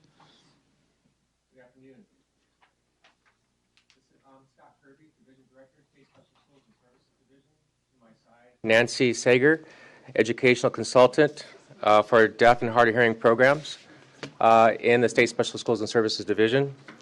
The Individual with Disabilities Education Act of 2004, IDEA 2004, requires that interpreters for pupils who are deaf and hard of hearing meet state-approved or state-recognized certification, registration, or other comparable requirements as defined in Title 34 of the Code of Federal Regulations, Section 300.156.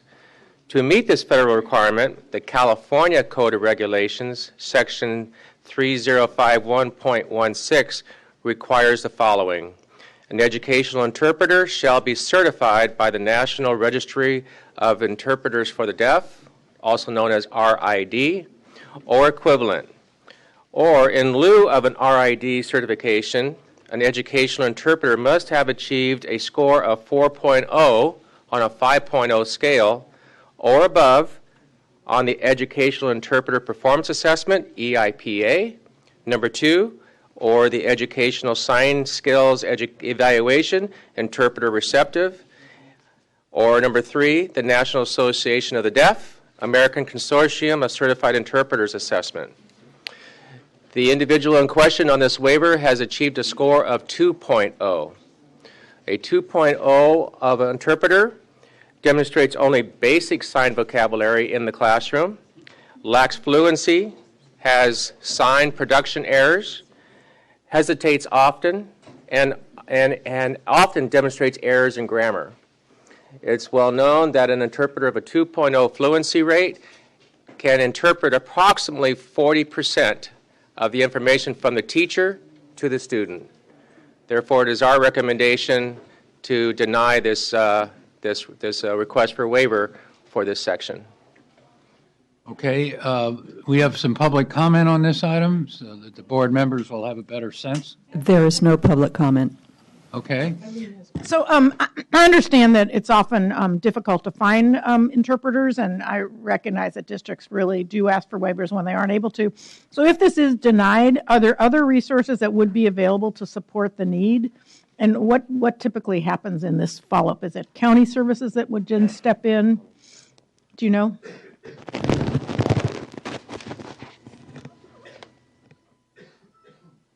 I think there are two answers to that question. One is yes, there are other services. They could hire services, they could contract for services with an agency such as the Deaf and Hard of Hearing Service Center, which is housed in Tulare County.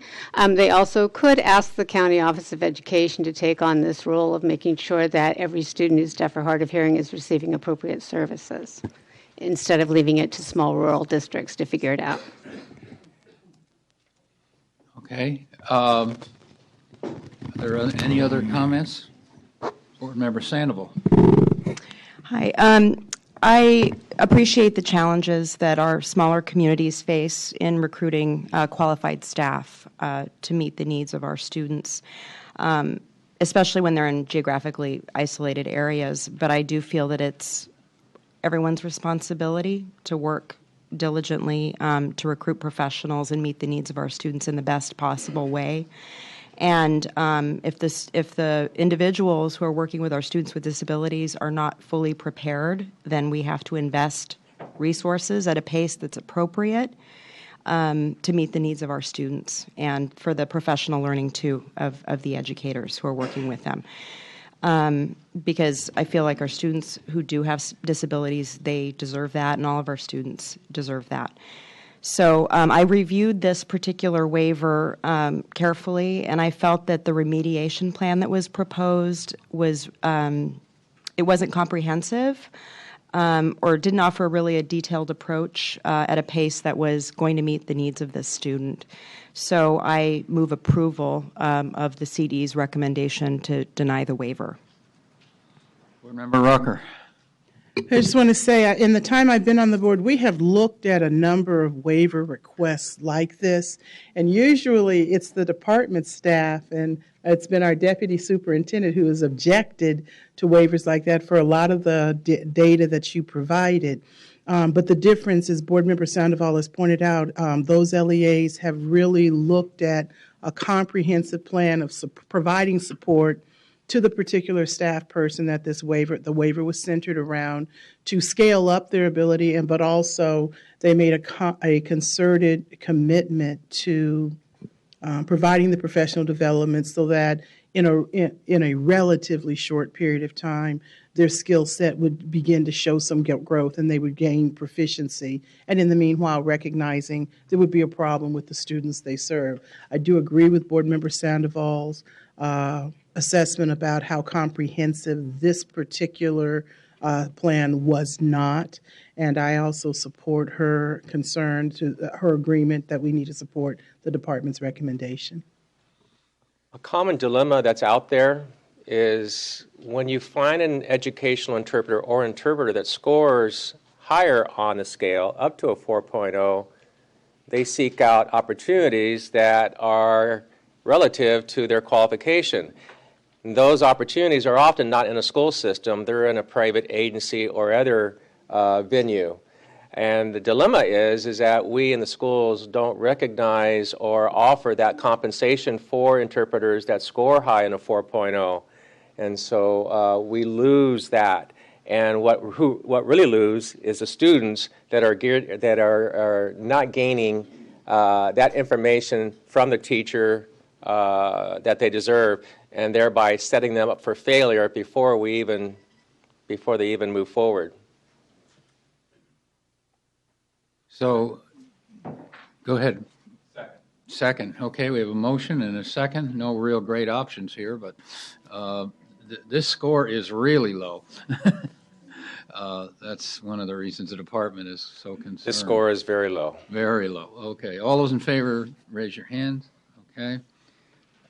Now we're going to go to waiver 4 for individual action. This is another special education waiver on resource teacher caseload.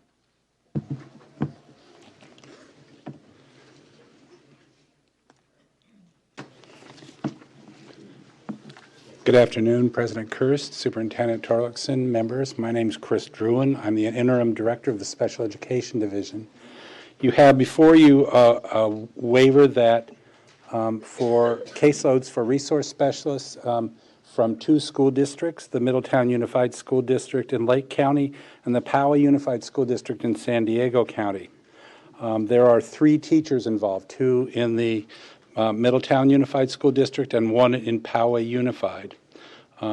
We received waiver request information from the district, and it is our practice to confirm that information both with the staff in the district and with the unions that represent those personnel. Our information is that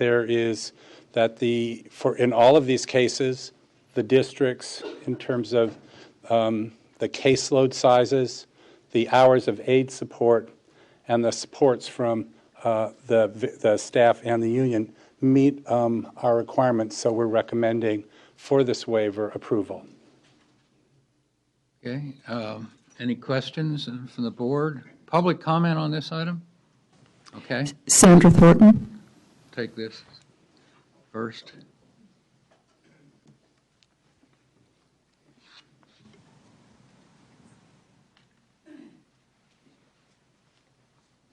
Good afternoon. I'm Sandra Thornton, representing the California Teachers Association. And as I look at this waiver request, I read down to the part where both teachers indicated that they were willing to, on their own time, take home and complete the work that could not be done at school. We're talking about trying to keep highly qualified teachers. If my principal came in and asked me to sign this document, and I'm a probationary teacher, I would sign that document. But it says in here, both teachers indicated, yes, I feel I can reasonably manage the excessive caseload by putting in additional time outside of the school day. What kind of message are we sending to people that we want to be engaged in the profession to say that we're allowing this kind of thing to happen, that actually someone can come to you and say, you take home this and you do this outside of your work day. There's no additional compensation for that. I don't think this is the way we're going to attract and retain highly qualified teachers. Thank you. Do you have any response to that? I don't have any response other than we do need to retain highly qualified teachers, and that when we evaluated the request, it did seem that they were willing to do that work. So, okay, Board Member Rucker. Well, let me just say the department exercised its due diligence in receiving and reviewing the waiver request and having the conversation with the LEA. But the fact is the teachers in question for whom the waiver would be implemented are probationary teachers. And as we have learned in dealing with matters in another area, the fact that the teachers are probationary is not something the department could consider in evaluating the merits of the waiver. But the fact that the teachers are probationary and it states that they agreed to do this truthfully and in reality, beyond the 5,000-foot level where we breathe really pure oxygen, really means they didn't agree. And so, but again, that's not something the department is allowed to consider in their evaluation of the waiver. But it is something we need to understand and that we should consider. The fact that I know that they're probationary means that there was an element of coercion when this information was put in front of these teachers about how to do this work. The fact that they are volunteering to take this work home and work outside of the school day means they haven't really, the district has not addressed the workload issue, and they're not being held accountable for how they employ district resources or use district funds to address this workload issue. They're putting it on probationary teachers to work outside of their school day.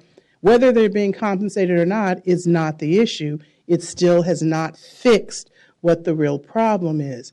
So I have that concern. I also have a concern about how long this will continue on in that particular way, because again, it hasn't resolved the issue, and it is work that is being forced, not volunteered for, by probationary teachers. I'm not even going to say it was a condition of their employment, but again, we can sit in this room and breathe pure oxygen, but it is a condition of employment for those probationary teachers.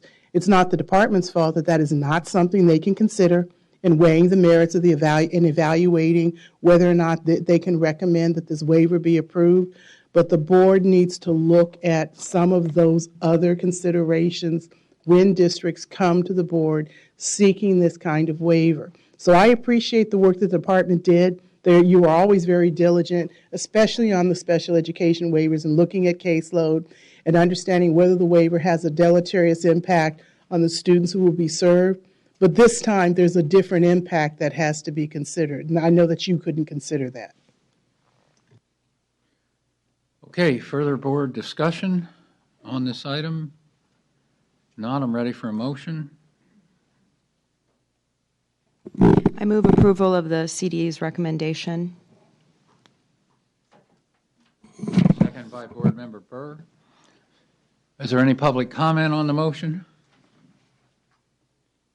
If not, all those in favor, raise your hands. That motion carries. Okay, one no, I believe, yeah. All right, now we're ready for a charter school, waiver 5, charter school program, non-classroom based funding in Rockland Unified School District. Good afternoon, Board President Kerr, Superintendent Torlakson, and members of the board. I'm Cindy Chan, Director of the Charter Schools Division at the California Department of Education. Waiver item number 5 is a request by the Rockland Unified School District to waive portions of California Code of Regulations Title V that relate to funding determination requests regarding non-classroom-based instruction for charter schools. The district is requesting the waiver on behalf of its charter school, for which it is the chartering authority of Rockland Independent Charter Academy, which was late filing a request for a funding determination to the CDE. The regulations prescribe very specific timelines that these requests must be filed to the department. This charter school missed the filing deadline. Therefore, it's seeking to waive portions of Title V that address the deadlines for filing a funding determination request. This waiver would allow the charter school to submit a funding determination request for consideration by your Advisory Commission on Charter Schools, which would then be brought again for you for consideration for the determination of funding. And just sort of a background, the determination of funding is twofold. It provides a funding percentage that would be applied to the charter school's non-classroom-based average daily attendance, and also a period for which that funding determination would be in effect. Without the funding determination, the charter school, in this case, because it is entirely non-classroom based, would receive no ADA credit, which means its local control funding formula, lottery, and state special education funding would be zero for the period in question. Therefore, the CDE is recommending approval and noting that approval of this request does not fund the charter school. It just allows it the opportunity to submit a funding determination request, which we would then bring for you for approval at a later date. Okay, any public testimony on this? Yes, Sheila Whitley.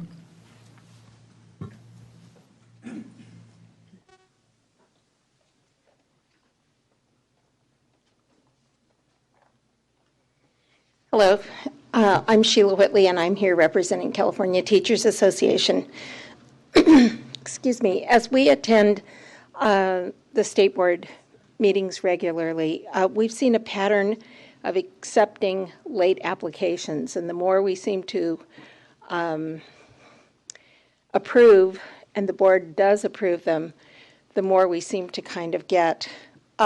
This particular request has not listed any mitigating circumstances, and we're wondering why they missed the deadline. It seems like that dates are kind of put forth for, and they're kind of meaningless. And as a classroom teacher, I can tell you, we set dates and they are meaningful.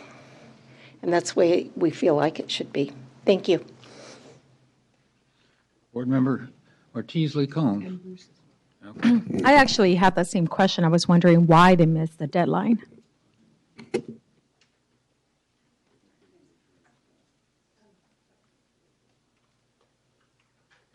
The school didn't provide the exact details. It was a little confusing, I think, for them because the charter school was opened in 2013-14.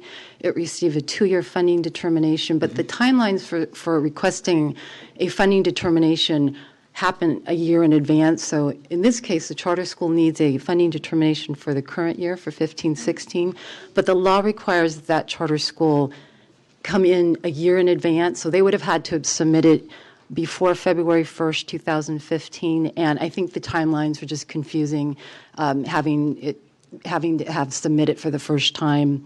As a new charter school, it's submitted in that current year, but prospectively, they have to do so a year in advance of when they need it. So this charter school was just unaware of the deadline. Board Member Holliday. I agree with Ms. Whitley that we really do need to continue to work on helping all of our charter schools in this funding determination application process get their applications in on time. As a person who did deal with a startup charter school on a couple of occasions, I know that there are a lot of moving parts moving very fast, and it's hard to keep track of everything. And so it's understandable, perhaps, but we don't want it to continue. I praise Cindy and the CDE staff for all they've done over the past couple of years to try to enforce the deadlines and to make sure that charters are well aware of the deadlines. The CCSA, I believe, has been helping in that regard as well. And this year is much better than the past years in terms of this, and we're seeing many fewer waivers. The real issue, the real problem with this, though, is that by not going ahead and approving this waiver, we basically shut down all funding for the school, and that is an extreme punishment for being late on the application. And if there were perhaps in the future a less severe punishment, perhaps we could be less tolerant. But that being said, I would move approval of the CDE's recommendation. Second by Board Member Williams. Any public comment on the motion? Hearing none. Any further board discussion? Not, all of you raise your hands on the motion. Okay, that carries unanimously. Okay, now we're on to waiver 6, community day schools, co-location of facilities, and we have 2 school districts involved with this. Good afternoon, Superintendent Torlakson and President Kurse and board members. My name is Tom Herman. I'm with the Coordinated School Health and Safety Office, administrator there. We're addressing the request by Hacienda La Puente Unified School District to co-locate their community day school on the site of an alternative education site that is a continuation school together with an independent study program. We feel that they've cited sufficient safety. They've addressed the safety concerns through a separate entrance for both schools, through separate bathrooms, and a student-free area that is supervised. It also allows the current administrator to be there full-time to address the issues on both sites. We do note that the Hacienda La Puente Teachers Association did express opposition to the waiver. They cited a very general reason of a potential for negative interaction among the students, and we feel that that has been properly and prudently addressed by the school district, citing the things that I just mentioned.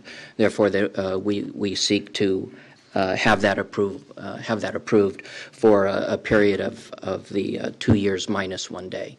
And if it needed to be revisited at any time, of course we would. Okay, and Canocti, do you want to talk about that as well? Canocti is also a co-location of elementary school. It's a very small district. There was no opposition to that, any local opposition among the school board nor the Teachers Association, and we recommend that. Okay. Oh, and pardon me, and Early Mart, that is a reduction in their school minutes for certain periods of time, but they will make up those minutes when all is said and done by the end of the semester, and we certainly support that one. I apologize for not mentioning those two. I thought we were pulling out the La Puente one separately because of some opposition, but those two we recommend as well. Okay, any public comment on this? Jesse Aguilar.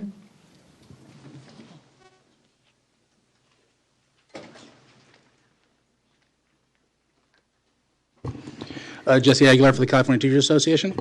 The local association opposes the waiver at this point in time due to the potential for negative student interactions.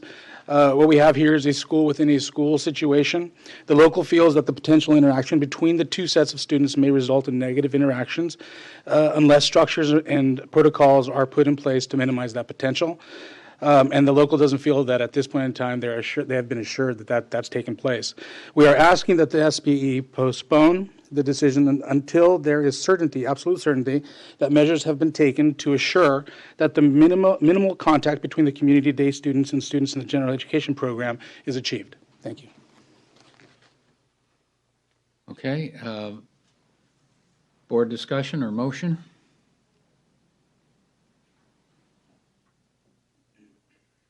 Board Member Burr. I move the department's recommendation.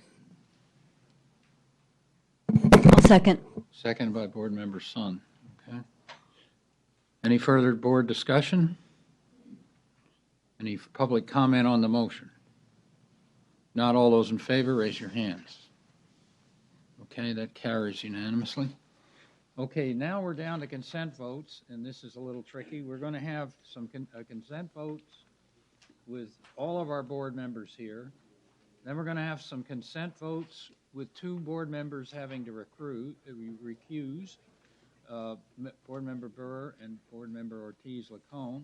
And then we're going to come back for some individual action items, three of them that were pulled off the consent calendar, 9, 10, 11. 6, 7, 10. Use your mic. 6, 7, and 10. Your mic is on. Yes, it is. It is. Oh. Okay. All right, so we're going to have regular consent vote item on some items. Then the board members will recuse for 7 and 8, 2 board members, Burr and Ortiz-Lacone.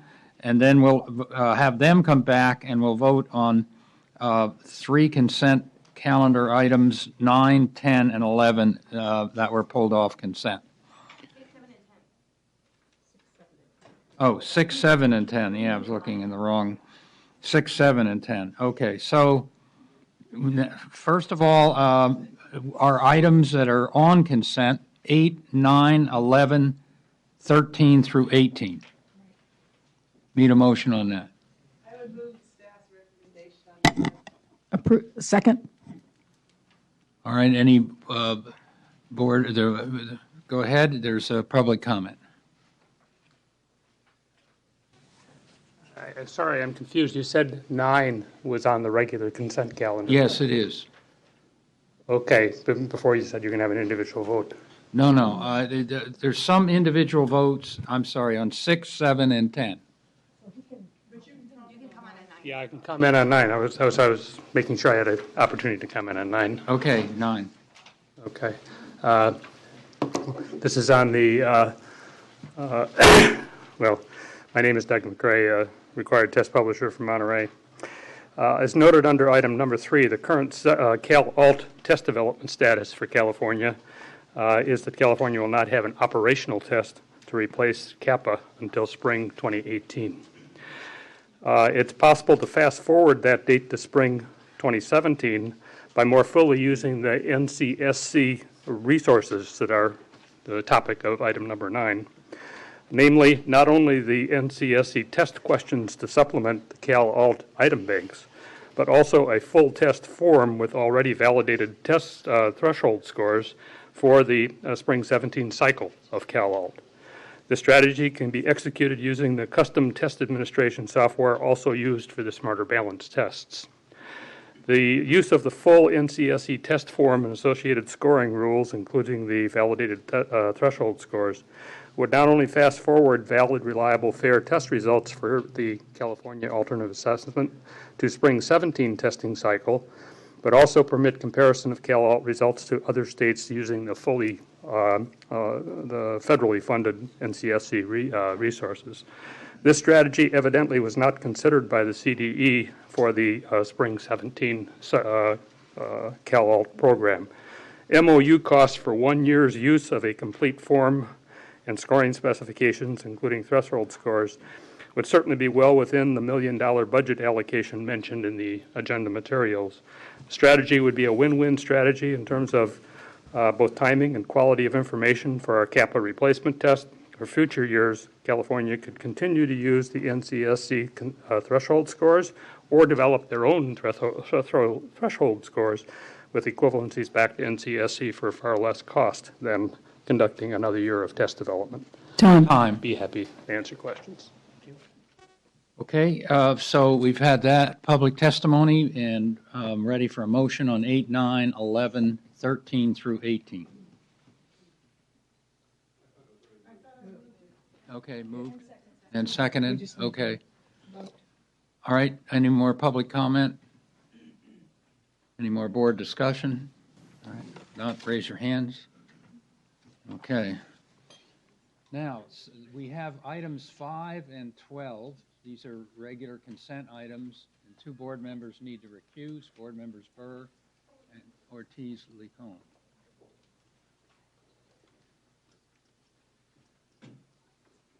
So there's no issues on these that I know of. It is just recusal. Is there any public comment on these items? No. All right. Ready for a motion? Move. So moved by Board Member Holliday. Second. Second by Board Member Sandoval. Any public comment on the motion? If not, raise your hands. Those are approved. We can get our colleagues back.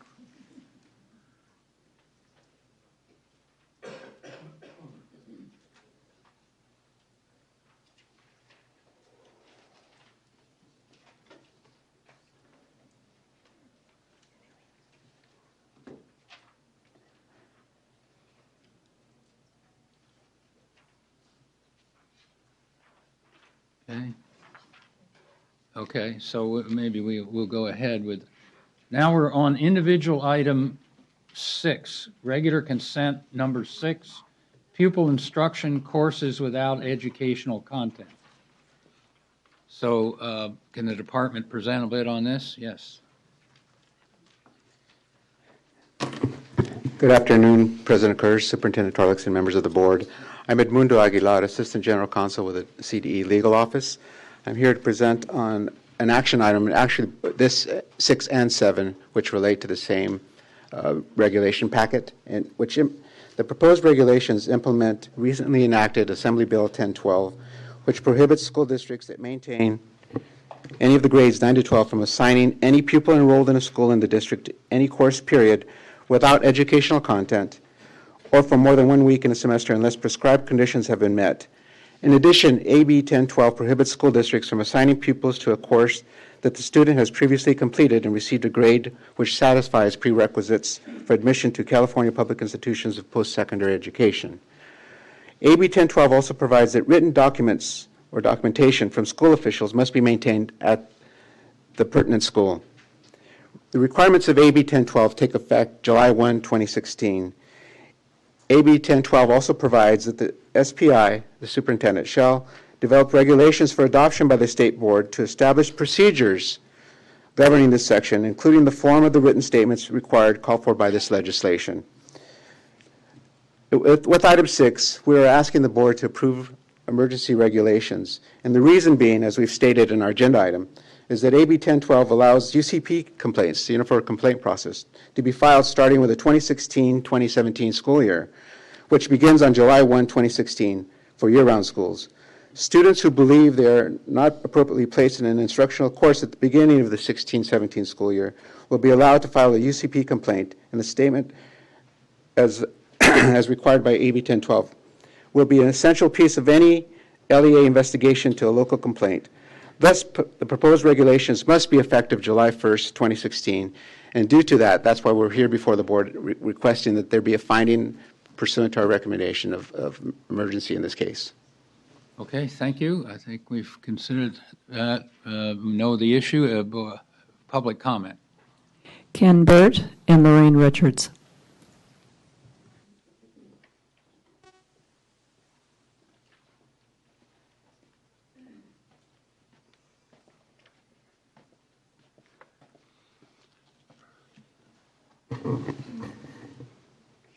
Ken Dan Bird on behalf of the California Teachers Association.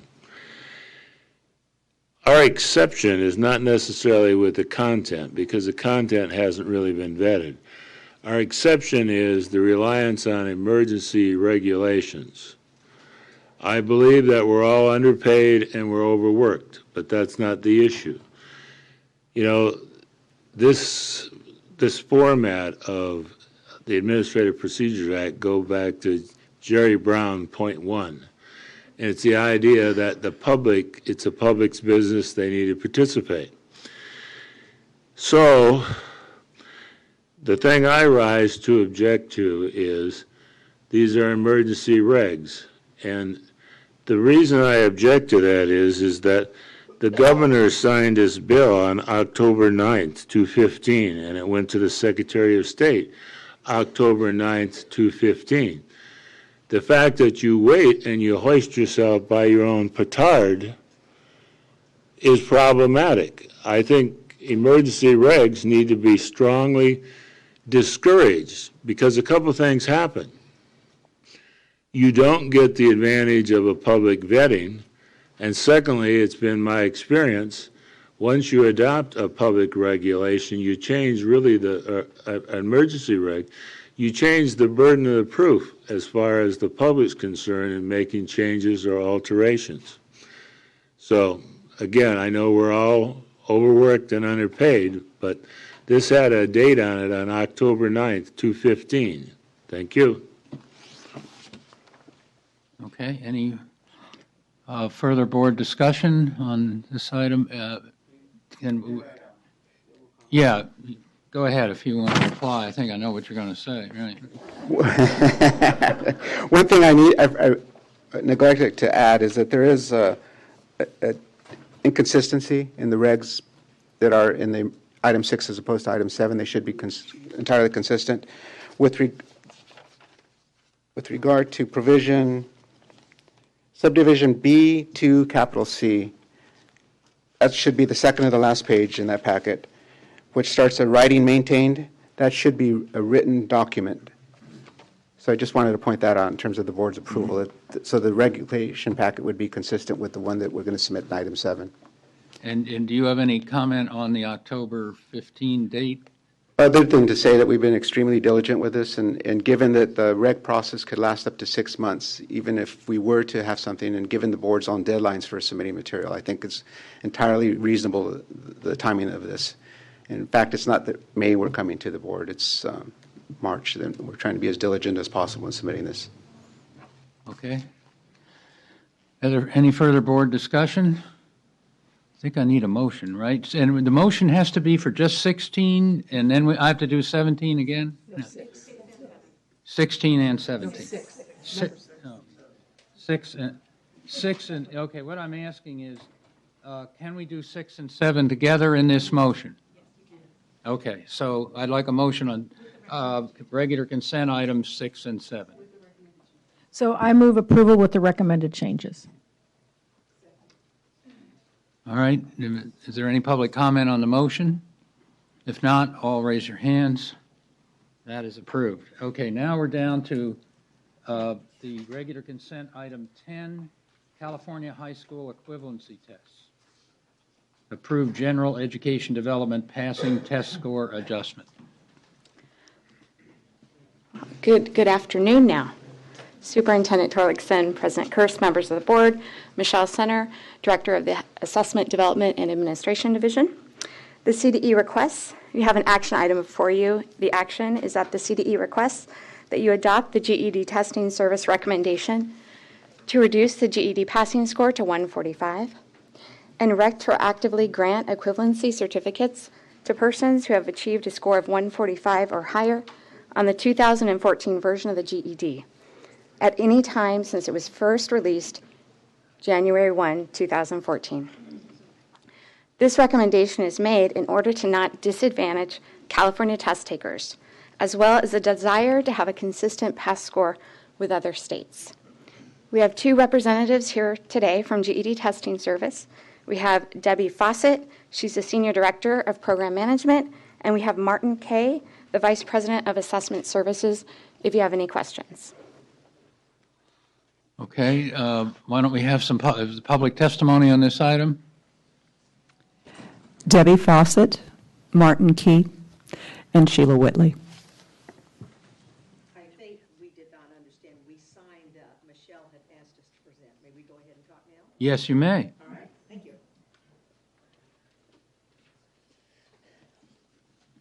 So thank you. I am Debbie Fawcett. And in addition to my national responsibilities for professional development with GED testing service, I also serve as California's State Relationship Manager.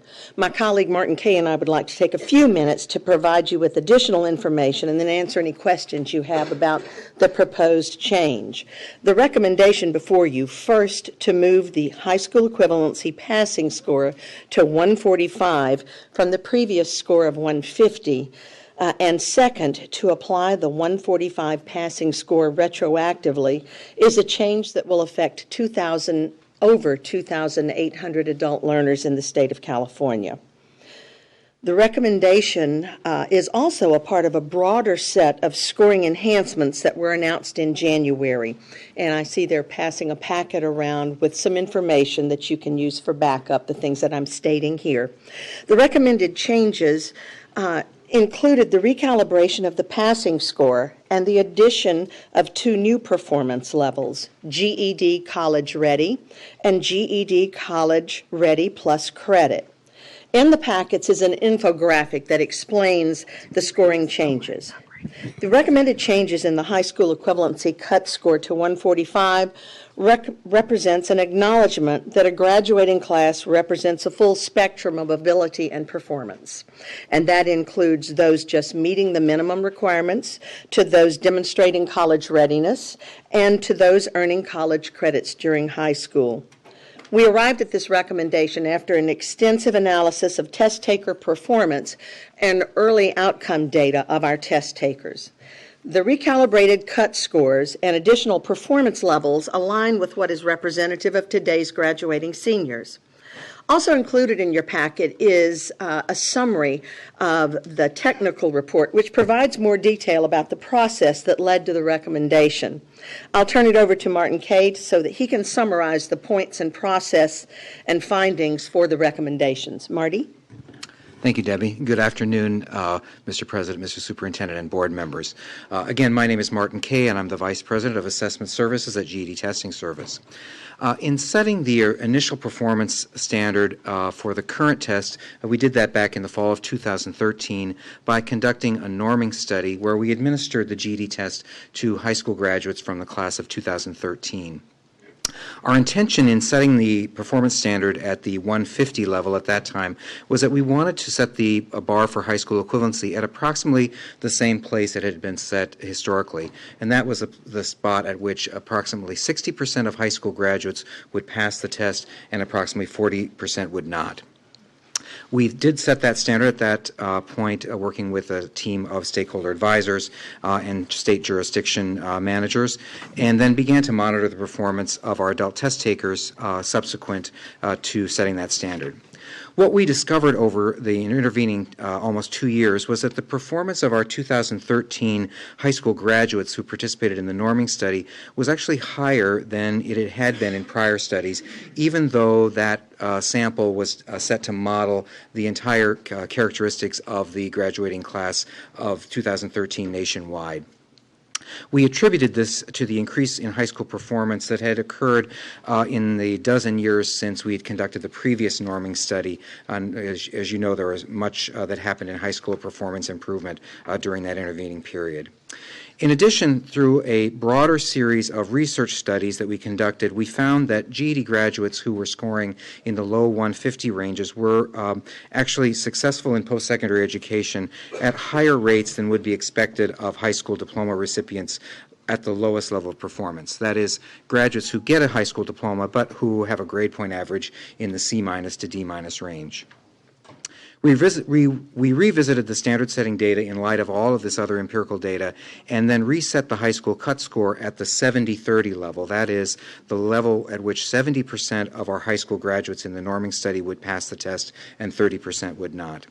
We also did a complete content analysis of the test at that level to ensure that the content performance at that level would still reasonably represent performance of high school equivalency. We vetted all of this analysis with a team of stakeholder advisors and GED jurisdiction leaders. We also worked with the American Council on Education to conduct a detailed analysis and review of the test and test performance.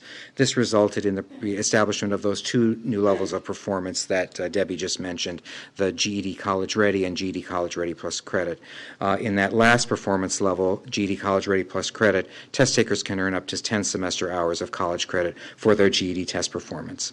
Currently, about 100 California post-secondary institutions participate in this ACE credit program. The reaction to this change nationwide has been overwhelmingly positive, and I'll turn it back over to Debbie for a few concluding comments. Sure. It has been overwhelmingly positive. The majority of the GED states have already accepted and implemented the change effective on March 1st. There are a handful of remaining states who are working toward their policy and procedural rules with the intent to accept the changes.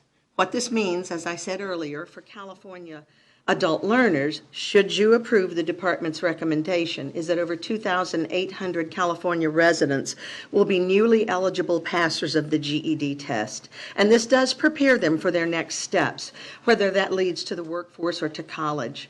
We do look forward to continue to serve our California adult learners, both the newly credentialed and those on the path to earn a credential, through two other components that are a part of this overarching change. I provided some information in your packet, but those two programs are our career exploration tool and our national employer program, GED Works. Test takers have access to free online career assessment tool and career pathways information, and through our partnership with PathSource. GED Works is a national program in partnership with several major employers to provide their employees in need of a high school equivalency credential the opportunity for free educational preparation and GED testing. So in closing, historically, the GED Test Service has enjoyed a relationship with the state of California to serve the adult learners. We're seeking your approval of the recommendation to continue to best serve your adult learners. We'd be happy to answer any questions you have. Are there any board member questions? Hearing none. Okay, thank you for the presentation. That was part of the department's presentation on presenting the item to us. So now we're ready for public comment.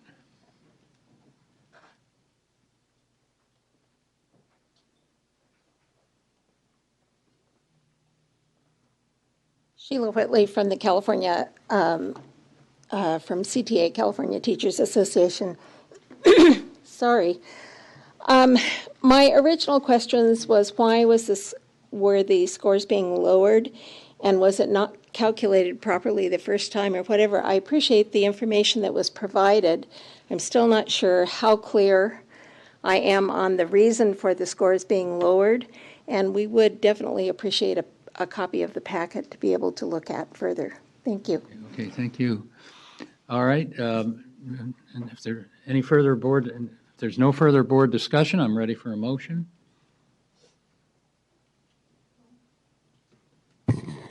I move the department's recommendation. I'll second.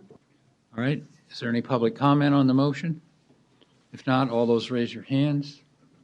Okay, that is approved unanimously. So now we are advancing to the SBE projects and priorities. Item 19, it's in three parts. First, we need to approve the minutes. Second, we need to hear a WestEd presentation on the implementation of Common Core. And third, then we need the board member reports on their activities. So the first item, part of the item, 19, is approval of the minutes. Do I have a motion? Okay, second? All right, all those in favor of approving the minutes? Okay. Now we're ready for the second part, which is a presentation by WestEd on Common Core, English Language Arts, and Mathematics Standards implementation. Richard Whitmore is here, yes. I'm here.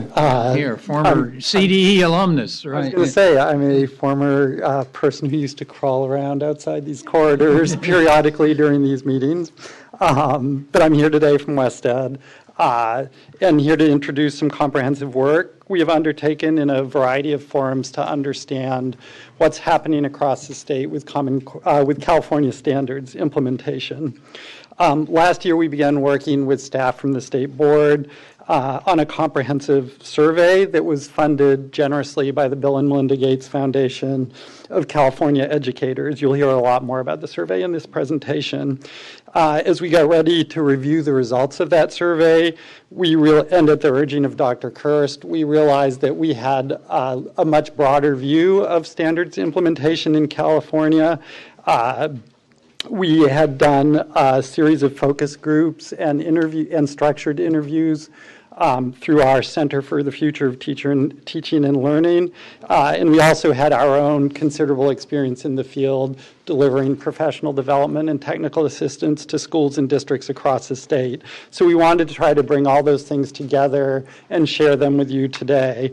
It's my pleasure to introduce the main presenters of this, Reino Makinen, who's our Senior Policy Associate, and he has roots both in the Regional Education Laboratory and the comprehensive centers that we serve across the Western region, and Robert Sheffield, who's the Director of the California Initiative at our Center for the Future of Teaching and Learning. So I think you'll be interested in everything they have to say, and we hope to have time for a few questions at the end.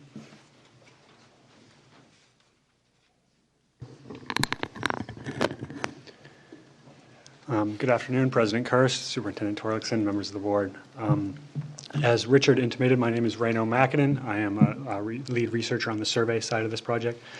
Today's presentation is going to give an integrated set of findings that we've derived from our West Ed's various work in the state of California throughout fall 2015. The findings we're presenting today are corroborated across the statewide survey of teachers, principals, and district leaders, as well as district interviews with district leaders across the state, focus group of teachers, and various West Ed projects, particularly networks of school districts, the Math and Commons school districts, 10 large school districts across the state, as well as a Leading for Learning district initiative. So we're trying to present a very broad and integrative set of findings corroborated across various areas of work this year. I'll give a little background on the survey. The survey domains we surveyed, we have responses from approximately over 1,500 teachers, 1,400 principals, and 240 district leaders. The surveys were quite extensive. They covered a variety of domain areas. They talked about implementation, progress, and supports, teacher professional development experiences, standards content, as well as ELA and math instruction. Today, we're focusing on implementation, progress, and supports, and the perceptions of standards content. Now, those were the areas that are the most policy relevant areas for this presentation. We do plan on getting into more fine-grained dissemination of some of the survey results around practices, professional development experiences in our presentations to the membership groups and other policy leaders across the state. But you guys are the first to hear any of the survey results as well as the integrated set of results. The survey was a real collaborative effort. It was not just a West Ed effort. As Richard had mentioned, we also had worked closely with the state board. Developing the survey was an effort that was participated in by Sue Stickle at SESSA, Wes Smith at AXA, Glenn Price and Tom Adams at CDE, Marlene Fong at CTA, and Joan Talbert at Stanford. So it was a real collaborative effort to get these surveys together and administer them. To also increase response rates, we had a letter from Superintendent Torlakson. It was very helpful to superintendents. CTA President Eric Hines sent emails to CTA members. AXA President Tom Amerlino sent emails to AXA members. And President Kirst highlighted the survey in a State Board of Education meeting. Given response rates, we're working to integrate the findings and again corroborate them across data sources. Today's presentation only references survey results that have been weighted against the statewide population of each group with margins of error included and have been, again, as I said, corroborated across data sources. I want to acknowledge that this is the first year of the survey. It's baseline information that we're talking about today. Response rates we feel will improve over time given the level of continued stakeholder involvement that we have. in this process. It is multiple states are engaged in similar surveys. California is at one of the forefront of one of the first to implement a statewide survey. So it's intended to be several years of work, and we can start to look at change over time. Thank you, Reno. I'd like to take a few moments with you to talk a lot about the methodology behind our teacher focus groups as well as the district interviews that we conducted as part of our research work during the fall. First, I'd like to just point out the teacher focus groups. During this time period, we looked at trying to understand teacher perceptions around the implementation of the California standards up until that point in time. We held these focus groups across 4 different cities, Costa Mesa, Fresno, Hayward, as well as Chico. And we also augmented this work with 8 additional interviews up the northern regional coast to be sure that we had geographic representation of the state in place. All total, 72 teachers participated in this effort, and these teachers' experience ranged from their first year of teaching through the 35th year of instruction within our classrooms. The teachers were organized into 3 different groups as a part of this focus group effort, where we looked at teachers that were primarily teaching elementary grades. We also looked at a group of ELA teachers in secondary levels and a combined group of math and science teachers at the secondary level. The 4 domains that you see here represented underneath our main header of teacher focus groups are where we spend most of our time trying to understand about the teacher experience, with us really focusing on the types as well as quality of experiences that teachers have had to date within these domains. The second area that I'd like to point to are district interviews. And in the district interview process, we targeted 43 leaders of districts or charter management organizations across the state using the 11 regions as designated by the county offices of education in order to be sure that we had some type of sample representation of the geography of the state. The 4 domains that you see here are where our interview protocol sought to really gauge capacity for districts to support teachers through this phase of the implementation. And we spent a significant amount of time trying to understand certain gaps that district administrators perceive that they have at this point in time, and how they're going about filling those gaps in the absence of external support from other providers.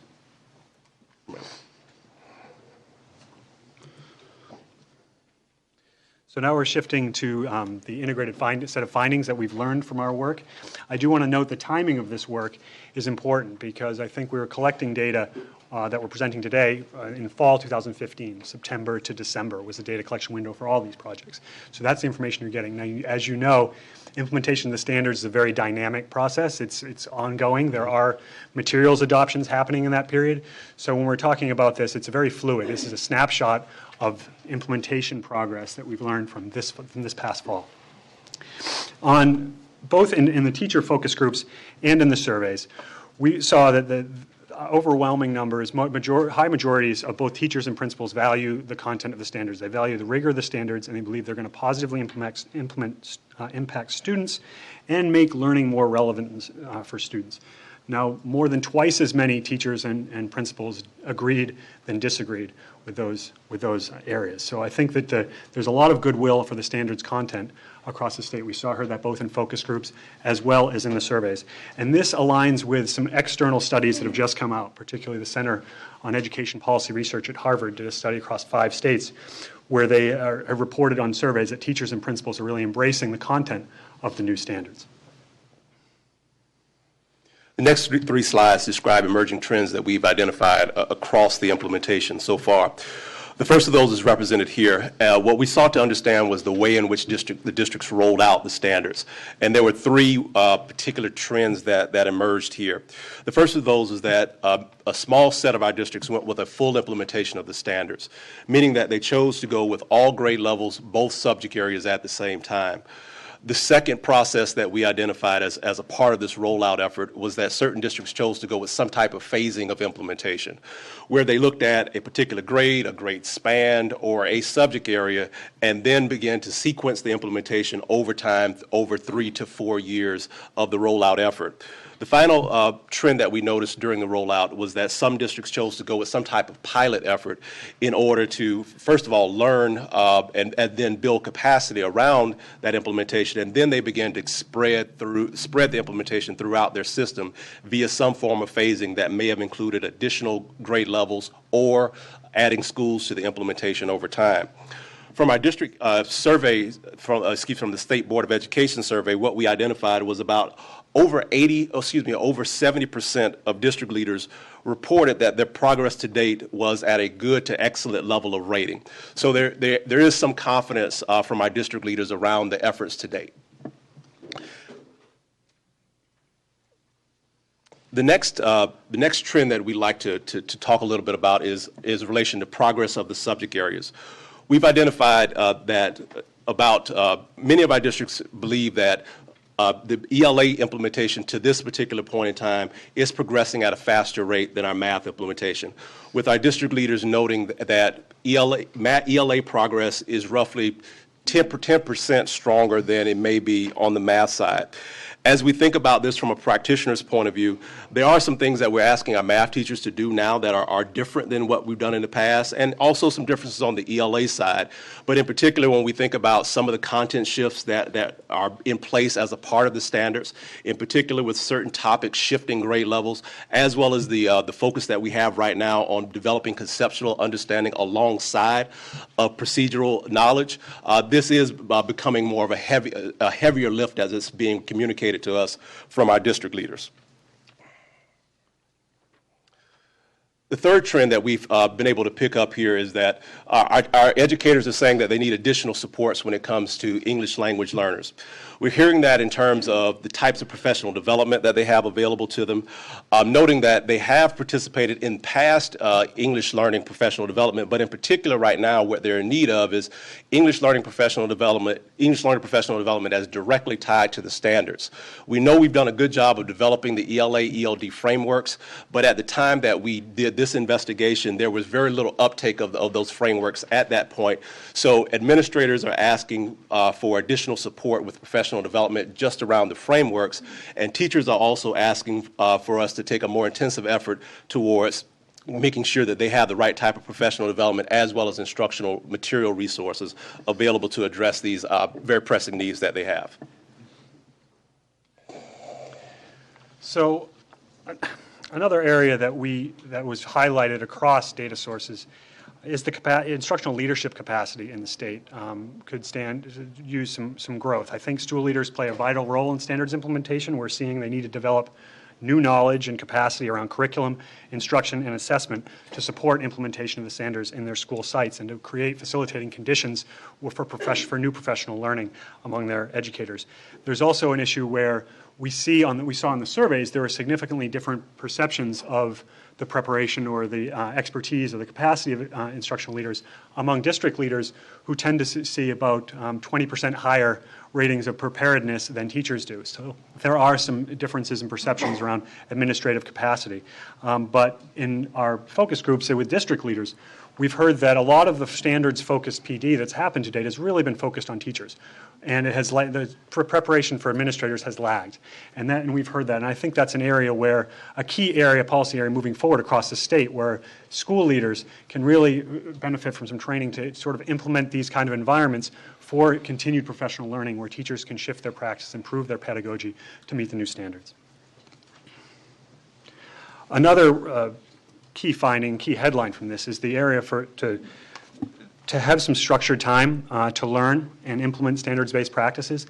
Teachers, we're hearing consistently from focus groups that they want to be able to observe practice. They want to observe the new instructional behaviors. They want to see the changes that are required from other teachers in action. And they need time and structures enabled to do that. In fact, every district in the district interviews cited time constraints in providing focused professional learning. 2/3 of district leader surveys agreed that a lack of time was a major barrier to standards implementation, and that was a higher proportion than indicated that funding or the support providers was a barrier. And only about 20% of responding teachers agreed they had adequate time to successfully implement the new standards. So I think there is some variation in the concerns around time and funding from both urban and rural areas that Robert picked up on in some of his discussion. Right. What we're seeing from our urban and suburban communities is that they're noting that the time issue is of higher priority than even funding. However, when we begin to take a look at some of our more rural communities, they are noting that funding is a greater barrier to their success right now than the time constraints are. So let us turn our attention to instructional materials as well as the formative and diagnostic assessment resources that are available.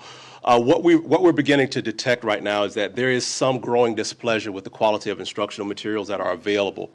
Many of our districts did choose to purchase instructional materials as a part of the 2014 math adoption or through other types of selection processes over the last few years.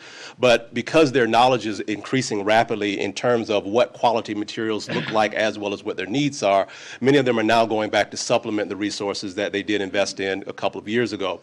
We do have another set of districts that chose to delay the purchase of materials and are looking into the open market right now, but many of them are still saying that they're not seeing what they'd hoped to see. So there's this third set of districts that have chosen to, for the most part, kind of develop their own resources locally, in particular in English language arts, to meet their particular needs. Now, in terms of what this looks like from our teachers' perspective, they're spending a significant amount of time, going back to Reno's key point, identifying materials for themselves, creating those materials, working with peers to create those materials, or going online to find resources that they feel may be able to meet the needs that they have in the classroom.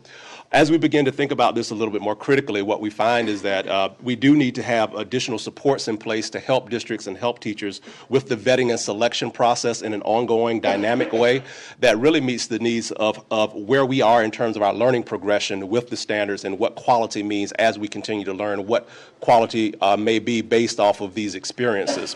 We also know that we need to help teachers with some aspect of their own ability to create high-quality lessons as well, too. And I want to just draw attention to the fact that we feel in our data sources we see there's room for growth in both the usage and appreciation of the SBAC Digital Library interim assessments. We had about half of the teachers surveys said they had received digital library resources, but only about 1 in 3 had received actual training on the use of those resources.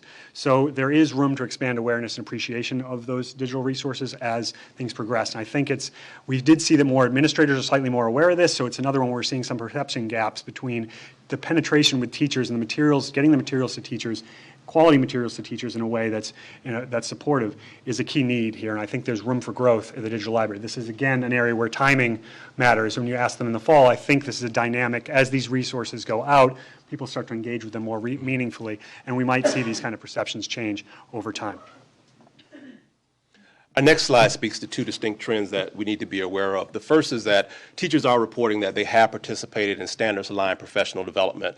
And much of that professional development really dealt with what we might call the what of the standards, which is what's the background, where these standards emerge from, how are they organized, some basic understandings around the types of shifts in instruction expected by the standards.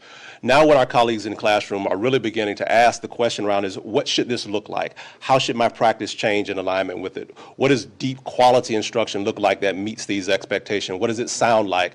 How am I ensuring that my teachers or my students are moving in a way that we would be proud of over a certain amount of time?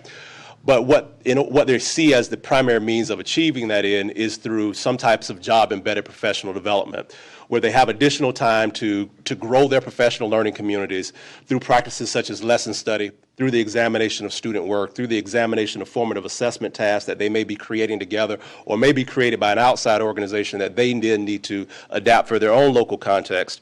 And we're also seeing some of them that are asking for additional time and support around instructional rounds so that they can build that same type of mental model with their school leaders that they need to have in order to have the right types of supports in place for them to be able to move practice in a way that really does make sense. A couple of content areas of focus as well that we picked up through additional studies as a part of this work is that we're seeing that teachers are requesting additional supports for reading and writing across the curriculum, in particular with informational text as well as with argumentative writing. And then on the math side, teachers are asking for additional professional development supports in terms of developing students' reasoning and communication skills on the math side. Yeah, and I think that a lot of the content area work that Robert's referencing is from the American Panel Survey from Rand's work. So that really aligns with a lot of the same type of efforts we were supporting here. I realize we're coming up on the end of our time. I think this is the main we wanted to add nuance around professional development, around materials, and around some of the core findings here. So we wanted to give a minute or two. I realize we're coming up at the end of our time for questions if folks have them. I realize that's a lot of information for folks. Okay, thanks so much. This is really interesting. Board Member Ortiz-Lacombe. Thank you for this information. I think that all of the findings are consistent with what we're hearing from folks on the field, and I think that that there's that they're moving in that direction, and teachers are really trying their best to implement this with fidelity, but they do need support. So I'm wondering, how do the findings lead to some type of action or trainings? So how do we now take this information, and obviously that's not us, but how would the department then use this information to guide the type of supports that teachers do need? And in particular for me, what stood out is just the support around the ELD standards for designated ELD time. So that's something that I would want more information. I do have to say, as a parent of a student in kinder, he came home the other day and told me he was involved in a collaborative discussion. And so it's working, but we do need to support our teachers. Board Member Strauss wants So to go. maybe I can follow up. First of all, I want to thank you all for the thoughtful research and way you're presenting this, and I know you presented at the Common Core stakeholder meeting as well, and I agree with Member Ortiz-Lacone. This is exactly validating a lot of the work that we're doing, and so just let me add on to what Board Member Ortiz-Lacone said, is that, in this part of my report too, but we've had several meetings at CDE and the SISC through successor, the county are looking at it, math and in science. So I'll talk about the math aligned exactly with what you're saying as far as needing administrative training so they can help support and do the rollout. They're putting together a plan to do more rollout, because we didn't do an intensive rollout like we did for ELA, ELD. And we talked about needing content training for teachers in math for some of the areas, also needing communication issues, and also dealing with equity and access for kids. So that initial planning meeting was just so well led, and it just validated that. And just to let the board and the public know that we are planning to do some follow-up meetings and have an action plan out of that. Separate from that, they did a science one as well. And at the Common Core stakeholders meeting, we talked about what to do next with ELA, ELD. And they've been having sold out ELD rollout meetings, and we only have one more left, and there's such a need. And we've identified that issue of ELD support that you talked about, and needing to really clarify what integrated is, what designated is, additional strategies. So there's a clear message, and actually at our next Common Core stakeholders meeting on May 18th, we're going to come back and look at what we did in the ELA, ELD rollout in admin that the authors and leaders of IQC did, to try to look at how to roll out more admin training to support exactly what your findings and what we all know in the field as well. So it feels like there are some collaborative discussions going on with the Department of Ed, with the county leaders in instruction, and using some of this research to try to look at more rollout opportunities and more broad training to address the identified areas. So I just want to validate this report and also build on the fact that those of us that know it's a lot slower than we wish, it's a little messier, and it's more complicated with the state, and what you're finding is actually something we need to think about in our ability to follow the implementation of our policy. Thank you. Okay, Board Member Rucker. Well, first of all, I want to make sure that I give my thanks also to the work that you did in putting the survey together. Marlene Fong is a close personal friend, and I know how much work that went into doing the drafting and the careful consideration that you put into selecting the survey items that you were going to use. So you all are being very modest in discussing the work that went into putting the survey out, so I wanted to make sure I brought that to light. I also appreciate the frankness that you gave in sharing the information that you've learned from doing the survey. This is something that I continue to ask, or what are we learning about? What are we finding out? What do we know? So the question I have for you, because I know the plan is to continue the survey and also at some point to have a plan to repeat this, how are you going to look at, or in what ways are you going to be able to get information that'll tell you that things have gotten better? And that may not be something you can look at yet because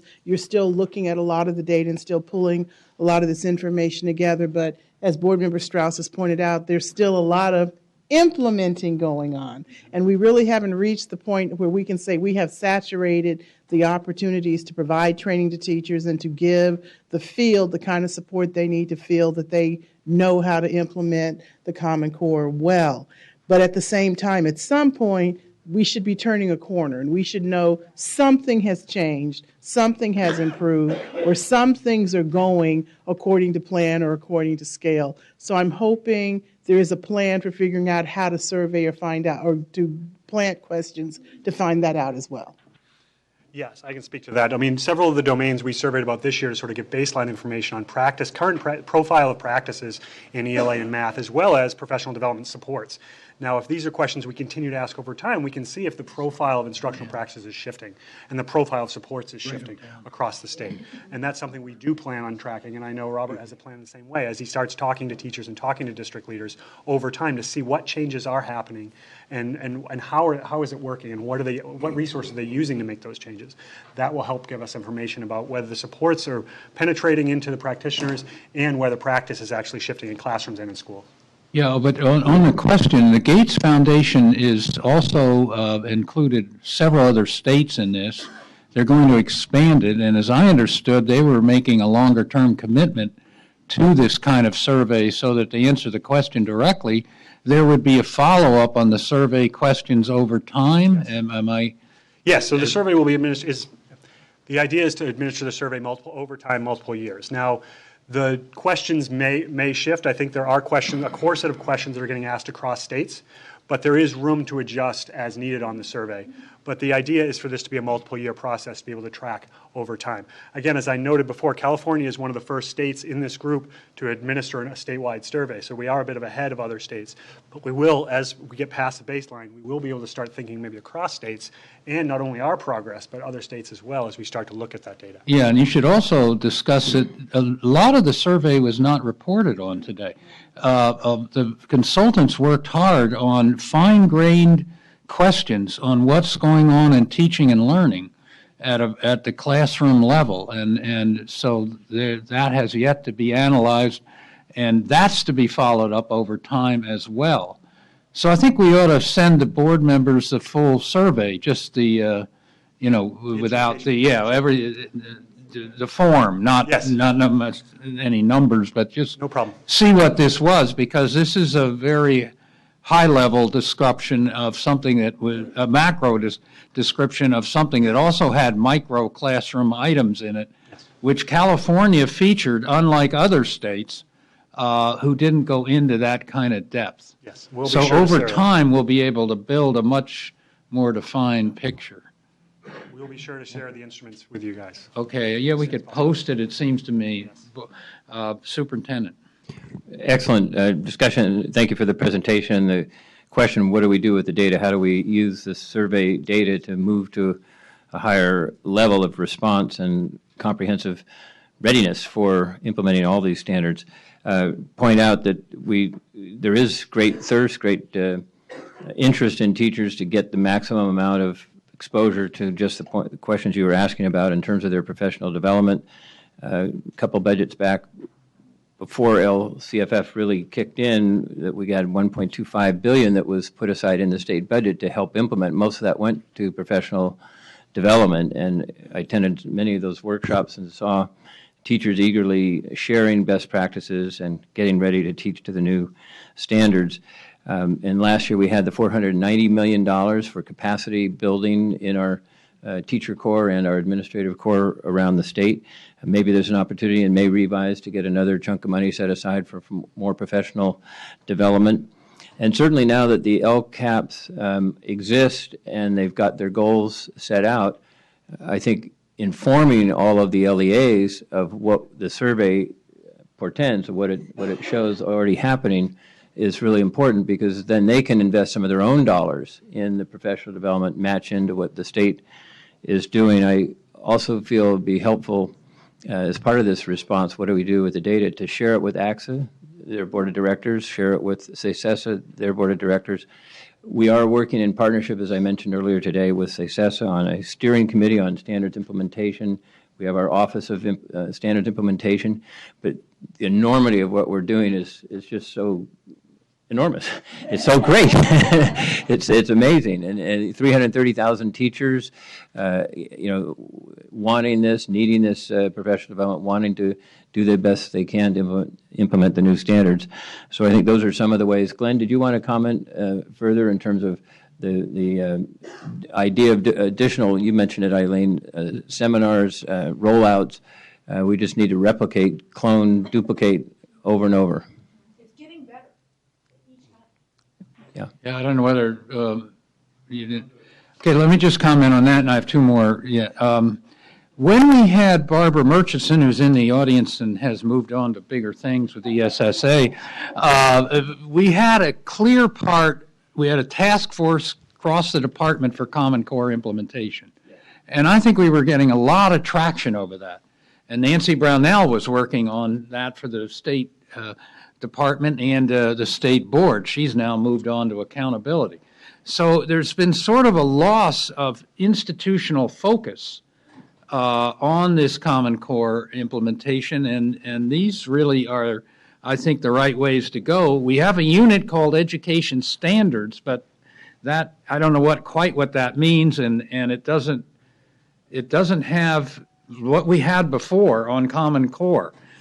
In fact, I think this whole agenda gets shifted so much to accountability and out of implementing our basic thing we're trying to do, which is classroom change through Common Core. So at some point, I think we need to think about whether we need some focus back to that. Maybe you want to... So let me just kind of say, because I'm one of the liaisons that works on that, is that I think through the Common Core Stakeholders Group, which Sue Stickle and Scoey and the county superintendent, the SIS group, there is a focus on what to do with next steps, and that's why our stakeholder meeting on Common Core is coming back again. We had one in February, and we're doing one again in May. And then the collaboration that CISC and CDE have done, where Bechtel's come in and said they want to help with math and science. So I do think we're trying to create a plan, and the county leadership in CISC, I think, is helping with CDE, because Tom Adams has been at these meetings as well. So I think it's shifted, but we haven't lost it, at least from the meetings I've been. And people have been out in the field long enough to know that they realize what needs to be done next. So if we can stay connected to the Common Core Stakeholders Group, which is dealing with some of these issues, along with the CISC and the CDE group, I think we will continue, at least from my participation, and it feels like it's very focused. Just my sense. But does it follow up systematically on the various things in this report? There are 7 or 8 areas here we all agree, and I think the collaborative you're referring to is a private...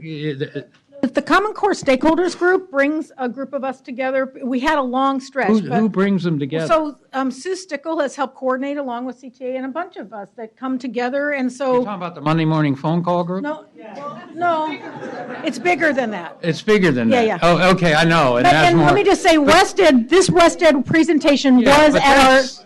It was at our meeting. Like we had when we had before. I mean, I think that's a Dr. pale imitation of the kind of thing. If I could comment on that a little bit, I think actually in some ways our work here at the department has gotten more robust.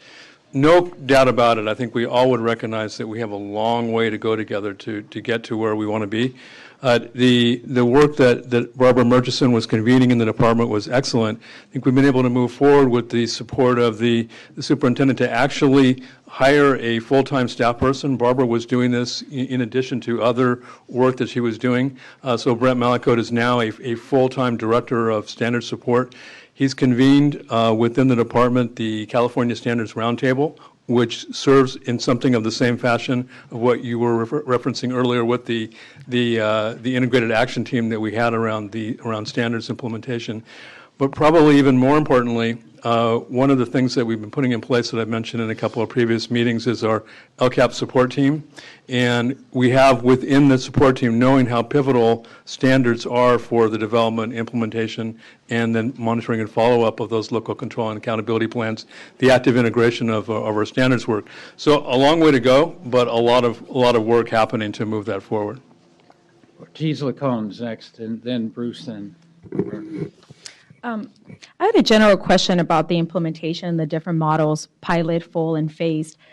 Were you able to look at the data and see if implementation and training was more effective under pilot, full, or phase-in? I know that some of the states that were early adopters of college and career readiness standards are now experiencing a backlash and experiencing maybe a shift to different standards. And so I'm wondering, in California, those districts that were early adopters, are they doing a better job training their teachers and implementing the standards than those that possibly faced in?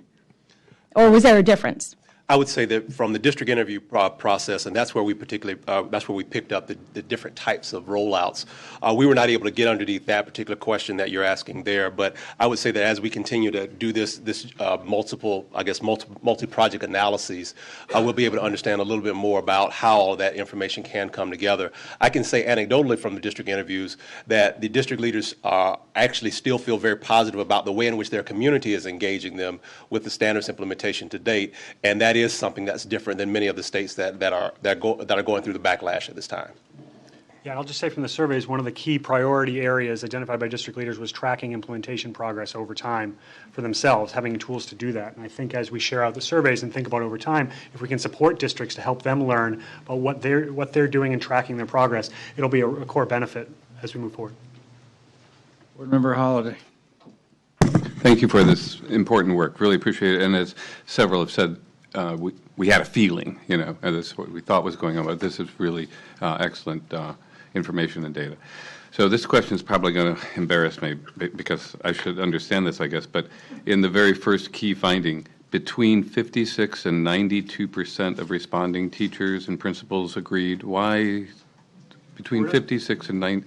Well, so there's three separate questions that's described there, the relevance of the findings. So there's an issue with the low response rates. We know that there's a range of responses but on those three questions, you have those three questions asked of teachers, those three questions asked of principals. Those respondents, the key, the way we phrased it there, is that high majorities of each of those groups agreed.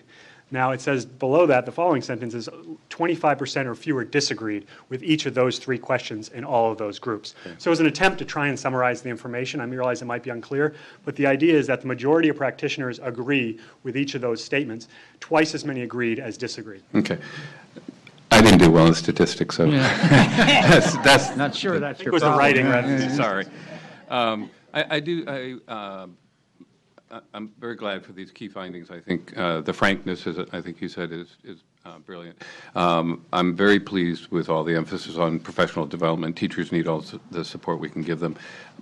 I'm particularly pleased with the finding that school leaders and district leaders need more professional development. We often forget how tough it is to be a school leader and how important it is for them to have the knowledge so that they can do their job as well as we need them to.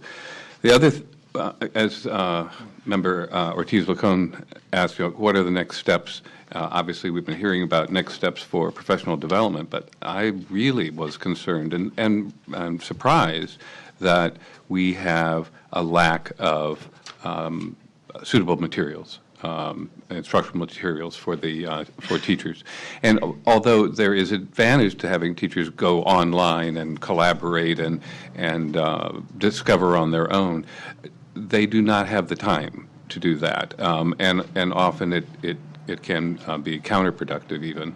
So I really would hope that we would have some sort of support mechanism that we can help with this. I think just to know that we're just in the process now. I mean, the Instructional Quality Commission went through a very thorough review process. There's great materials on it, but districts are just starting to look at the materials now, just being rolled out at the county level. Some districts will try to adopt for fall, but some districts are taking their time to make sure they know the framework, so they adopt based on what the framework's requiring. So I think it's just related to that they were doing Common Core, and we hadn't adopted any literacy materials until just now. I think that's And just one quick point, the market has really not matured yet to be able to bring these materials to bear. So I think a lot of this is just a function of time and a sequential matter, and the fact that in some cases displeasure is also a result of growing knowledge. So that's actually a positive sign. We just have to get the market to go along with us in that sense.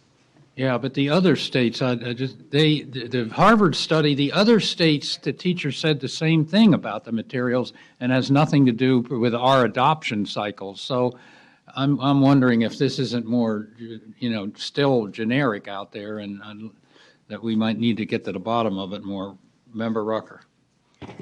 I also agree with what President Kerr said, that the survey is telling us about two words became very clear: more and better. more support, more training, more time, so that we can get better at doing the implementation. All of those mores are connected to what will make things better.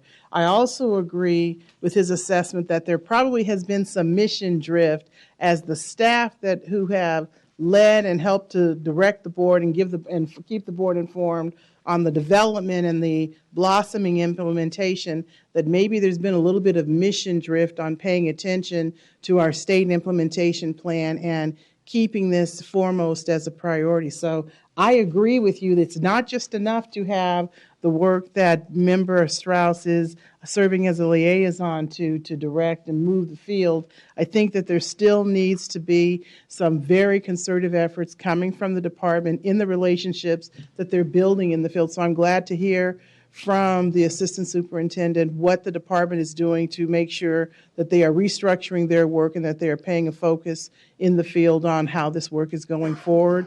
But I am concerned that the survey did point to some type of mission drift.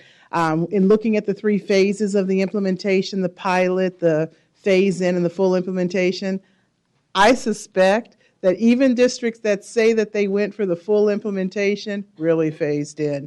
And I don't think they have gotten to full implementation yet. I would be surprised to know that any district would actually say they have fully and completely implemented the Common Core standards. So maybe we need to take a look at dissecting what we're looking for as the hallmarks of implementation, or what are we benchmarking to say that districts are making the progress toward full implementation. I'm not really sure that that's what was shared today in the survey results, but I also know, because I saw some of the survey questions, that you have more granular questions that actually get at dissecting that. And perhaps maybe if we can have a way of studying what are the benchmarks toward full implementation and give that information to the field to let them know this is what you should be looking at and this is the next step or the next phase you should be moving toward, that might be more helpful guidance. And I think you have the information in the survey to help us try to figure that out and give that information back to the field. Board Member Williams. First, I want to thank you for the work. I found the results and what you shared very interesting. I'm hoping that it will not only help the department and the board and the county offices and the districts continue to support Common Core implementation, but there can be learnings from that we can think about with NGSS implementation as well. Even though it's different, the complexities are different between them, but still there can be things that we can learn from that. But I want to raise it to a kind of a bigger comment that I just want to make, and that is, as I was listening to you talk, and the thoroughness of the surveys and the thoroughness of the analysis of it. And I was thinking a couple of weeks ago, someone was chiding me about how slow California was in doing this or doing that, or why haven't we picked this up yet or picked that up yet? And it was somebody from another, state that's half the size. And I said to them, California's really big, and that means that there's a lot of players involved, and that the work is really complex and pretty high stakes in terms of how many kids and teachers are involved. So so we're not as nimble as a smaller state is. But then, as I was thinking about that, as you were talking and making this presentation, I started thinking about all the support we get because we're California. And in part because we're important, because we're California and so big, and in part because we have such rich resources here in our own state. And in particular, I was thinking about WestEd and the role that WestEd has played since we've come onto the board in January, and the variety of ways that they have answered the call of the CDE and the state board to help out with this or that or this or that, and how really valuable it's been. And I want to thank WestEd for that. Okay, Board Member Burr.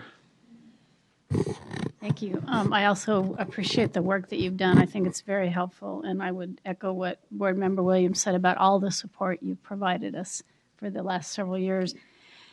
While I want to reflect on something that you said, President Kirst, and think about the timing a little bit, because remember, we adopted the Common Core standards in 2010, and then we went about creating a state implementation plan, which was ably led by Barbara, who's hiding back there, and Nancy. And they were reporting to us on what the state should be doing to implement. And then a couple years go by and we go, oh, let's do local control.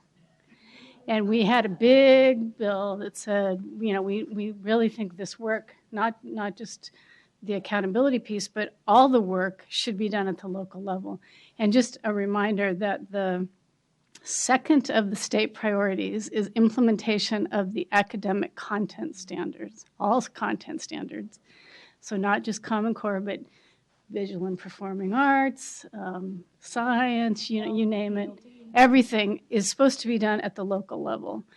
So I think I also want to applaud Superintendent Torlakson and Deputy Superintendent Glenn Price, because I think what Glenn was just describing is the natural transition from what looked like a state plan to it's now the responsibility of every single LEA to ensure that you have implementation of these standards across the curriculum. And here's ways you can do it. And your results help us point in that direction. But I just would be cautious about going back to, oh, what is the state going to be doing about it? Because I think it's actually kind of worked its way down. And to Board Member Strauss's comments, that's the work that's going on now in the counties at the behest of the superintendent. So I just wanted to put it kind of in context, because I think one of the reasons we were focusing so much on Common Core implementation, in addition to it being a very high priority for us, was it was a state responsibility at that point, and it's kind of morphed into a broader-based responsibility now. Okay, any further comments? I just keep thinking, you know, tomorrow will be our 7th session on accountability. There are 4 hours of crack, and we spent 28 hours then on accountability, and we're still have a long way to go. But we've had very few discussions about Common Core, and maybe the locals are doing it, but to me, this survey indicates that there are problems. So I'm trying to think about our agenda as a board and our responsibility and the departments to accountable for what? If we don't implement the standards, yes, we'll find there's problems, and the accountability people will be thrilled to find these, but there will not be, we haven't attended enough to the bottom line of getting them implemented. So I'm still want to think some more collaboratively with some way of looking at these problems and seeing whether there's something that we can do to keep track of them, and whether we're making progress, as Board Member Rucker said, what we can do that's more. I'd like to ask IQC a little bit more deeply. Keep hearing there aren't materials. I've heard it every month. They keep saying, oh, these materials are great. We adopted all these math materials and so on. So I can't put all this together, and while it's a local responsibility, it seems to me we have a responsibility of tracking it and looking at where we can nudge it forward rather than controlling it.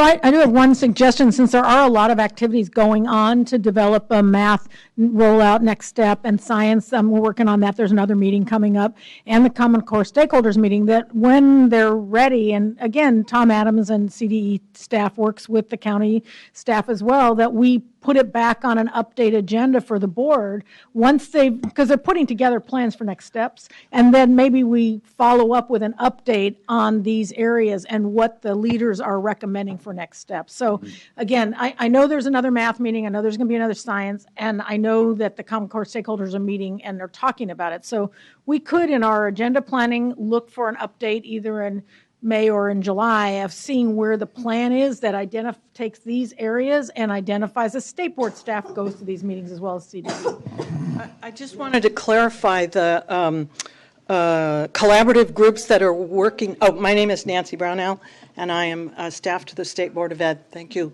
The work that is being collaboratively led by Brent in the department, and Efren from CISESA, and some additional Tom Adams and myself in meeting together to say what's the next phase of implementation across the literacy standards, the mathematics, and the proposed NGSS work that is beginning to emerge. And we've convened these committees with the support of the Bechtel grant and just the expertise of the persons involved with both higher ed and pre-K-12 expertise. They are developing a plan on two sort of major pieces. What does full implementation of Common Core standards look like in their field?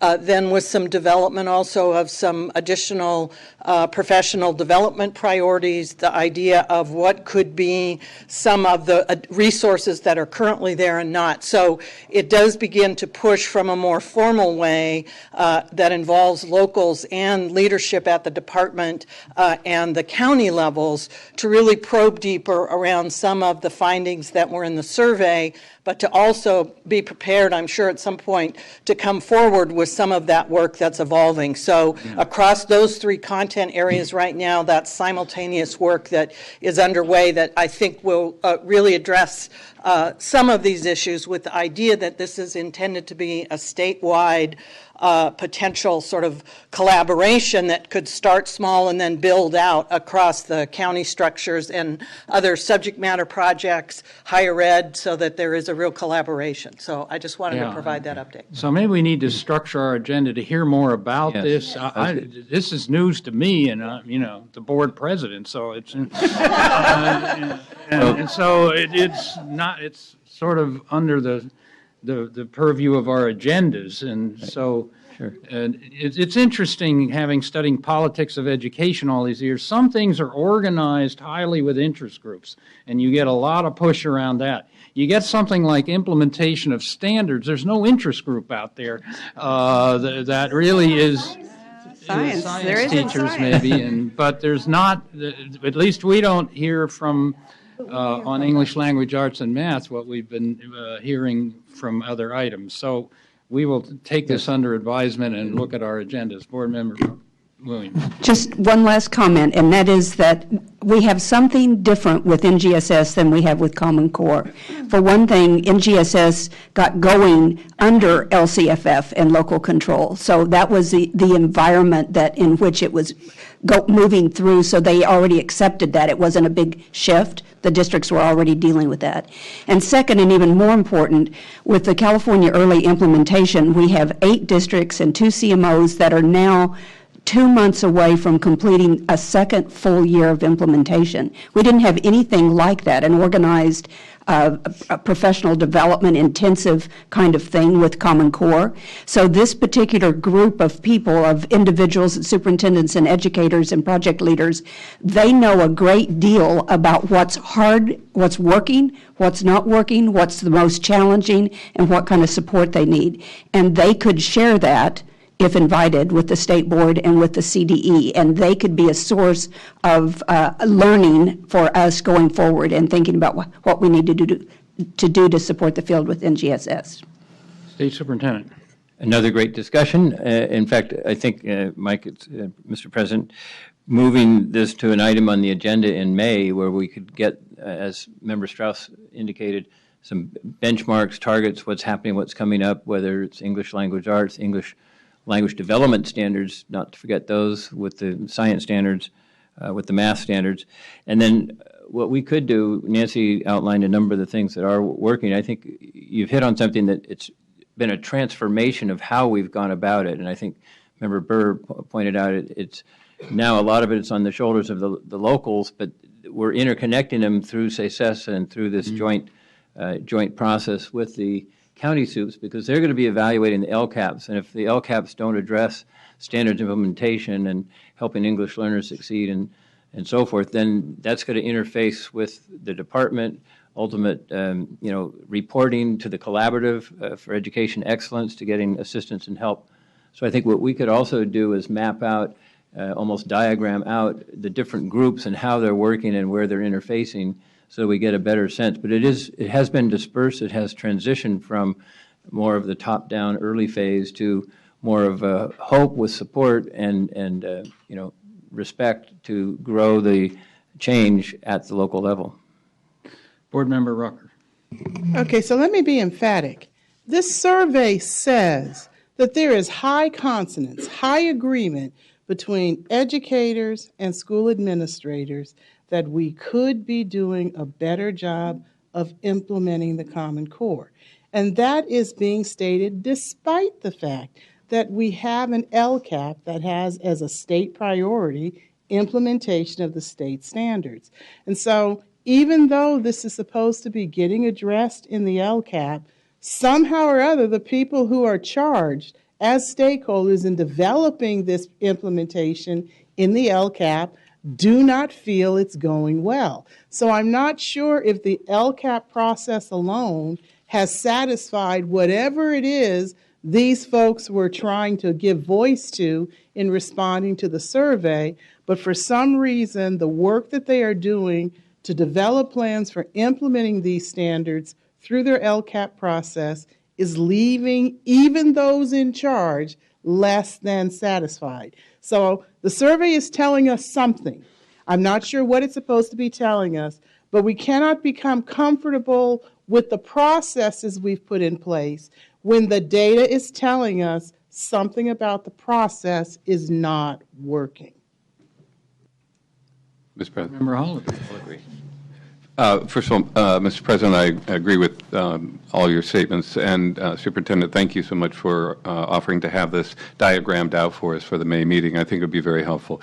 It is ridiculous on one level to be talking about accountability when the actual standards haven't been fully implemented. But at the same time, I do think it is now a balance between local responsibility and LCAP and yet our continued support, especially in those areas where local resources may not provide all the the wherewithal that they need. For example, with the materials. So if you could, as part of the agenda item in May, help us unwind this issue about instructional materials and what is not available. What is it? Is it money? Is it district decisions? Is it as the presenter said, an infant market? And it would be very helpful, I think, for us to understand that, because I think this is a huge stumbling block for teachers not to have the instructional materials they need. Yeah, this market works very slow for something that was adopted in 2010, and it's an infant in 2016. So, I come from Silicon Valley. They'd all be bankrupt with a movement like that. Let me just say, some of it's our process because the Common Core standards were adopted, but we didn't finish our framework. It was adopted maybe 18 months ago or maybe 20 months ago.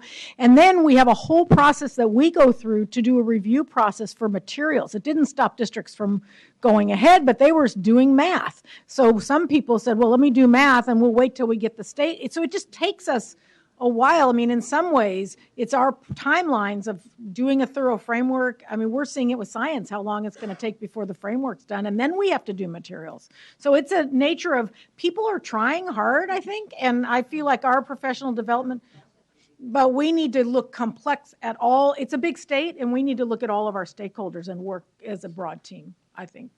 So just a clarification on I'm Tom Adams, Deputy Superintendent, Instruction and Learning Support. Just on language arts, keep in mind we just adopted language arts materials in November, right? So right now people are finally saying, oh, we got to take this seriously. Now, one of the things we've done in terms of this, I think, is that unlike before, we've actually combined two sets of standards. And people before have often thought of English language development as that kind of auxiliary part, and we've actually put it as part of the core. And to do that is a big shift in instructional practice, and I don't think if anyone tells you it can happen overnight, then I wouldn't believe them. In terms of mathematics, keep in mind we did a framework and adoption nearly simultaneously. And we had to because of the middle school issue. We knew that there was a big hole from the previous set of standards. I think we filled that pretty well. But I think the issue is, again, a different set of standards with a sense of the math practice standards that we were calling for before that were not considered seriously, as well as the fact we were asking California teachers to redo middle school math. I mean, elementary, there were certain shifts, topics here and there, but we had to redo middle school because prior, the benchmark was pretty easy, Algebra 1, right? And we knew that didn't work very well, which is why we went to the Common Core standards. So we had to do two things. We had to build out middle school into a good 3-year sequence, ending with 8th grade, or we also had to accommodate the acceleration pattern. So in that sense, we've gone through a complete system redesign. So to actually, I think how I understand the polling data is this, is you don't know what you don't know till you know something. Until you know better. Until you know better. Until you know better. Yeah, right. You know, and so those folks who, you know, earlier data said everyone felt they knew Common Core and were going along. I don't think people knew how much of a lift it was until they actually had to do it. And I think that's how I review that data.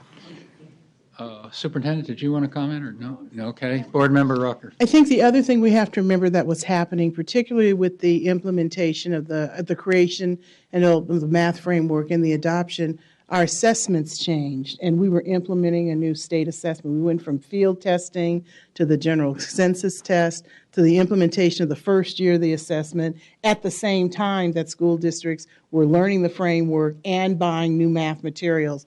And so they did find some things out about what they knew and what they didn't know, but it became in the lens of an accountability piece that became central to all of their work. And so I think that that's something else that was different. So there's nothing wrong with our timeline or our process. We just didn't follow that process or that timeline.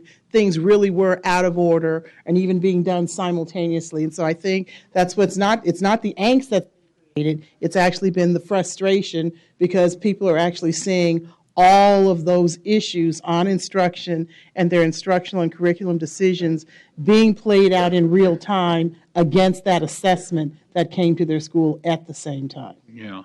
Yeah. Well, not to belabor this, but if you also what's happened that we really haven't discussed is, and the report brings this out clearly, the sub pools dried up, not time for professional development with subs, trouble embedding it within the school day because teachers are in front of students all this time.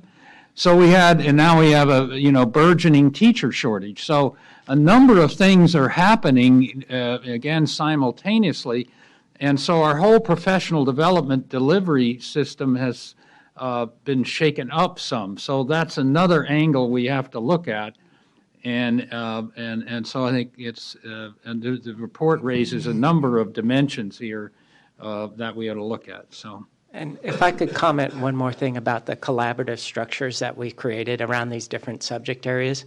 I have to say I was pretty self-interested in that for the simple reason that with these frameworks and instructional material cycles go in 8 years. And the problem is after about 6 years of implementation, we kind of start knocking on doors and start saying, how's it going? And we have focus groups. But my goal was to actually create a mechanism to feed back into the state at a regular basis as to how things are going instead of, showing up every 6 years saying, well, where are you now? So in that sense, to me, it's going to be a richer policy mechanism and guarantee participation of all the people who have been really doing it and actually implementing the standards. And remember, our frameworks are considered dynamic documents, so if we need a mid-course correction or augmentation, this will be part of that mechanism. Okay. Well, I just would say, just like we just approved putting the ELD strategies in the math framework, and we will have that in our upcoming history and science. So that's the wonderful thing about it evolving and us being able to keep it current. And I mean, it's really a compliment to the team that's working on keeping them current. Right, and this is why it was so important to have Nancy Brunell part of the design and Efren, and so by CSESA, SBE, and CDE doing this, we're really trying to create this to be a continuous collaboration. All right, I think we're ready to have a break, maybe. How's that sound? And then we'll do board member reports, okay? Let's come back at 3:15.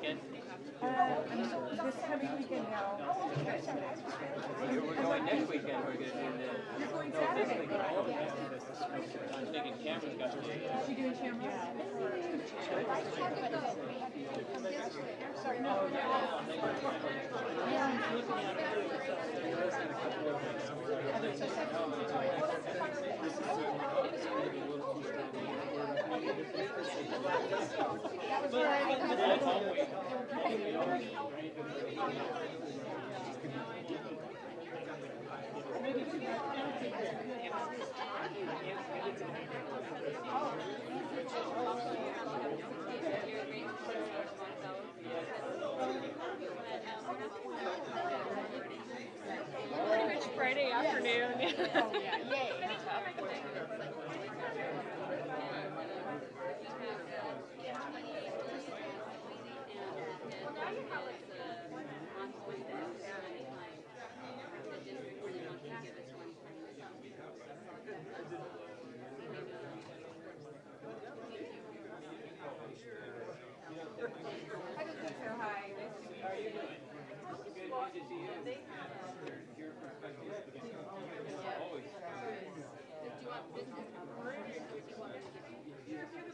I'll take it. Okay. Thank you. And thank you for your support. I know you all need to come out and do a PR.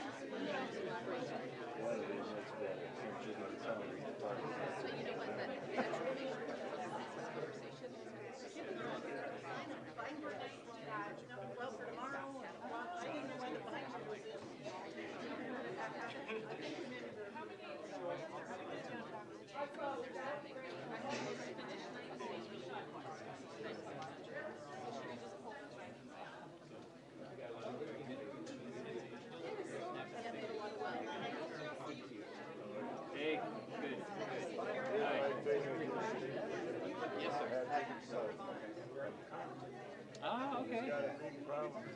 Uh-oh, what's going on? Tell me. Okay.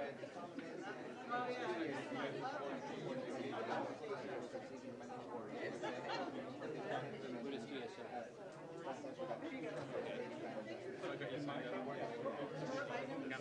They got money, but they didn't use it for that purpose.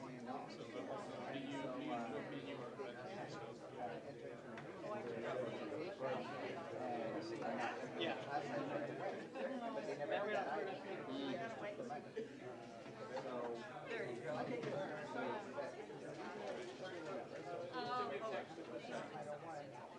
All right, well, let me go see. Right. What I don't understand is money they got. Yes, I'll see you next week. For smaller classes. Right. If they didn't spend it all, do you know where they spent it all? I just couldn't let it go. So anyway, we're going to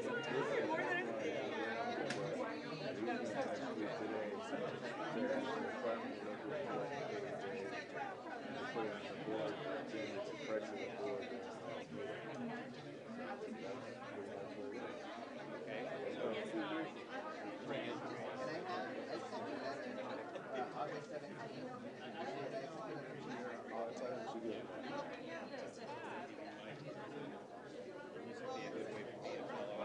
Stephanie on our staff here. Hi, nice to meet you. Oh, nice to meet you. You're the head of your I am the president of the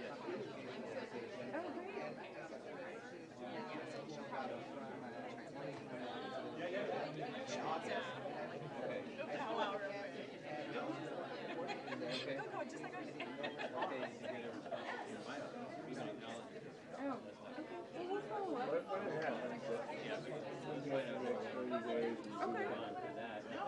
Now you have an issue. What do you do? How do you get that money back? What is your, what do you want at the end of the day? They should be punished some way for spending the money the right way? Those that's the bargaining table. They need to come to Jesus and all that go. You know, like I said, content 100% cut off. Are you using every resource they can get? I'm not here so that the state takes the money back. I'm that's what's appropriate right now. If we have to use $12 million to reduce class sizes further right now, in order to guarantee that these kids get what they missed out on 2 years of, then let's bring it up. So the way that public comment works, you come in under public comment? Yes. So that we receive the comments, the chair comments, those comments, and then they follow up. If we don't get any dialogue, comments, right here, Stephanie will only follow up. Sure. Thank you. It'll be on the record, you'll make it on the record. Perfect. Thank you. Thank you very much. Thank you. Nice to meet you. All right, let's go meet them. We're taking a 10-minute break to go into, no, he's pretty good. He's pretty good.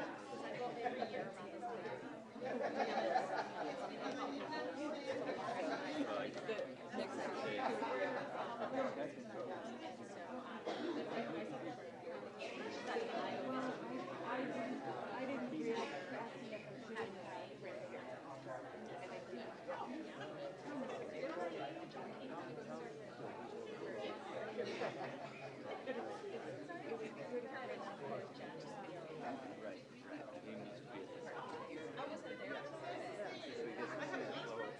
He needs to be at the because it is morphed. I think the food makes a really good point.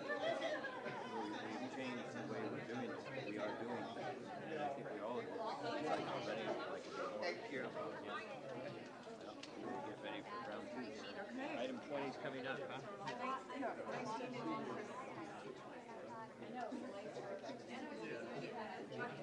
Yes, exactly.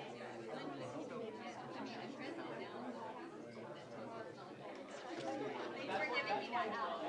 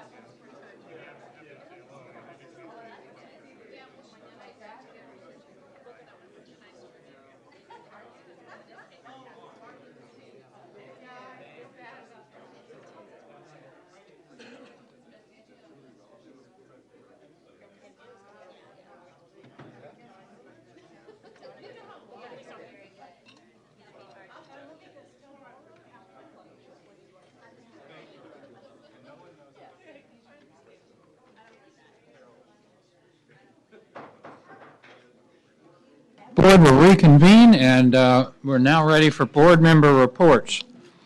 So on my list first, I have IQC, Mathematics, Rucker, and Strauss. Okay, so, well, I'll just follow up on a couple things on math.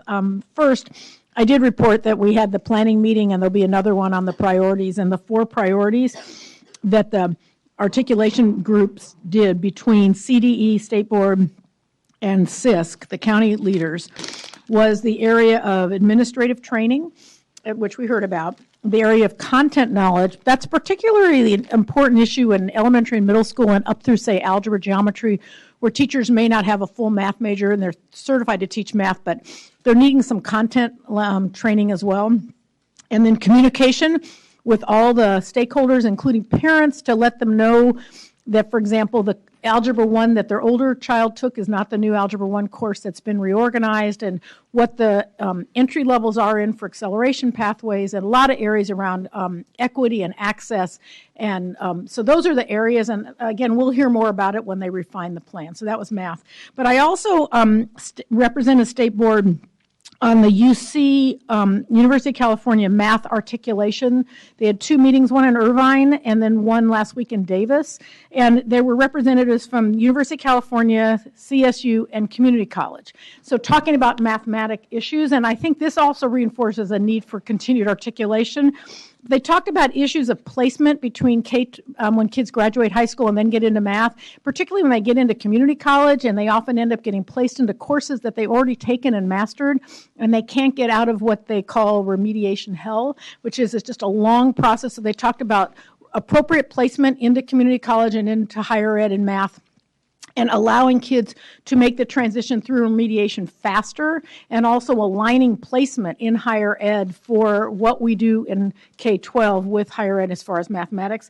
And then also, what are the issues that students need in higher ed? What's the entry-level math they need, depending if they're going to STEM fields or whether they're going to sociology or psychology. So again, the meetings were effective. Also talked a lot about, as we change our teaching practices and engagement in math in K-12, what does that mean for higher ed teaching practices? And so it was an interesting articulation. There's going to be notes and follow-up, so we'll see what happens with the articulation. But it was all the different sectors, and really well organized by University of California Office of the President. So again, there should be more. That's in mathematics. So I really exciting conversation about that.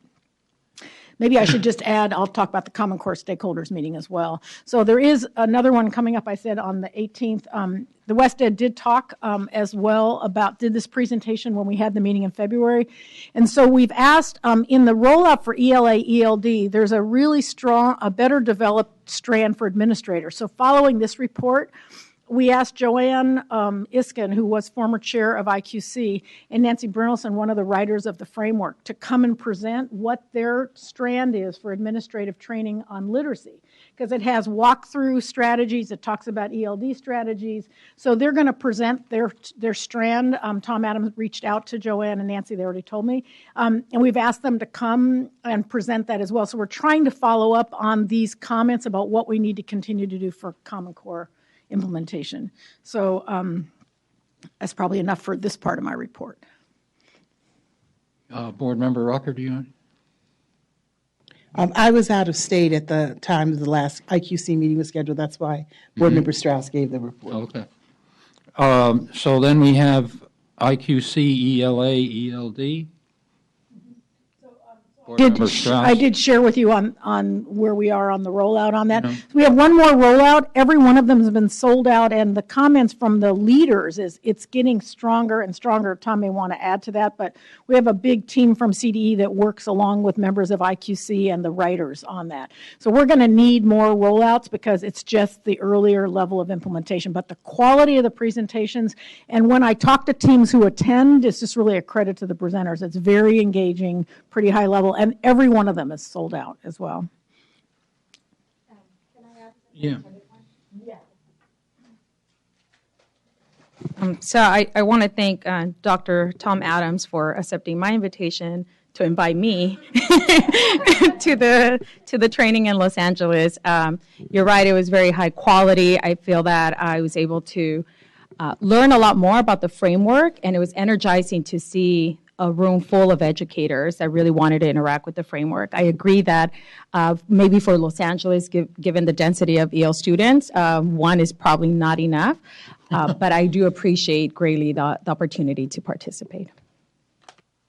Yeah, but relating back to the last conversation, one isn't enough. How many would we, aspire to? I mean, The next one makes 9, and this is in LA County? No, this is the first one in LA talking County. about LA County, But we which has haven't 10 done million Orange people in County, one we haven't meeting. done Riverside, we haven't done San Bernardino, we haven't done Santa Barbara County. So we've missed this whole part of Southern California. And some of it's the collaboration, well, the team who does it as volunteers, and also the counties collaborating with us to provide it. Yeah, but so relating to how would we get the depth? I mean, we're talking about capacity building. So a county with 10 million people, that has More. one meeting. Santa Barbara has one meeting.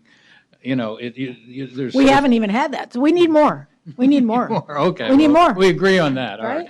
Okay. All right. History, social studies. Sandoval Rucker. Yeah. The History Social Science Subject Matter Committee is going to be meeting in 2 weeks for 2 days to go over the second round of reviews, and more than 1,000 comments have been submitted. So we're going to have a chock-full 2 days. That sounds busy.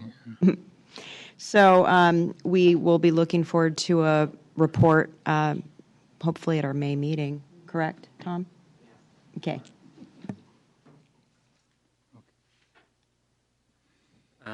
Just a small correction, it's now up to 10,000 comments. Some of it is petitions. So we will, we're preparing a table of comments and going to be getting some assistance from the California History Social Science Project, Nancy McTighe, former commissioner on that. But we figured with the amount of public comment and the extent of comments that the commission has to review, it'll be a 2-day meeting. And I think on the May meeting, you'll probably have, you'll have a healthy amount of public testimony. So. Okay, IQC Science, Strauss Williams. Williams, go ahead. Member Strauss and I attended the February 19th IQC Science Subject Matter Committee meeting. It was scheduled for 2 days to go through the first round of public comment on the 1,900, 2,000-page draft of the NGSS curriculum framework, but they managed to get through in 1 day with the majority of it, with like 98% of it, and then decided that they did not need to reconvene this month in Sacramento, that they could hold the public meeting by conference call. And so they will be doing that just to double check themselves on what the decisions were made and make sure everyone is in consensus on some of them. Make sure there's consensus on all of them, but there's only a couple of them that they have questions about. And so that'll be in the afternoon of March 18th that they will have that. And then there'll be another round of public comment. There was good comment. There was a lot of substantive comment. There was a lot of consensus around the comment and the themes. It was all really well organized. Really good meeting. Even though some of the IQC members were newer to science, it was all really great and moving along really well. On the Can I just say a couple more things? Okay. Sticking with science, the other thing that is fun for me sometimes to do, in addition to always fun to go to IQC and Curriculum Framework Committee meetings, is if I get invited to do a presentation on NGSS and why the State Board thinks it's important. So on February 1st, I did opening remarks at a National Science Foundation regional meeting in San Francisco on NGSS, and it was well attended by several hundred California leaders in science ed.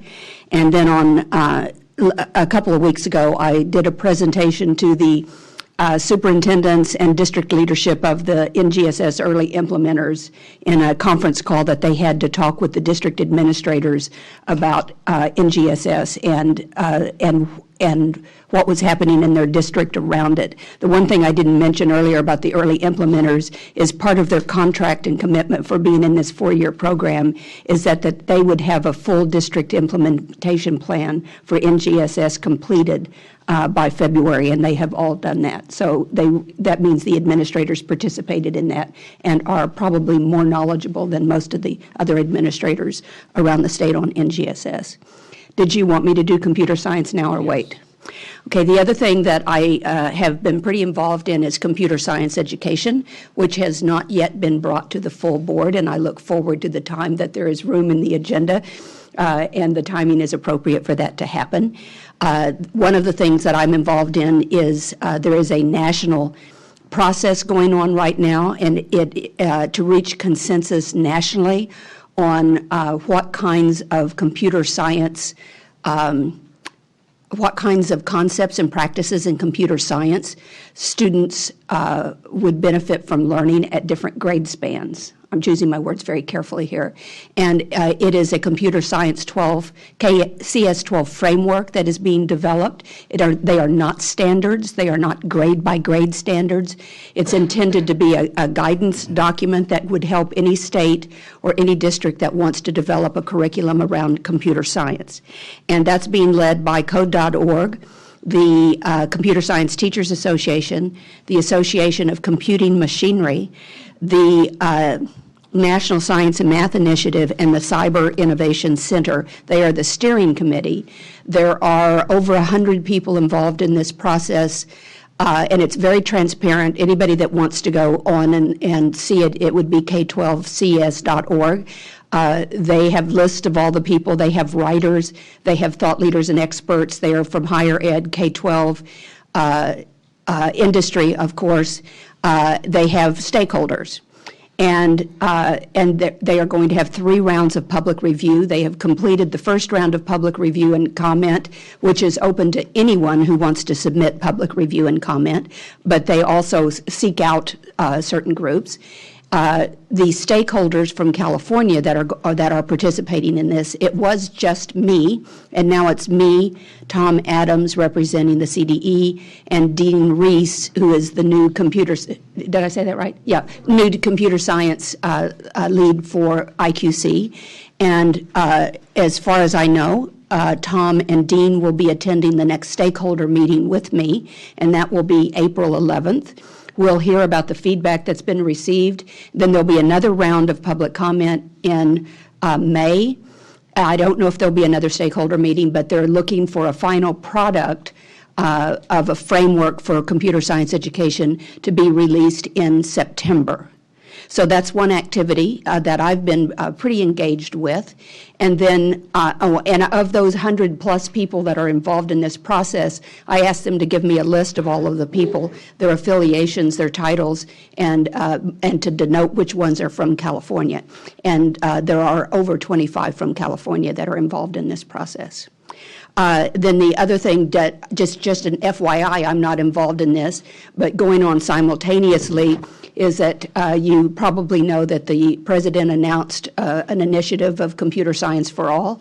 He didn't really mean exactly for all, but, you know, the title couldn't be computer science for some because that's what we already do. And so what, you know, the intent is to make it available, not to force it on everyone, but to expand access. And he is asking the Congress to divert some of the money in ESSA federal funding over to support states and districts with implementing, those that are interested, implementing computer science instruction. And there is a campaign going on to encourage Congress to do that. And there's going to be an announcement, I think, in the next month, and it's being signed by a great number of cities, governors, districts, and computer tech executives. I'm not involved in that. I'm just telling you this is an FYI. So there may be something that happens with Congress and funding for this. Okay, good. Anything on summer school for the arts? Yes. The California State Summer School for the Arts Board met in Los Angeles on February 19th, and the application period for the summer session closed, and 1,445 applications were received, and they were received for the first time electronically. 500 spots. Yes. And Director Michael Fields had hit the road in the past year to help recruit applicants with a really a special focus on increasing the diversity of the school, particularly economically, culturally, and then geographically. And then he paid some visits to schools in the Central Valley, and as a result, there was a 35% increase in applications from the Central Valley, Fresno and Kern counties in particular. And there was a really active online outreach effort through social media. So it's they're very successful, and they're increasing their partnerships. They have a Bridge to College program. So there are 11 affiliated arts colleges that have special scholarship opportunities for graduates, and they're building more with those partnerships. Okay. Anything, Child Nutrition Council? Yes. There was a presentation by CNAC members and also members or staff from the Department of Social Services regarding CalFresh participation among students that qualify for free and reduced. So the idea is really to work with other agencies and share data so that we could increase the number of free and reduced of students that are receiving free and reduced lunch. They also shared the comments by the CDE regarding the Child Nutrition and WIC Reauthorization Act. And essentially, there were some recommendations by the CDE to change the meal application, as well as increase funding for the meal programs. And stay healthy, my friends. That's it. Okay, California Teacher Commission. So we had a meeting in February, and they're continuing to talk about induction and accreditation. Actually, the CTC's done a great draft of a data warehouse and data dashboards on all the accreditation issues, and made me think of all the dashboards we're talking about in accountability. I mean, they've got a huge collection that they're working on in a draft format, and might be when we get to that point, we look at some models out there for what dashboards would be helpful in us understanding. But a significant thing that they did is, we are facing a huge teacher shortage, and we have a shortage also of substitutes. And we have a rule with substitute credentials, you have to break their service after 20 days. And so you have a problem when a teacher's out on maternity leave or a long-term medical leave, what to do so that you provide continuity for instruction in the classroom for kids, so you're not changing subs or breaking service. So they, with a lot of discussion and support from the field, CTC passed a teaching permit for statutory leave. It's a different credential. It allows you long-term service and work toward completing your credential, but it allows continuity for students. I thought it was a really strong move and was very well supported. So let me just add Concurrence Commission while I'm at it. The Concurrence Commission meets twice a year, deals with the limited budget for the subject matter projects, but at that meeting, which we had here in Sacramento, followed the Educational Excellence Summit, and Tom Adams and I did a report on ESSA, and it was right after our state board meeting. So we updated them and where we're going as a state, what the implications are for the subject matter projects, and which we're pushing very hard to make sure they're focusing on the frameworks and implementation. And a lot of districts are actually reaching out to the subject matter projects, and we have leaders in the science project, and a lot of our projects that help write the frameworks and actually are leaders. So that was a short meeting, but it was effective, I think, and it followed the summit. And then the last thing I wanted to say is that accountability is clearly on everybody's minds, which we know we're going to spend a lot of time on tomorrow. But I spoke to Orange County State PTA here in Sacramento on their Sacramento Safari on where we are, and then Nancy Burnell and I did a presentation to the 6th conference in Monterey and got some really good feedback from a lot of the curriculum instructional leaders on what we're thinking about for accountability. And we're going to be following up with a longer training in LA County in May. So there's a lot of interest in, as we know, in the field giving input and in making sure we hear from a balanced stakeholders. Thank you. Okay, the California Commission on Educational Excellence. The collaborative met on February 4th. Superintendent Torlakson was present at that meeting, as he's a member. We had Dr. Cohn introduced all of our new staff. I think you recall that one of our former colleagues, Dr. Molina, Aida Molina, is now working with us at the collaborative. So it was good to get to meet them. Dr. Cohn also reported on his work, and he's actually reaching out to a couple of districts that are volunteering to be part of whatever support and assistance the collaborative develops as we complete our accountability system. I'm blanking on the name of the district, but it's in Riverside County, way out in the desert. I don't know if you...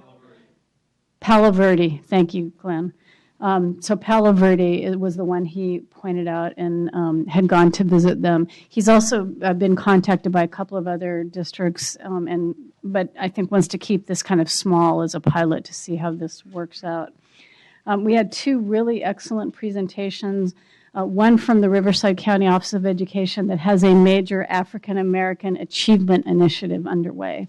And there's a great PowerPoint on the collaborative's website in case you're interested, where the county office has organized all of the districts and done a real deep analysis of their data related to African American student achievement and pointed out some areas where there needs to be some significant improvement and are working with the districts to do that. We also had a follow-up presentation from WestEd about work of peer-to-peer networks. The one that we're most familiar with in California is CORE, but there's also a smaller one that has an equally snappy name that I can't remember the acronym, but it's small rural districts down in the Central Valley. And there's also one in Massachusetts, and there's one, I'm going to say Ohio, but it's another state where WestEd has been able to tease out what the key components are of peer-to-peer networks and what helps them be successful. So also a nice PowerPoint on the website around that. And then we concluded the meeting with strategic planning. We had a facilitated workshop to talk about what our aspirations are for the collaborative and how we think we'll go about doing that. So that'll be ongoing, I think, but it was really our first opportunity to do it with the staff there as well. Next meeting of the collaborative is April 7th. It'll be here in Sacramento. The other thing I would add about accountability, and we'll have lots to say about this tomorrow, specifically about the selection of a new advisory committee. But President Kirsten and I were asked to testify at the Senate Education Committee on February 24th, along with Carrick Ashley, and also Carl Cohn came and testified to talk about the collaborative. So the graphic that you saw with your information memos really was developed as part of that conversation to try to help on a one-pager, pull together all the different components of what's happening with LCFF and the 8 state priorities and how it could feed into what we will be doing around ESSA. And I thought the hearing went fairly well. I'll let President Kirst offer his reflections.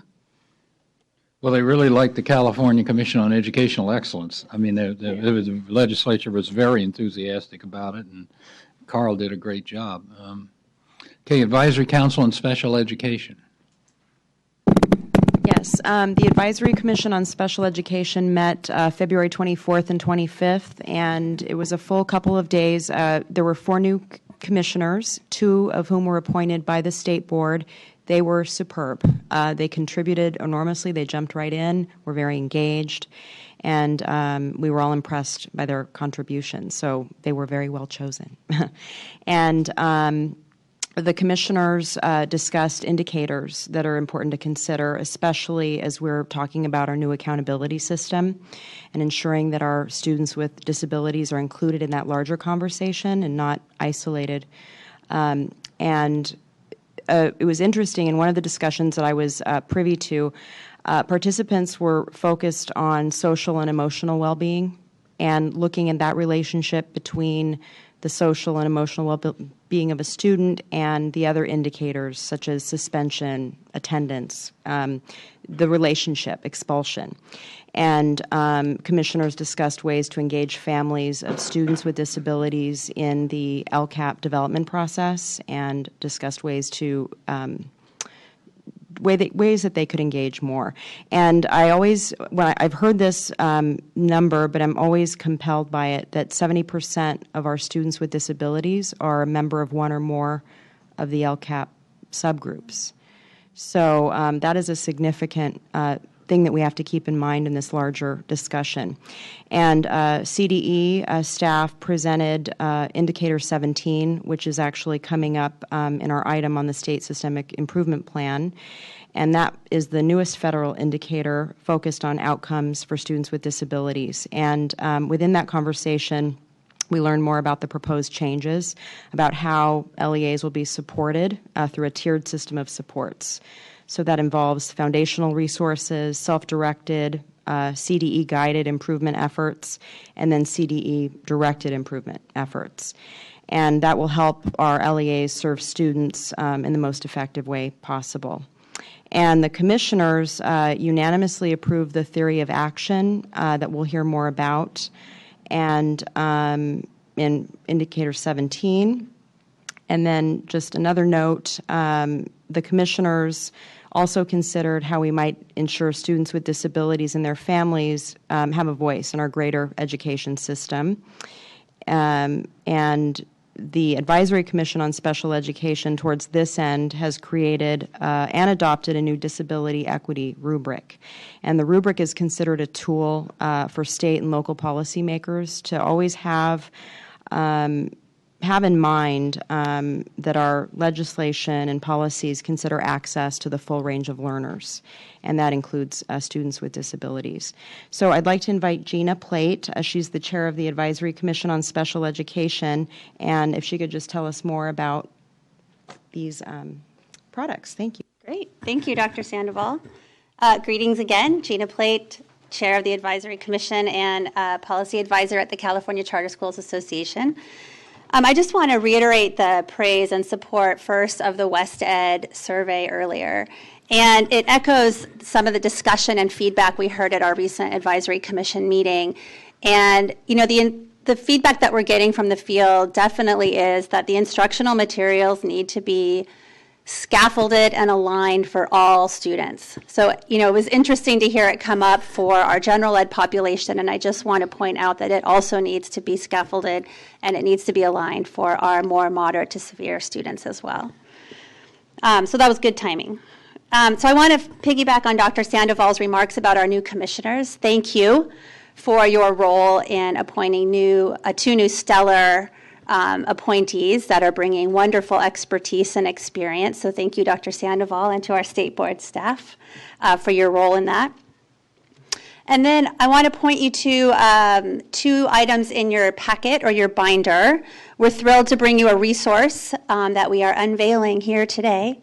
The first item you have is a letter from the commission that you can reference later. But I want to point you to the second document. Do we all have these documents? Yes. Okay.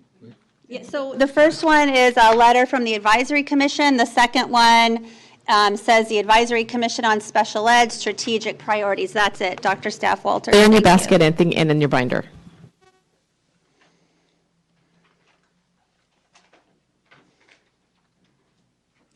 So as you heard, I'll give you guys a minute to find those.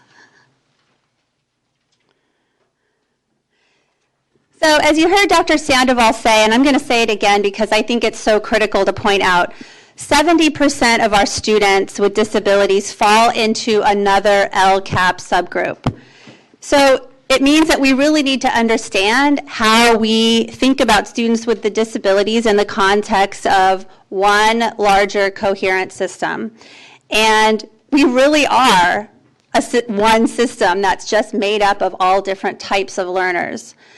So the work of the Special Ed Task Force and many others since the release of that report have made it clear that we need a change in how we do business. Our system has to bring students with disabilities and their stakeholders into the fold at the beginning of all discussions related to policies.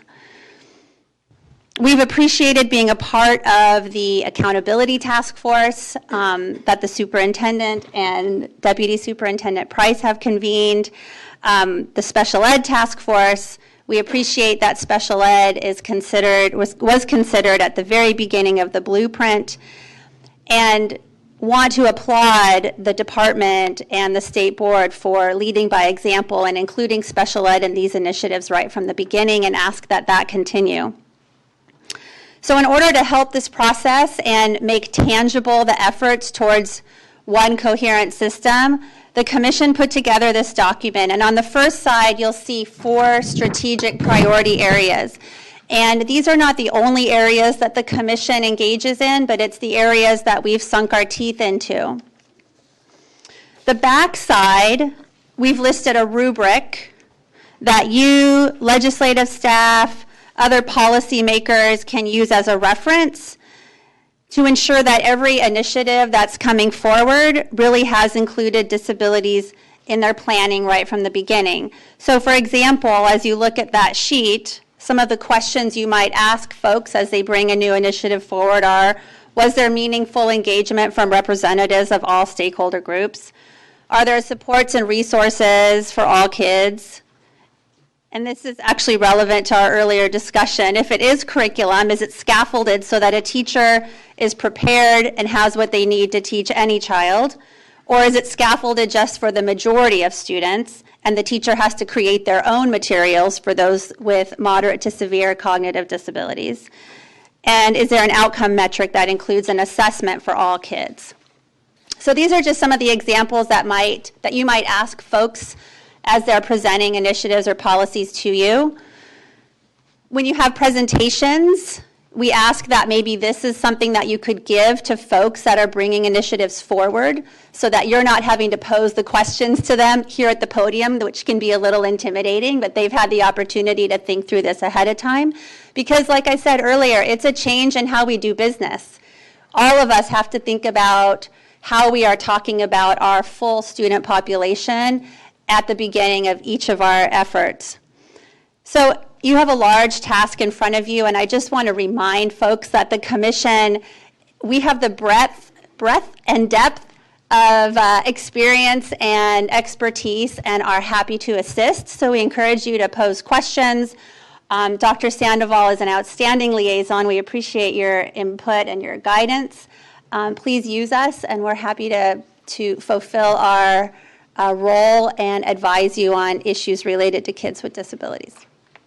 Thank you. Dr. Sandoval, I hand it back to you. Okay, that concludes that. I wanted to report on a meeting that I was at, and Carrick Ashley was there as well, at the new Center for Teaching and Learning Policy. This is a think tank created by Linda Darling Hammond. It's a national think tank. She employs 30 people. 5 are in a Washington office and 25 are here in California. And the topic was about graduation policy in California. As you know, the governor signed a bill abolishing the high school exit exam. And Carrick, can you come up and just make sure I have what the dates are that we have to act by, and then I'll talk more about the meeting. So the legislation says we have to present a plan. Is that from the board, the superintendent, by sometime in 17-18? Right. So what SB 172 requires is for the superintendent to have an advisory panel to provide recommendations, but it doesn't give a timeline for those recommendations. The timeline is really dependent on the suspension of the Casey, which is for 3 years. So 3 years was given in case the legislature decided that they wanted to reestablish some type of an exam. There would need to be time to put that exam in place. So that's why the suspension was for 3 years. So we're not waiting on the panel. The panel has begun. We actually have 2 panels, one in the north and one in the south. They've met one time. Then we're holding some regional meetings, and we'll have a survey for public input. And then we'll bring those panels back together. And from all that information, and we also have under contract UC Davis, who's doing some research for us. So bringing all that information back by this summer, or I should say by the end of summer, we should have a set of recommendations. And then that leads also to the meeting that Linda Darling-Hammond hosted on basically the same subject, getting more feedback and information on how to move forward. Right, and at the meeting, you can stay there because you can supplement what I say. It was really very interesting. It ranged well beyond just using an exam. In fact, there wasn't there was no agreement, I thought, that we should go back to our prior policy where our total thing on graduation is a make or break exam. Yeah, and so I think, so we were presented with various different alternatives. Oregon has a system of 4 different alternatives, and local school districts can choose how they want to do it. Some of it could be passing courses, and some of it could be various embedded assessments and other things. So there were a lot of options laid out. There were probably about 20 people at the meeting, and to show off the excellent technology, she brought something like 10 or 11 people on 2 television screens that worked great. You know, we were still doing phone calls, and this was the 21st century here with all these people simultaneously looking at each other from all over the state and some points other. So I just want to alert that this is a big, complex policy area. It'll probably result in something with more local choice. If this meeting was indicative of anything, it'll probably emerge with something with more local choice rather than here's the exam, give it, and here's all these requirements. And secondly, it may not rely as much on an exam, and third, there's quite a number of options out there that other states have used that are emerging, and so it's well beyond a discussion. Do we tune up the high school exit exam and bring it back aligned to Common Core standards? So it was a very broad discussion. I don't know whether you want to comment, and then Board Member. Well, the one thing that I found very reassuring as we had this panel in the north and we had this panel in the south, and like I said, they'll be meeting again, and then this meeting that Linda Darling-Hammond organized. And it was kind of reassuring that all 3 of those groups that met had very similar viewpoints, that we don't think that they don't think that a single measure by an assessment is the way to go, that we got to look at many options. And as you were saying, President Kirst, some of those, maybe all of them, local options rather than something that is state administered. Right, but that work is just the beginning. state would function. It might pose the options locals could use and some standards for that. But not that that's settled. But that was just giving a flavor of the options and alerting you to this seems like a complex area of policy development. Board members.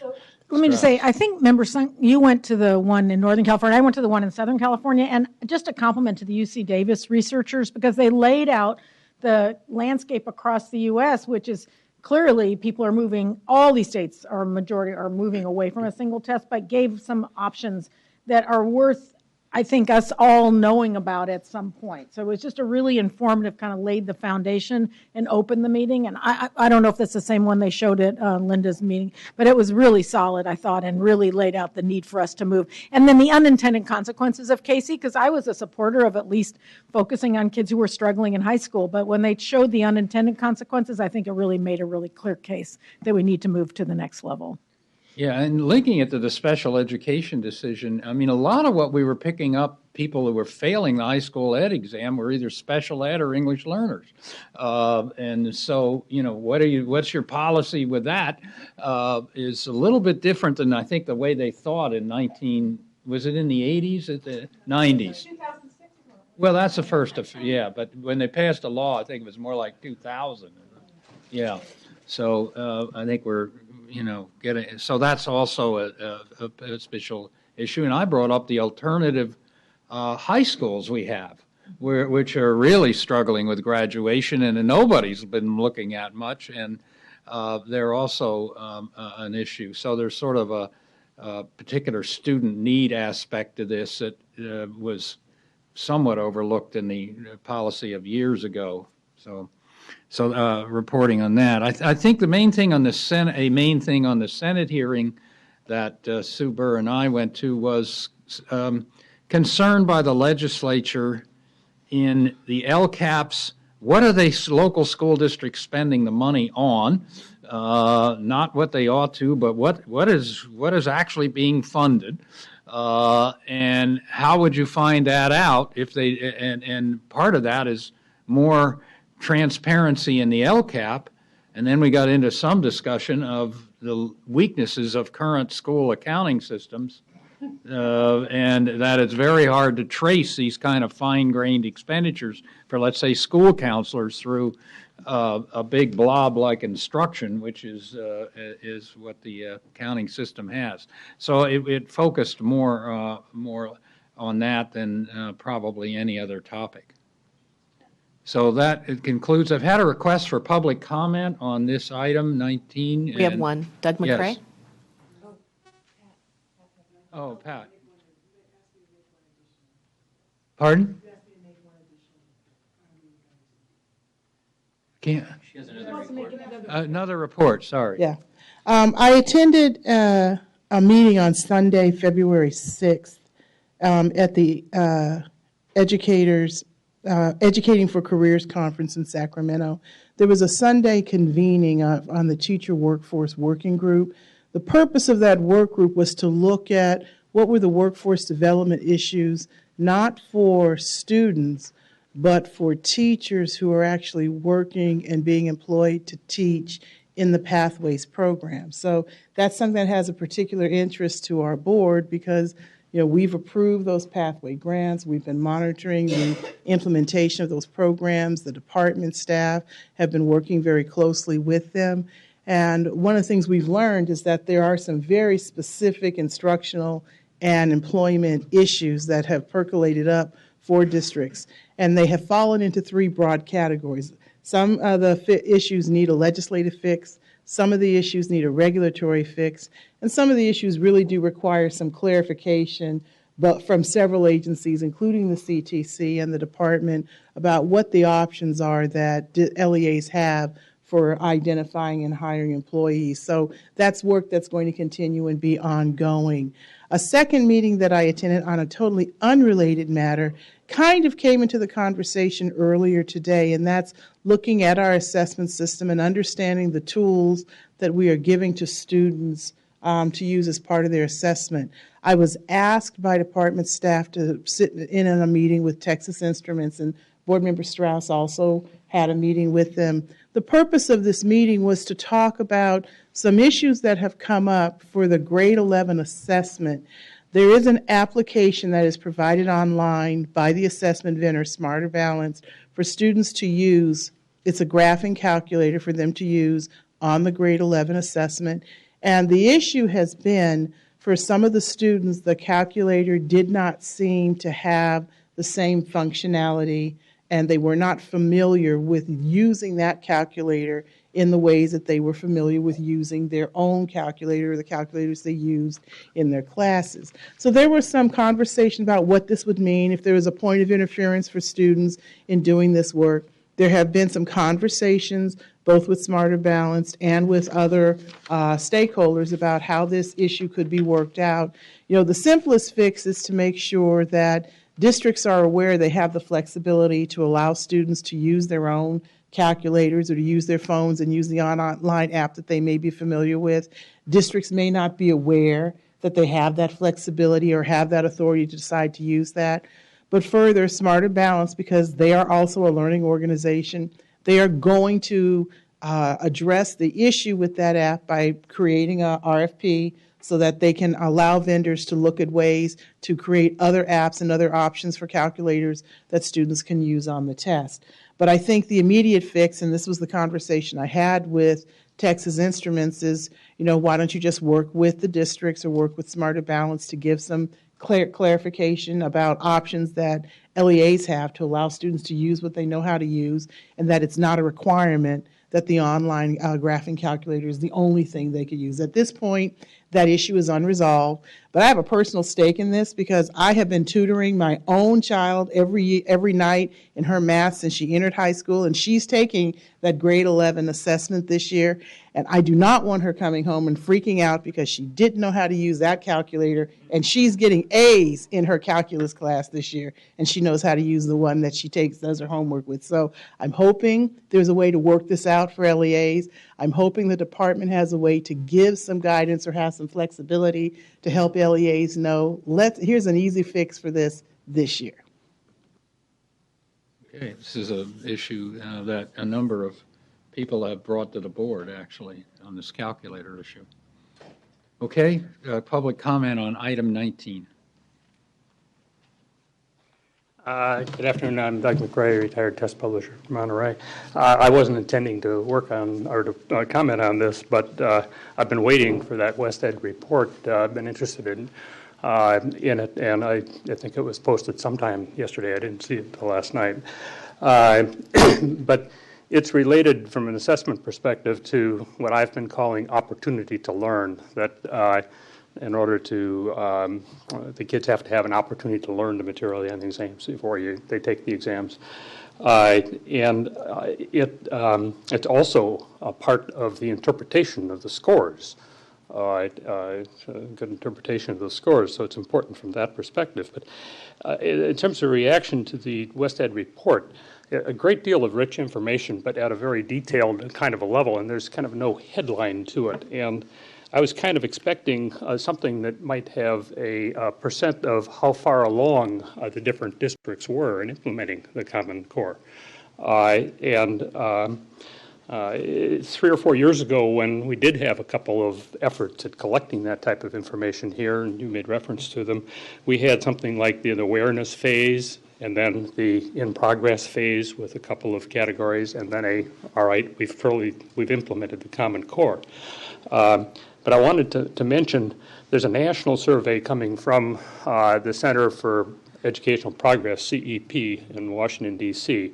It's at George Washington University, and it was a quasi-think tank that was formed by Jack Jennings from the Senate, D.C., the Congressional Senate. He was chief of staff there, I think, back in the time that perhaps when President Kirst was in D.C. Yes, he was, yeah. But they've done an annual survey on how far states are along in implementing the Common Core, and they've put it out on an annual basis in the fall of each year based upon data collected. And it's coming along. That I would hope that the West Ed report might get to some type of a level of specificity, like the CEP report. Thank you. Okay, we're now ready for item 20, which is indicator 17, special education.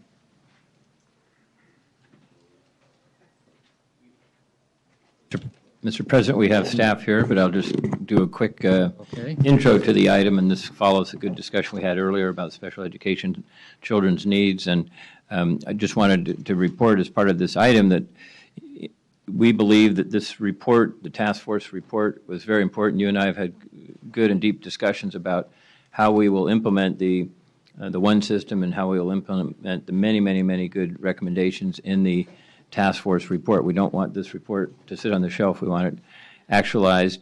The department, therefore, has convened a multi-division ad hoc work group, an internal team to coordinate implementation of the recommendations in the statewide task force that was issued on March of last year. The purpose of the work group is to coordinate to continue the coordination building the basis for the one coherent system and the foundation for CDE-wide integration of the one system. Each division within CDE is clarifying which recommendations they've completed, the recommendations currently being worked on, and the key areas of focus for the future. So this is the first meeting is scheduled this Friday, March 11th. Any input you have through your liaisons or any of you individually interested, we welcome that. And Chris, do you want to comment further? Or we're very excited about it. I have indicated, and I have two staff. I've contributed to that work because we think it's a very important, worthwhile thing to do, and it's consistent with the indicator 17 we're going to talk about, and a priority of our work in the department. Great.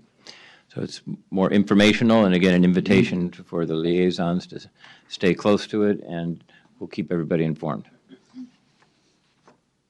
So, good afternoon again. President Kearse, Superintendent Torlakson, and members. I'm still Chris Druin. I'm still, last time I checked, the interim director of special education, but who knows later. As we move into this, you may be familiar with the fact that we have, since 2005, had a requirement to do a state performance plan. In January, you received part of that state performance plan, and that would cover indicators 1 through 16. This is indicator 17, which is new. This is the second year that we're approaching it, and so there's a couple things that I really want you to know before I kind of start with it. One is I want you to know that I've worked for the department for 25 years, and this is the most exciting thing I've ever done. No kidding. I mean, I've been in some really great stuff, don't get me wrong. Some bad stuff too, but some really great stuff. And I'm sorry? Yeah, I probably do need to get out more. My wife probably thinks that as well. But the reason I think it's exciting is that this is a time where a bunch of things are coming together that we've wanted for so long. We are in the best position we've ever been to support and positioning students with disabilities within a single system for all kids. The task force report, the Blueprint 2.0, the results-driven accountability at the federal level, ESSA, they all bring to us a moment in time where all of it is possible, and we're very excited to be presenting this indicator 17 to you. As you listen to my summary today, I want you to keep in mind that this is probably the most annual state systemic improvement plan in the country. When the Office of Special Education Programs put out the state systemic improvement plans, many states chose to take something that was very, very focused. The state of Kansas is working in 11 school buildings on multi-tiered systems of support. The state of New York is working on 3rd through 8th grade math in 35 school districts. We in the state of California are taking on everything and everybody because we are in a position to be supported and leverage back and forth between general ed and special education supports for all students with disabilities in all districts. This SSIP also proposes to take a federally driven program, which has been a problem for us in the past, and to align it and shape it into being a major contributor to the work of our state-driven initiative. And lastly, I want to make clear to you that Indicator 17, as we describe it, is not everything we do. It is a specific kind of initiative that we've put in place. But we intend, through all of our work, to take the evaluation rubrics, the approach to improvement, to continuous improvement, and use that in all of our activities. So if you can keep those in mind, I'm going to kind of proceed briefly as I can through what we've prepared. So as you know, we've had a state performance plan. In 2013-14, the results-driven accountability modified those requirements and created the state systemic improvement plan.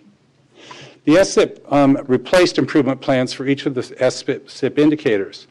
It was designed to be a comprehensive plan for improving special education performance, and it requires states to convene stakeholders continuously to develop plans for scaling up systems to support local education agencies to improve outcomes for students with disabilities.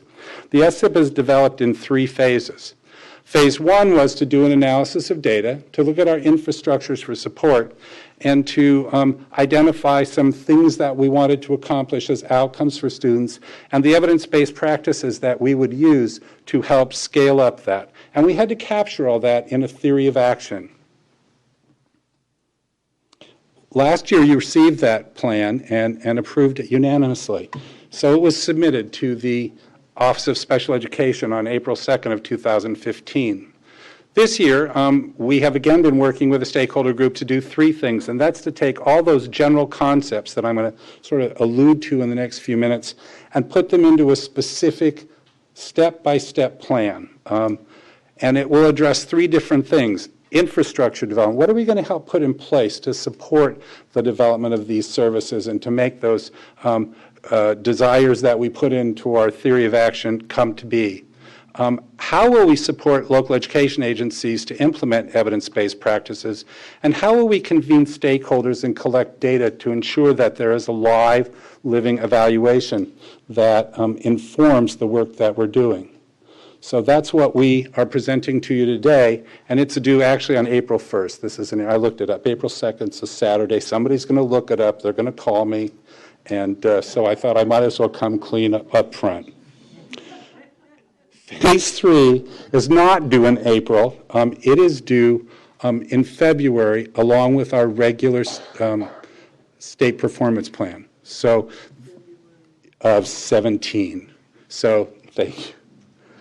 I get dates wrong sometimes, you know. So I'd like to start by kind of going over again sort of what the theory of action, what it lays out. Basically, it's a graphic display of what we intend to accomplish. And it really was designed for the Office of Special Education Programs to understand how our state systemic improvement plan aligns with and leverages services and supports with the LCF and LCAP. Basically, when we work with stakeholders in the initial year, it was the SELPA directors who said to us, it's about the LCAP, stupid. You know, if you're not working on that, you're really not helping the state move the boat forward. So basically, the theory of action really looks at what does the state of California doing, and basically there are 3 things. We're reprioritizing our state education resources. We're requiring each LEA to establish an improvement plan, and we're implementing a system of oversight and assistance to support improvement for kids through a continuous improvement process with LEAs. The theory of action also lays out the basic elements of supports for LEAs related to students with disabilities. And this is where it gets into how we're going to leverage the IDEA money to support our overall efforts. And one is we're going to be using data to promote improvement. There's a lot of data out there, and we collect a lot of data in special education that we believe can be made of service to districts to identify how kids with disabilities are doing. We're going to be creating a tiered system of supports to make available through the CCEE, through county offices, to support the kinds of work that needs to happen in districts, particularly districts who may be especially needy. And we're going to use the LCFF evaluation rubrics in combination with authority of the IDEA to make all of this come to be. Last year, our stakeholders had a number of concerns, and we shared those with you. One of the concerns was that the LCAP planning didn't include special education staff and parents. That was consistently reported to us that, this was something that because the students with disabilities were not identified as a priority target population, they're included in the LCFF and the LCAP, but they're not one of those that gets an allocation, that people were not being drawn to the table as much in local communities. That supports for students with disabilities were not as explicit in the LCAP documents themselves. And lastly, that LEA planning groups were not aware of the extent to which students with disabilities were represented in LCFF subgroups. So we put in our SIP that we needed to increase participation of special education staff and parents in ongoing LCAP efforts. We also chose a set of outcomes related to demonstrate that student disabilities who are also English learners, foster youth, and students eligible for free and reduced price meals would be a target for whom we would provide data and provide supports.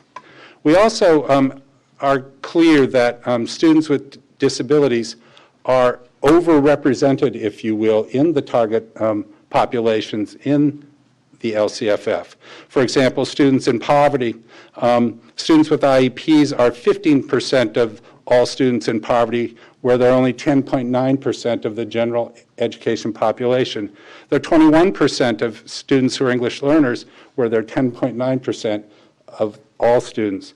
And they're 25% of foster youth, even though they're only 10.9% of students overall.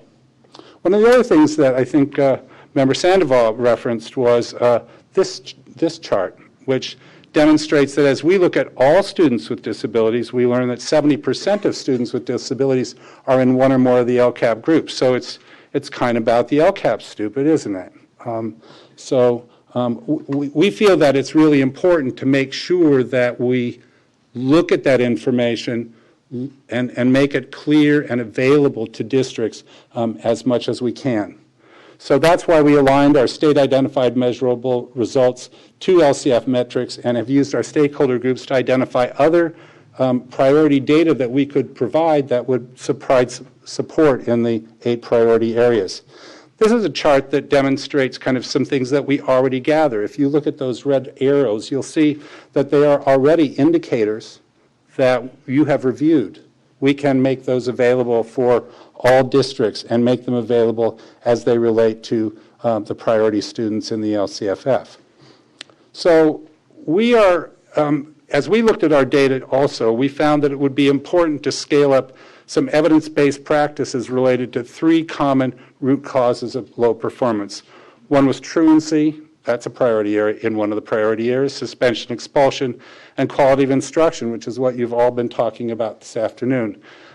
You may remember my predecessor, Fred Balcom, he used to say to us in the division, you get them to school, you keep them in class, and you teach the heck out of them. And so that's really what we're looking at here. So we have put in place and are continuing to put in place a tiered system of supports as a part of our continuous improvement efforts under the LCFF. So it's a year later, and we have even more commitment to a single system. The vision of one coherent system is even more well elaborated through the Special Ed Task Force, Blueprint 2.0, and the work that y'all are doing in the LCFF. Every Student Succeeds Act was passed. It provides more fuel to our fire. And so we have an inclusive system of accountability that will focus on student supports for improvement. So we're quite excited about the work that you're going to be doing tomorrow, actually, and over the months to come. Now our stakeholders are concerned about a couple of other things. How OSEP's requirements for Indicator 17 targets will be compatible with the LCFF evaluation. Because, as you know, when you approved the indicators last meeting, that we put in targets and baselines, and they're expecting that for Indicator 17. So how are we going to ensure that the state systemic improvement plan addresses all students with disabilities, not just those in the LCFF subgroups? So we had a conversation with a liaison call with members of the board, and it was suggested to us that maybe we want to propose and delay submission of any targets for Indicator 17, and we agree. We think that the Phase 3 SIP won't be due till February of 2017, that the LCFF evaluation rubrics are expected to be done by October of 16. So that would be in plenty of time for us to submit those in the next round. Now, my experience since 2005 of doing this every year and getting feedback from the OSEP is that we get pushback. But the common pushback is that they will give us a reduced compliance determination. Well, we've had those. And that they will write us a letter that says that by the next time you submit, that you'll submit this information. Well, it's already on target to do that. So we're not thinking that it's going to be such a dire consequence to do that. And so we would appreciate any support we can get from you as a board to let us, with OSEP to delay submitting those targets as a part of this. There's one other point I want to make, and that is that, as I mentioned, Indicator 17 isn't everything. These are all the indicators across the top of this chart, 1 through 14. Well, we don't have 15 and 16, but indicators 1 through 14. On the left are the contractors that we have in place already and that we're moving toward making a more comprehensive system. The dark squares are the areas that they concentrate in providing technical assistance. We'd like to share with you that we already have a system in place to support all kinds of indicator work outside of the LCFF, but is inclusive of the LCFF, and that we are not excluding that 30%. We are making sure that we are supporting all of the students with disabilities with the same kinds and levels of supports that we provide for Indicator 17. So the package that you have in your board item includes a narrative, step-by-step activities, a theory of action, potential year-by-year activities, our California initiatives and resources, because we already have a lot in place. And then our contractor resource links for those contractors that were in that previous chart. So we want to let the feds know and let you know that we have a lot in place, but we still need to do more. So the plan contents that you'll see include probably 4 sections. One is how we're going to support the development of the infrastructure using the federal IDEA monies to support the LCFF and the LCAP, how we're going to try to liaison with the CCEE, with county offices as is appropriate, to see how we can lend our support and our resources to make that happen. How we're going to support the LCAP support group in the department and the efforts that we can make to do that are part of the infrastructure development that we need to do. Another thing we need to do is to scale up our contractor resources, data systems, and LEA communications so that we can be even more consistent and more targeted and more aligned to the kinds of work that needs to be done to support all students in the state of California. The section B2 in the charts is a step-by-step description of how we will implement it, how we'll communicate data back and forth, and how we identify districts for tiered supports. And lastly, Section C will incorporate our evaluation activities, how we're going to be collecting process evaluation information, outcome data, and collaborate continuously with stakeholders. Just to give you a sense of what the tiered supports look like, I'm getting near the end, I'm close, is that Tier 1 are those things that are available for all districts at all times. We're talking about advice lines, links to resources, referrals to experts and materials, self-assessment tools, webinars, and communities of practice in those areas that are of primary concentration. We also have had a system in place where we look at prioritizing which districts need more support. And we generally look at who's meeting the target and whether they're improving or not improving. And so this is the area that we would probably kind of morph into that kind of more Alberta model as the board moves forward. This is what we will kind of put together with y'all to make those decisions. But districts sometimes don't make progress. Sometimes districts don't meet our targets, and they need to have a little bit more directed support. And so in Tier 2, we would work through the evaluation rubrics by referral with county offices or the CCEE to make some more targeted resources available. As Member Sandoval indicated, we would be providing specialty communities of practice, putting special conditions potentially on grants so that the technical assistance is actually there and consumed, that we would have some directions and supports for guided self-assessment improvement plans, and experts to support that implementation. At Tier 3, if districts continue to fail, we would be identifying those districts through those SIP rubrics and referral by the other kind of components in the system. This is an area where the IDEA would permit us to put special conditions on grants and help people to focus on those needs that they need to address. Again, there would be a more detailed kind of directed assessment process and improvement plan. Already we have in place some models for programmatic improvement processes, taking advantage of the implementation science that's out there. And so this is an example that's being used by the Napa County office in our significant disproportionality districts to help them improve. So here we are, next steps. Whew, that was for you. Anyway, we are expecting that we will incorporate adjustments recommended and required by y'all and submit that document to the Office of Special Education Programs. Thank you very much. Well, thank you for that overview and this outline of where you're going. Board member comments? Board member Ortiz-Lacone. Thank you for that. I just have a clarifying question. I'm looking at attachment 1, and you have the LEA performance ranked from 4, 3, 2, 1. Does 1, 2, and 3 align to the tiers of support? So if you're a 1, then you get tier 3 support?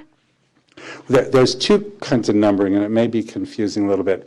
There is a thing we call a selection score, and that conforms more to this chart here. So a district who meets the targets and improves is given a selection score of 4. They're you're doing good. 3s are districts who are meeting the targets but not improving or declining. 2s are those who are not meeting the targets but improving. And the 1s are those districts who are not meeting the targets and not improving. And so the scenarios that I think we laid out in print in the item apply mostly to districts who would be in the red zone who are 1s. And so I think we laid out a scenario where the first year the district might be on a watch status.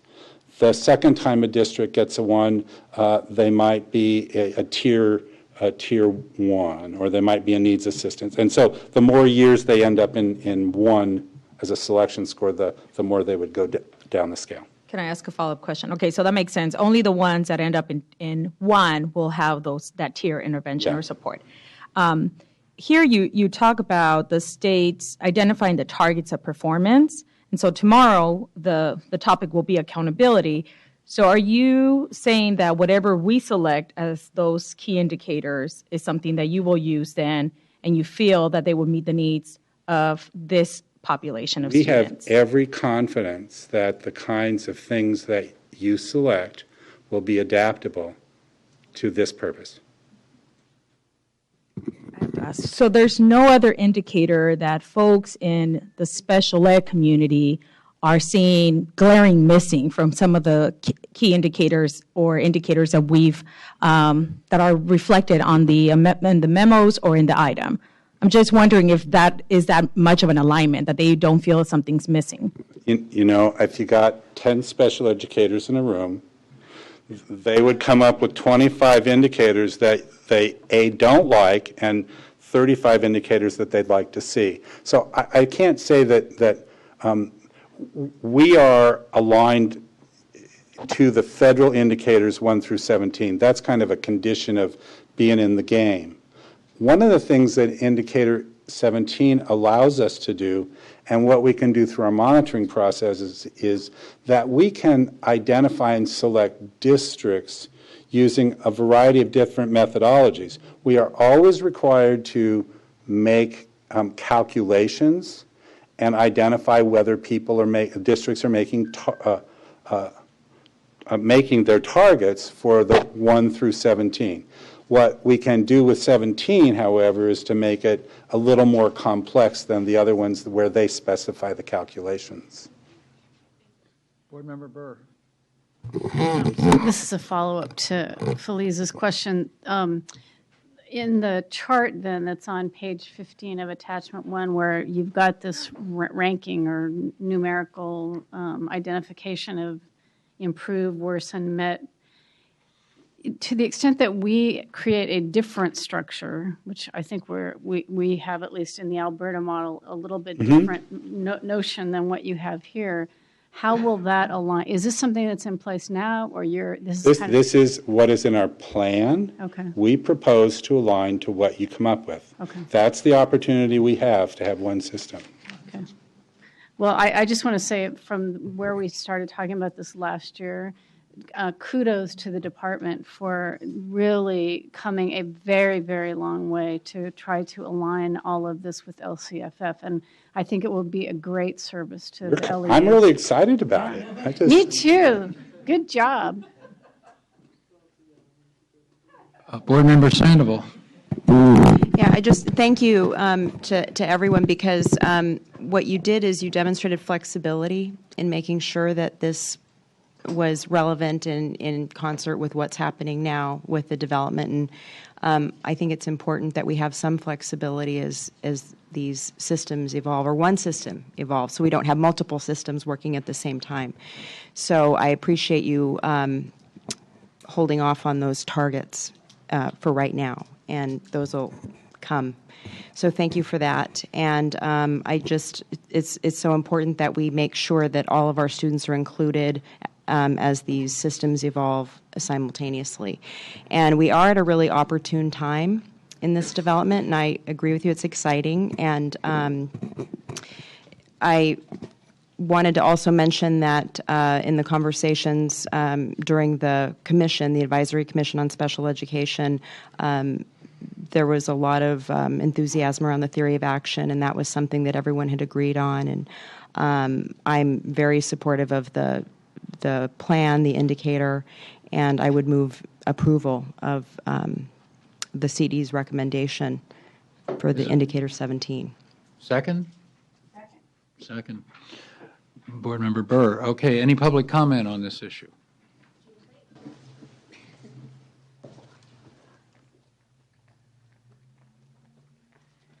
Gina Plate, one last time.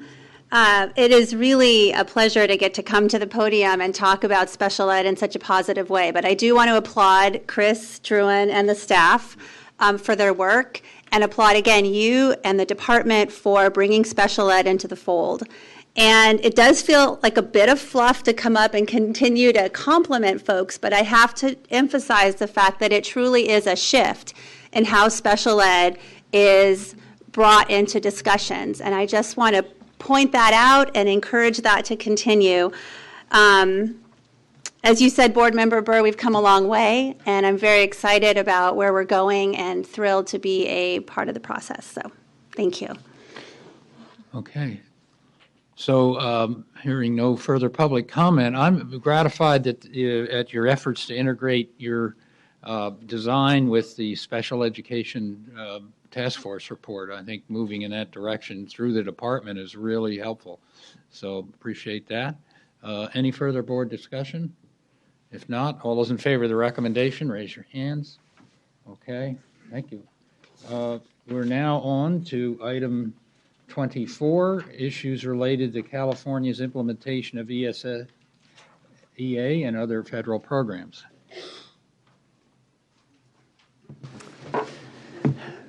Twenty-one. Good afternoon, President Kearse, Superintendent Torkelson, members of the board. Bob Storelli, California Department of Ed, Improvement and Accountability Division. What I'm here to talk to you today about is supplemental educational services and where we're going with that based on ESSA that was put into, signed by the President in December. I think we all know that. And before I get into the meat of that, I wanted to provide you a few updates of what we've been doing as a department, bless you, related to ESSA. The CDE has issued to this date 2 letters to LEAs to provide them updates of where California is in the process. We issued a letter January 14th, and again just last week, February 29th. We're sending them out to LEAs to talk about our programs, to talk about what changes there are, what's happening in the transition. Later this week, we hope that we will have a web page up to where this will all be posted and any correspondence from the U.S. Department of Ed. So that's one thing that I wanted to mention. The other thing that I wanted to take a few seconds to talk about was last week we had our California Title I conference down in L.A. I want to thank the state superintendent for the opening remarks and for being there. Thank you very much. Deputy Superintendent Ashley was there, and tied everything together for us. We had over 800 participants that were there. We felt that it was a really good conference. We've received some very positive feedback. So I also want to thank my improvement and accountability staff. A lot of hard work went into it to pull that off. We had some very dynamic keynote speakers. Some of them got the people very motivated, and at the same time, others brought people at the tables to tears. So it was very compelling, and like I said, the feedback that we received was very good. So I just wanted to work that in. Thank you. So SES. At our January board meeting, you may remember we had asked that we be given permission to move forward to ED to write a waiver from SES. Since then, things have changed a bit. At a January 28th letter that was from ED, a dear colleague letter as they call them, which is your attachment 1, it provided guidance to states that are non-flex states that allowed us to not require LEAs to offer SES. There's some requirements on choice and notices to parents. So this was well received. The letter stated that if states choose not to offer SES choice and the notification to parents, they must develop a 1-year transition plan. And so February 5th, another letter comes from U.S. Department of Ed, and this one is specific to California and specific to the requirements that we must follow. One of the things that we've already done was to send an assurance letter to ED. They had provided a template, and that had to been provided by March 1st. So on February 17th, there was a letter sent to ED saying that we wish to participate in this and agreeing to the standard assurances that were there. So we plan to develop a transition plan and bring that to the state board in May. The plan does not have to be approved by the U.S. Department of Ed. The requirements are that I believe it's May 9th, they're going to check to see if California has this posted as a compliance type process. So the Improvement and Accountability Division has been working on this transition plan. We've been working with a number of key internal and external stakeholders, obtaining feedback. The Title I conference was a good resource for that. We had several SES breakout sessions and some very good discussion, some cheers I might add. And so we are still evaluating the comments that they submitted and what they would like to see. Also, our closing speaker was from Brewstein and Manasavit and talked about ESSA in general and the requirements as they relate to SES and what California is planning to do. That was well received also. So we're working with consultation with our after-school division because we can bring that into play here. We also have a LEA work group. We've are talking with some of the core districts to see what they've done. We've got a north-south, large-small LEA consortium. We've presented and received feedbacks from our state and federal program directors meeting. So always a good source. They're Title I directors. And we've also received comments from SES providers. So based on that, excuse me, we are in development of our SES transition plan, and we plan to bring it forward to the May board. Okay. Any questions? Just one comment, if I may add on, and thank you, President Kerr. You and I have worked for, seems like years to accomplish, seems like, to have an accomplishment like that. So it's about 230 million statewide or 235 million that's really flexed up so that, again, local control, local choice, local prioritization can take place and how best to invest those Title I dollars. So instead of the mandate into programs that many districts felt were not functional, they weren't appropriate, they weren't helping, we got another $230 million. So it was good teamwork and the state board, and our department, I think, really worked well together, and the message got through. Okay, and this is an information item? Correct, just an information item. Any public comment? No, they're not. Just SES, yes. Okay, Board Member Rucker.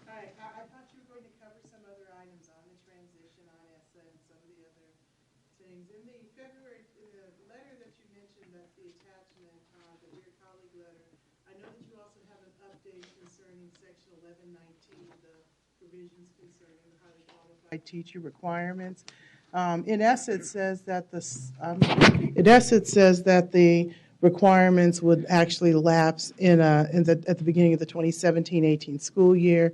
But it says here in this letter that there's a different option. And so I've read the update that the department has put together on this, that districts are going to receive information from the Compliance Monitoring, Intervention, and Sanctions Unit about their status for continuing to participate in that program.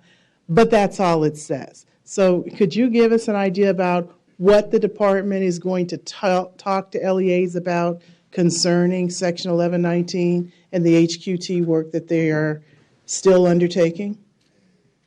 Thank you. Carrick Ashley, Deputy Superintendent. No, I cannot. Other than to say that that's information to come. One of the items that was on consent today was the appointment of Barbara Murchison as our SS State lead.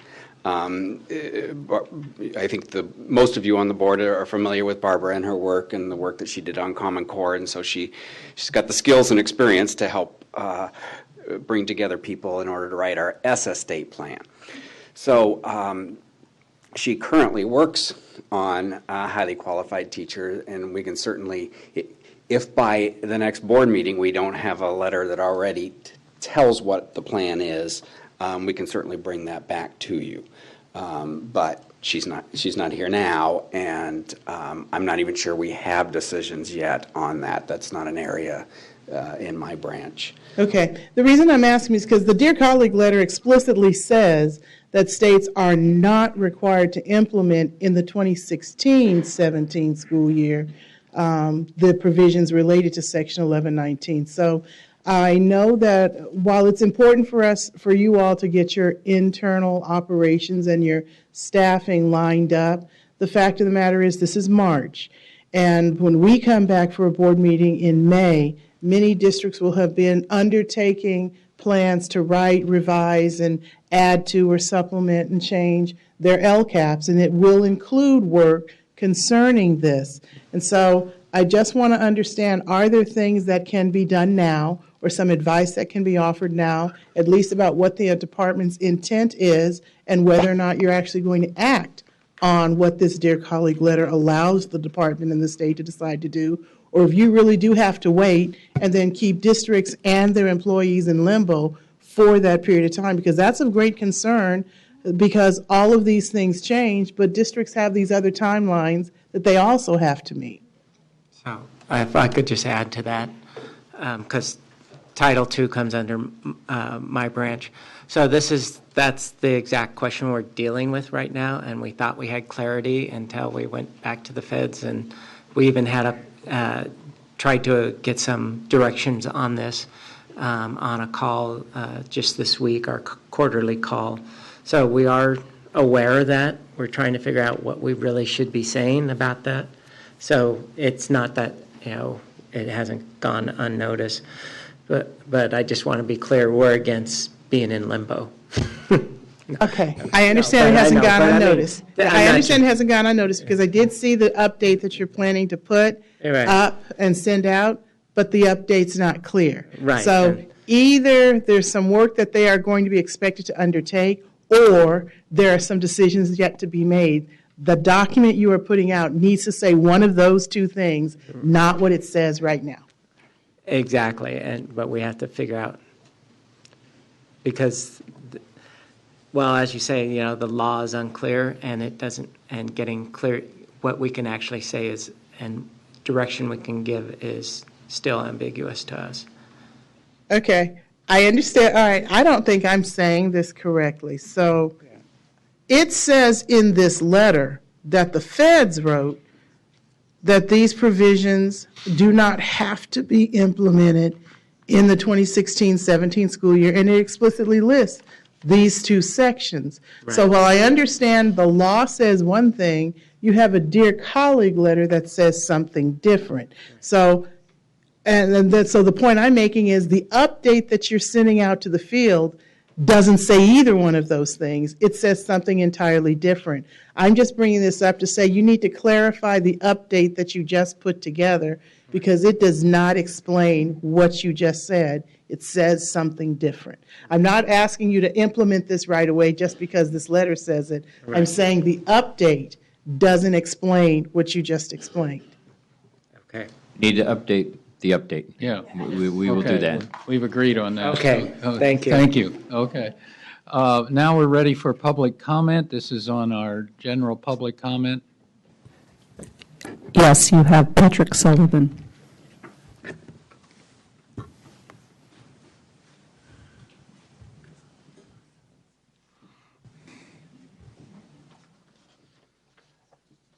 Good evening. My name is Patrick Sullivan from the Compton Education Association. Good evening, President Kearse, Superintendent Torlakson, and members of the board. Pursuant to Education Code Section 42238.02D3B, every school district which elects to receive the kindergarten and grades 1 through 3 grade span adjustment funds for class size reduction must either calculate the maximum average class enrollment for each school site and adhere to those averages while making progress to 24-1, or collectively bargain an alternative annual class enrollment for each school site. During the 2013-14 school year, the Compton Unified School District received $6.3 million to implement grade span adjustment class size reduction. And in the 2014-15 school year, the Compton Unified School District received another $6.3 million. The Compton Unified School District did not implement the program, nor did it collectively bargain an alternative annual average class enrollment for each school site pursuant to Ed Code. The Compton Education Association is requesting that the California Department of Education initiate a forensic audit of the Compton Unified School District in order to accurately ascertain the status of the funds and compliance with the grade span adjustment for the years 2013-14 and 14-15. On August 17th, we sent a letter to the County Office of Education and spoke at the county board meeting, but we received no response. Today I spoke briefly with Superintendent Torlakson, and I am respectfully requesting a written response within the next 30 days to this issue, and for this item to be placed as an action item at the next state board meeting on May 11th. The school district received money to reduce class sizes in Compton, but the school district did not use the money to reduce class sizes. Thank you. I have copies of the letter. Okay, thank you for that. All right, the board is now adjourned, and we will adjourn tomorrow at 8:30. Convene tomorrow. Yeah. Convene tomorrow. Yeah. But a double adjournment sounds good right now.